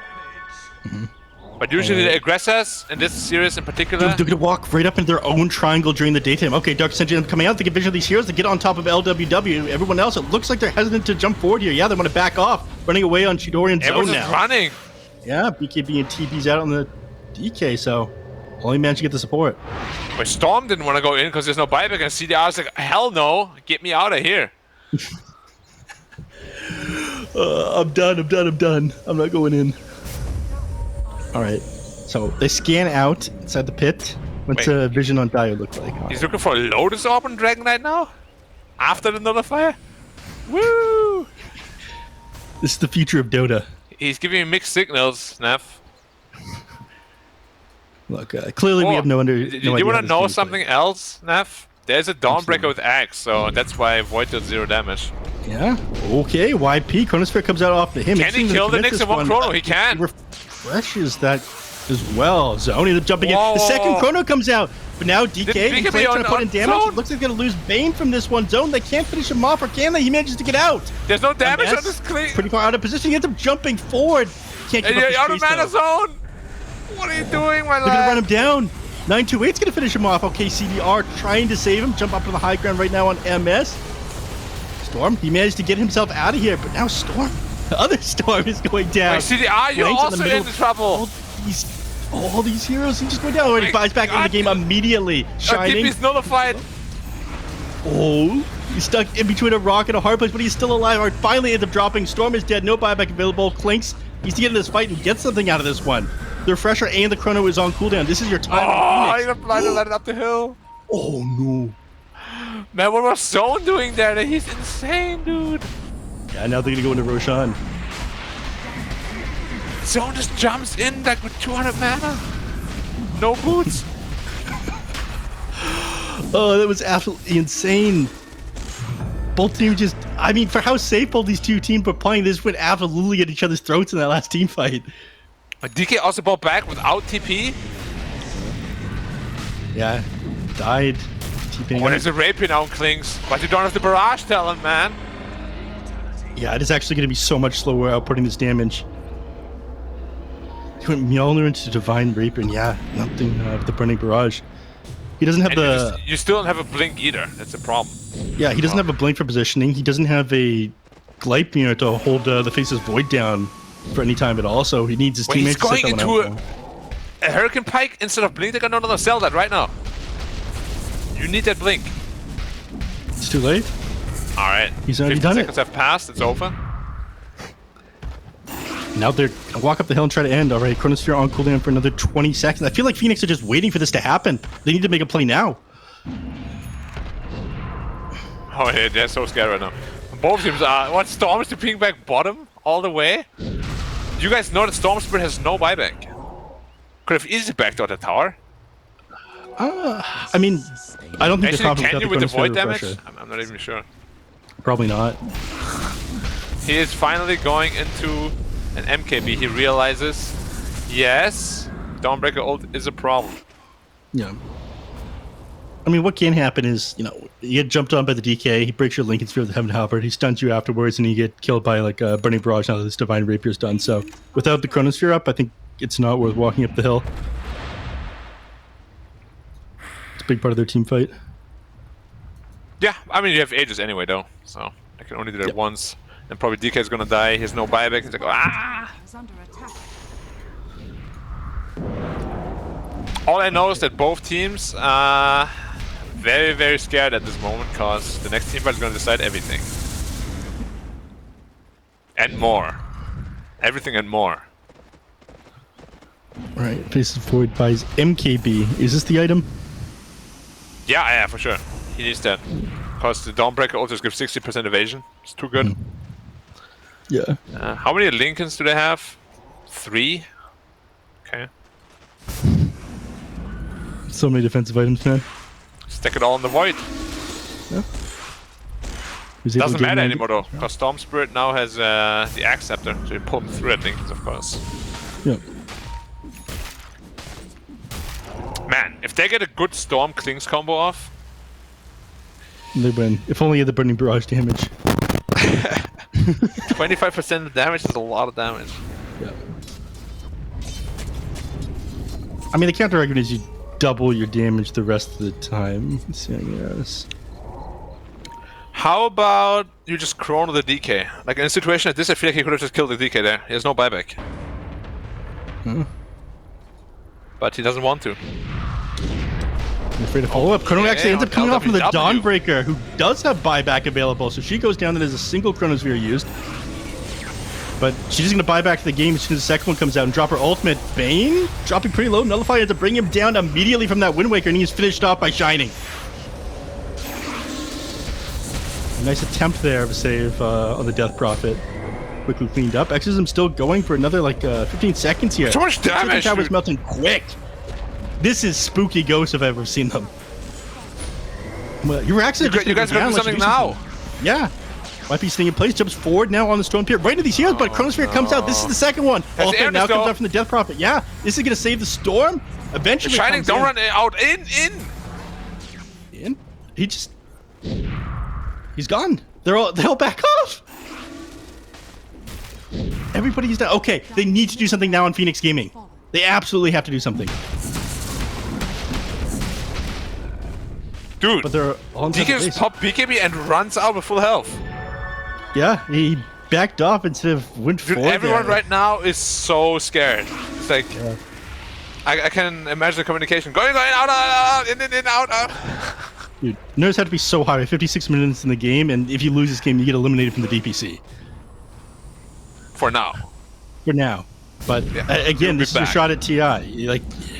If you're not in the are you not allowed DPC. to participate in the qualifiers if you... You can go in the qualifiers, but that's like a dozen best of ones that you have to win versus a single but best I mean, of one. you can't get to a major regardless, right? Whether you're here or not. Yeah, but you get to TI. That's the important one, right? Who cares about the major? How do you get to TI if you stay in here? If you play in the DPC, you're allowed to participate in TI qualifiers. Yeah, but that's like throughout these 3 seasons, right? If you just played in 1 season, that's fine, isn't it? Yeah, so they could technically play in qualifiers and get back in, but it is much more difficult for them to have to play through opens than just win this game. Of course. It's never fun. Or it can be quite fun, depending on whether you're an adrenaline junkie or not. Are you an adrenaline junkie? Dying are scanning. Not anymore. My heart can't take it anymore. Darkness popped, alright, just scout things out. That's Double bounty rune. how scared they are, man. They're popping darkness to scout.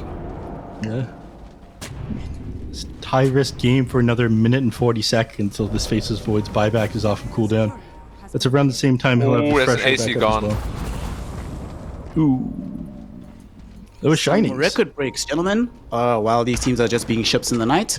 So, Night Stalker with this Assault Cuirass. This is the slowest AC in the patch by quite some distance, by about 6 minutes. And then the Monkey King bar that is being enjoyed right now by our Faceless Void is the slowest Monkey King bar since 2018. It's been that long since any Faceless Void in any patch bought this item this late into the game. Although somewhat necessary for the game state, but still no dub for them just yet. Right. Yeah, I'm not surprised by the last stat. Very late MKB. I mean, it's a little bit depressing hearing all these become the latest item, but we're a little bit far into the game to hear about early items, I imagine.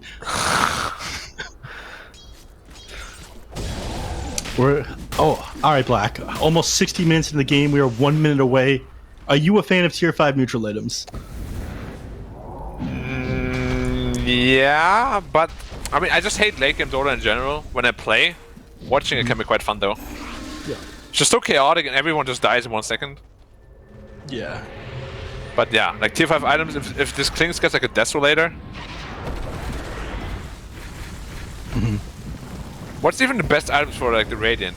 Void, you probably want the Pirate Hat. Seer Stone on Bane, maybe? Yeah, CS. I think the Book of Shadows is also insane. Yeah. Against the Void. If you can get that on Phoenix. Meteor Hammer, of course, is a classic. Giant Ring on DK is pretty good. Yeah, Mirror or Shield is pretty good Apex, if one of the two. well. Yeah. And Mirror Shield is always broken. I mean, there's just a couple of items that are always broken, right? Yeah. I feel like Apex is always broken, Mirror Shield is always broken, and Pirate Head and Meteor Hammer. Those four are pretty much always broken. Yeah. Arcanist Armor is excellent, but I haven't seen enough of it to... It's really good against heroes like Leshrac. They just kill themselves. Oh. Okay. Ultimate comes out. Looks like they want to commit onto this one. They know that they're sitting up here on the Ancient. Stun comes out onto A unit, jumps forward, but disarmed immediately by himself. Oh, Fallen Sky and Seer Stone. And Apex. And Apex. Alright. Apex definitely goes on a Night Stalker, right? You'd think so. Or on the Void if he doesn't find a better item. Ex Machina on the Dragon Giant's Knight. Ring Giant's too. Ring. Yeah. Which one is he going to hold? Could he pass the Ex Machina to? Certainly the Storm Spirit, right? Double Hex? Yeah, He's double gonna Hex, double pass Aeon. right now. He's just holding it. Alright, you gotta pass that one to Storm. Desolator found by the Bane, by the way. I feel like that's not an amazing item for YBB.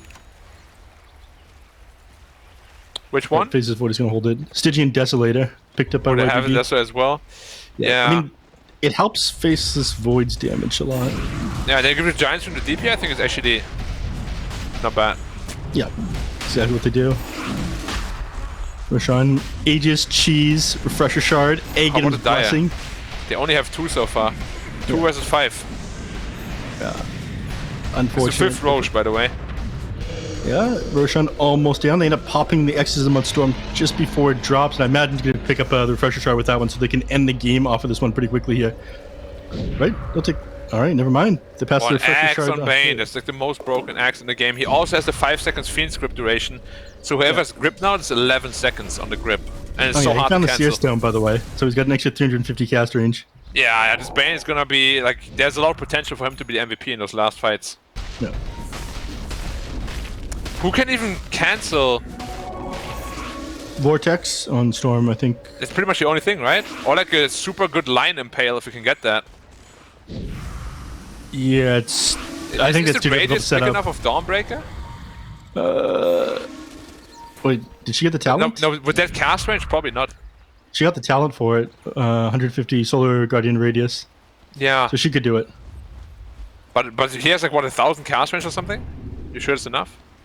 It's pretty big. I think she'll be able to... Actually, no, with Seer Stone, it's too far away. Seer Stone is kind of ridiculous. Yeah. Yeah, you're correct. I don't think they're going to be able to interrupt with that one. It's got to be the Storm Spirit. Then he's not getting like a super sick electric vortex off onto the enemy team to set up a burning barrage. Like, these Fiend scripts are just going to happen now. Yeah, and they're like gonna last for 11 seconds.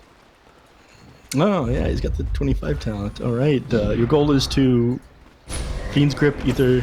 Oh, stun ends up coming off of the Faces Void. He's got the Aegis available as well. Burning Barrage up doing a lot of damage, but Force Staff forward, now thrown up in the air by the Death Prophet. There was Ends a up coming grip, down, 11 pops the seconds. BKB, and they lose Shining. Now, Chris Void ends up throwing the Chronosphere off of the Storm Spirit, but Aeon is going to keep him alive a little bit longer, unfortunately. Not long enough. A lot of damage coming out. Now they lose the Dawnbreaker as well. Yeah. They've got buyback on the Storm, Probably but... GG at this point. This looks You can just only hope about for a over. good barrage and vortex combo, but they won't let that happen. No way. And again, you have another Chronosphere available in the Faceless Void right now. He is hunting for this Clinks. CDR jumps forward. They have vision with the Clinks. They throw him up there, but again, the Windmaker ends up saving him. Now he jumps forward. Chronosphere ends up coming off on the Goodbye, CDR. Clinks. He is going to go down here for sure. He does have buyback available. He buys Rapier back on into the the game, Void. but they've lost the Storm Spear at the end. Yeah, no Divine Rapier. There is no way they have enough damage to finish him off now. All they're left with is a single tier 4 in their Ancient as well. Mega Creeps have gone the way of YBB. Fiend's Grip comes off, and this is going to last 11 seconds. Actually ends up canceling it. What hit it? Oh, it was the Nyx Assassin, but another Chronosphere from MS. How is this fair? The tip comes out and GG is called. They end up waiting too long. In the end, the Time Man wins. Too many Chronospheres to deal with, and it goes the way of YBB. They're going to continue here in the DPC. It is not time to let go, guys. The time to let go has not yet come. No, it has not. And YPP They were on the Gaming cliff off the back of with the one MS hand, Void. dude. Like, They pulled themselves back up. Exactly. Bootstraps, baby. You know? Whew. That was well done by them. You know what that was, gentlemen? That was Division 2 Dota in a nutshell. This entire season, if you wanted to explain to somebody... Let me correct it for you. There was Division 2 elimination Dota in a nutshell. That was even rougher than the other ones. I was hoping for an hour-long game. We got that. I was hoping for these late game scenarios. We got that. I was hoping for chaos, and we certainly got that. And of course, I was hoping for YBB Gaming to solidify their placement in Div 2, and we definitely got that, as they are the survivors of today's tiebreaker gauntlet. Unfortunately, Phoenix Gaming, IG Vitality, both of them, we say goodbye here in the DPC until they qualify again. But YBB, it came really, really close. A lot happened in that game, Neff. And a lot of times I thought to myself, this game should be done. There was a fight like around 38 minutes. I don't know if you remember it, where Faceless Void jumps in, gets a chrono onto like Clinks and the Nyx Assassin, doesn't BKB, dies inside the bubble. And it's like, well, he's dead with no buyback. This seems like this is it. GG, well played. Let's wrap this up. Let's go home. But for some reason, Phoenix Gaming just couldn't wrap it up, no matter how many bites at the cherry YBB gave them. Yeah, time after time, YBP ended up not getting punished. Phoenix Gaming ended up surviving a lot of it as well. I think they lost a lot of tempo on Phoenix Gaming as well after that pause came out. Like you mentioned that one, you really lose control of where the flow of the game is. But we're going to look at a couple highlights. I mean, a lot of crazy things happened in this game, man. Yeah, I think this was just before. Yeah, this is the fight that now we're talking about. He ends up jumping. He didn't pop BKB before chronoing. If he pops BKB, the game is over right here. Because there was a 4-man chrono, basically. And yeah, but the game gets prolonged. CDR also massive mistake, not taking the Burning Barrage talent. Like, there's no way I will believe otherwise. And I actually thought that after the next two team fights, after this highlight reel, they were actually back into the game. This fight, they also win very convincingly, just because Void doesn't have the damage. Yeah. No. He at this point couldn't really do much. Yeah. There's a couple times he went on to Storm in the Chronosphere and it did absolutely nothing. Stormsphere was deceptively tanky. It was actually kind of insane. He did end up doing 56k hero damage at the end of the game, but honestly, it felt like Storm and the Death Prophet was carrying a lot of these team fights with the DPS. In the 60-minute game, that's really not a whole lot, though. Yeah. Right? 56k. Considering that considering the investment they made into making sure that he's going to win the game for them, not as much as you'd expect. I think he also got caught off guard when the Storm Spirit revealed his young Aeon Disc, and he was like, wait, what? What is this? What's going on? But the longer these fights kept going, I mean, look at Zone, just so tanky. Honestly, I actually can't believe, part of me is like, how on earth did YBB actually win this game, Black? It really felt like Phoenix Gaming had this in the bag, but they kind of felt like they lost concentration. But where I really think a lot of this also went wrong, that push that they tried to mount in the top lane, I think Shining was dead, or it was after this fight, so they didn't have the confidence to go up the hill. If they replay this scenario again with Night Stalker, Faceless Void, both dead without buyback, do they just try and win the game right then and there, throw caution to the wind, and look back on it and say, at least we tried to do it instead of waiting for the game to come into us? I mean, it's really hard to tell, because like a lot of the Div 2 teams have like similar problems, right? Where they're just like, too timid, too afraid to go to the high ground, because they don't quite envision like what needs to happen in order for them to close out the game. Also here we see Zone trying to somehow survive, get away, but yeah. Man, this is just when they went at each other's throats. I was dumbfounded by all these heroes going in so hard. MS standing up here as well. It took so long for all these heroes to die. Storm, man. This Death Prophet. Honestly, Storm today has been somewhat of a revelation for YBB. They've been really struggling to replace Lu and put a focus on winning onto MS, who's not always in position to carry these games. But today, I think they made the executive call. They're like, listen, give Storm everything he needs to succeed. They did so in the first game when he was playing the Storm Spirit. Here, he looked very, very good on this Death Prophet. A lot of times, it felt like he was bailing YBB Gaming out of these fights that looked poor. And of course, we start to see why Death Prophet is so contested. I think it was after this push where we saw the damage onto the buildings. And you're just like, what? Exorcism is really this strong? Are you kidding me? This spell... I'm thinking about this now. Was there any way to have controlled her better, the Death Prophet, to make this game somewhat easier for you? Bring her down before MS started to become an actual threat in the game? I don't think. I mean, there were so many defensive items. There was 3 Lincoln Spheres on their team. There was 4 Staffs. There was Glimmer Capes. There was a Bane you could throw out Nightmares and whatnot as well. And you always were super concerned about jumping the backline, getting the Bane and whatnot. I don't think blowing up Storm was that much of an option this game once it ended up going late. I'm also kind of surprised by Black. You know, when we're looking at the draft, we see this Bane Elemental. We're like, great, there's some BKB piercing disable, but there's so many mechanisms on the side of Phoenix Gaming to cancel it out or to deal with that spell. The longer this game went, it really felt like it got freer for the Bane, it felt like. Yeah. It was also because the Storm jumped in a lot of times just by himself, and with his itemization, he really didn't itemize any Orchid or anything. Bane just had a free grip every time, and he just jumped way too far ahead. His team could never catch up. It's unfortunate. Like, I really thought Phoenix, after watching them against iG.V, I thought they're like a really, really cohesive team. But in this game, that all fell apart. I don't know if it's because of the additional pressure they had or what, but yeah, it all comes down to this, and YBB clutch it out. Whew, what a clutch job coming in from YBB. We see both of the carry heroes got that good ratio going. You'll love to see it. And at the end of the day, Phoenix Gaming, unfortunately, them going down, I hope that they don't try to restructure the team. There's some hope here, I think, with how these players can play together. But I think what Black was mentioning there, the pressure got to them, really did feel like they weren't fully confident that they could take this W. And fear, Nev Sensei, ends up being a huge bane of Phoenix Gaming, as it's been throughout Division 2 the entire season. Do you think that a lot of these teams are going to be going back or rather, what's the mechanism to fix that? I mean, Black usually mentions that you just have to know how to win the game, but how can they start building into that mentality to know how to win the game? What do you do to get yourself out of this hole that they're in right now? Scenarios and replays, man. Number one thing you can do is, watch what some of these other teams do when they're trying to break high ground, and then check whether or not your team is implementing that.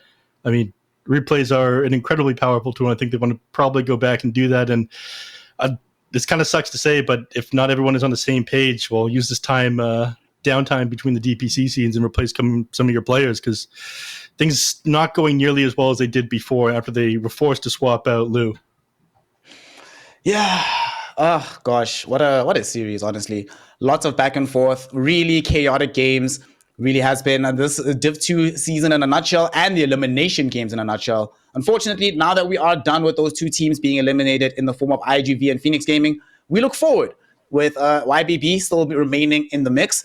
Black, from what you saw of MS, right? Obviously, we're not going to be anywhere close to the level that we saw Lu performing last season. But do you think it's possible that he can reach some of those heights on the side of YBB Gaming? Or is it somebody else on the team that we can start to think of as maybe they get big enough that Extreme Gaming also comes and says, thank you very much for the new big player?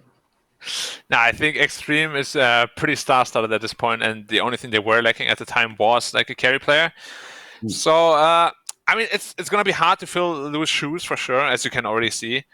But, I mean, players can always grow over time, right? Like, I don't want to offend Seb, but, people said when he became a coach, like, oh, this guy is done, he'll never do anything, and he won 2 TIs. So, players can always evolve to, like, when you think people are at their weakest, it's like when they come out of nowhere, like, I'm actually a god. Sorry, guys. Sorry to disappoint. So it's definitely possible, but it's a tough road, very tough road. You need a lot of guidance, a lot of practice, a lot of hard work, and it's definitely not easy.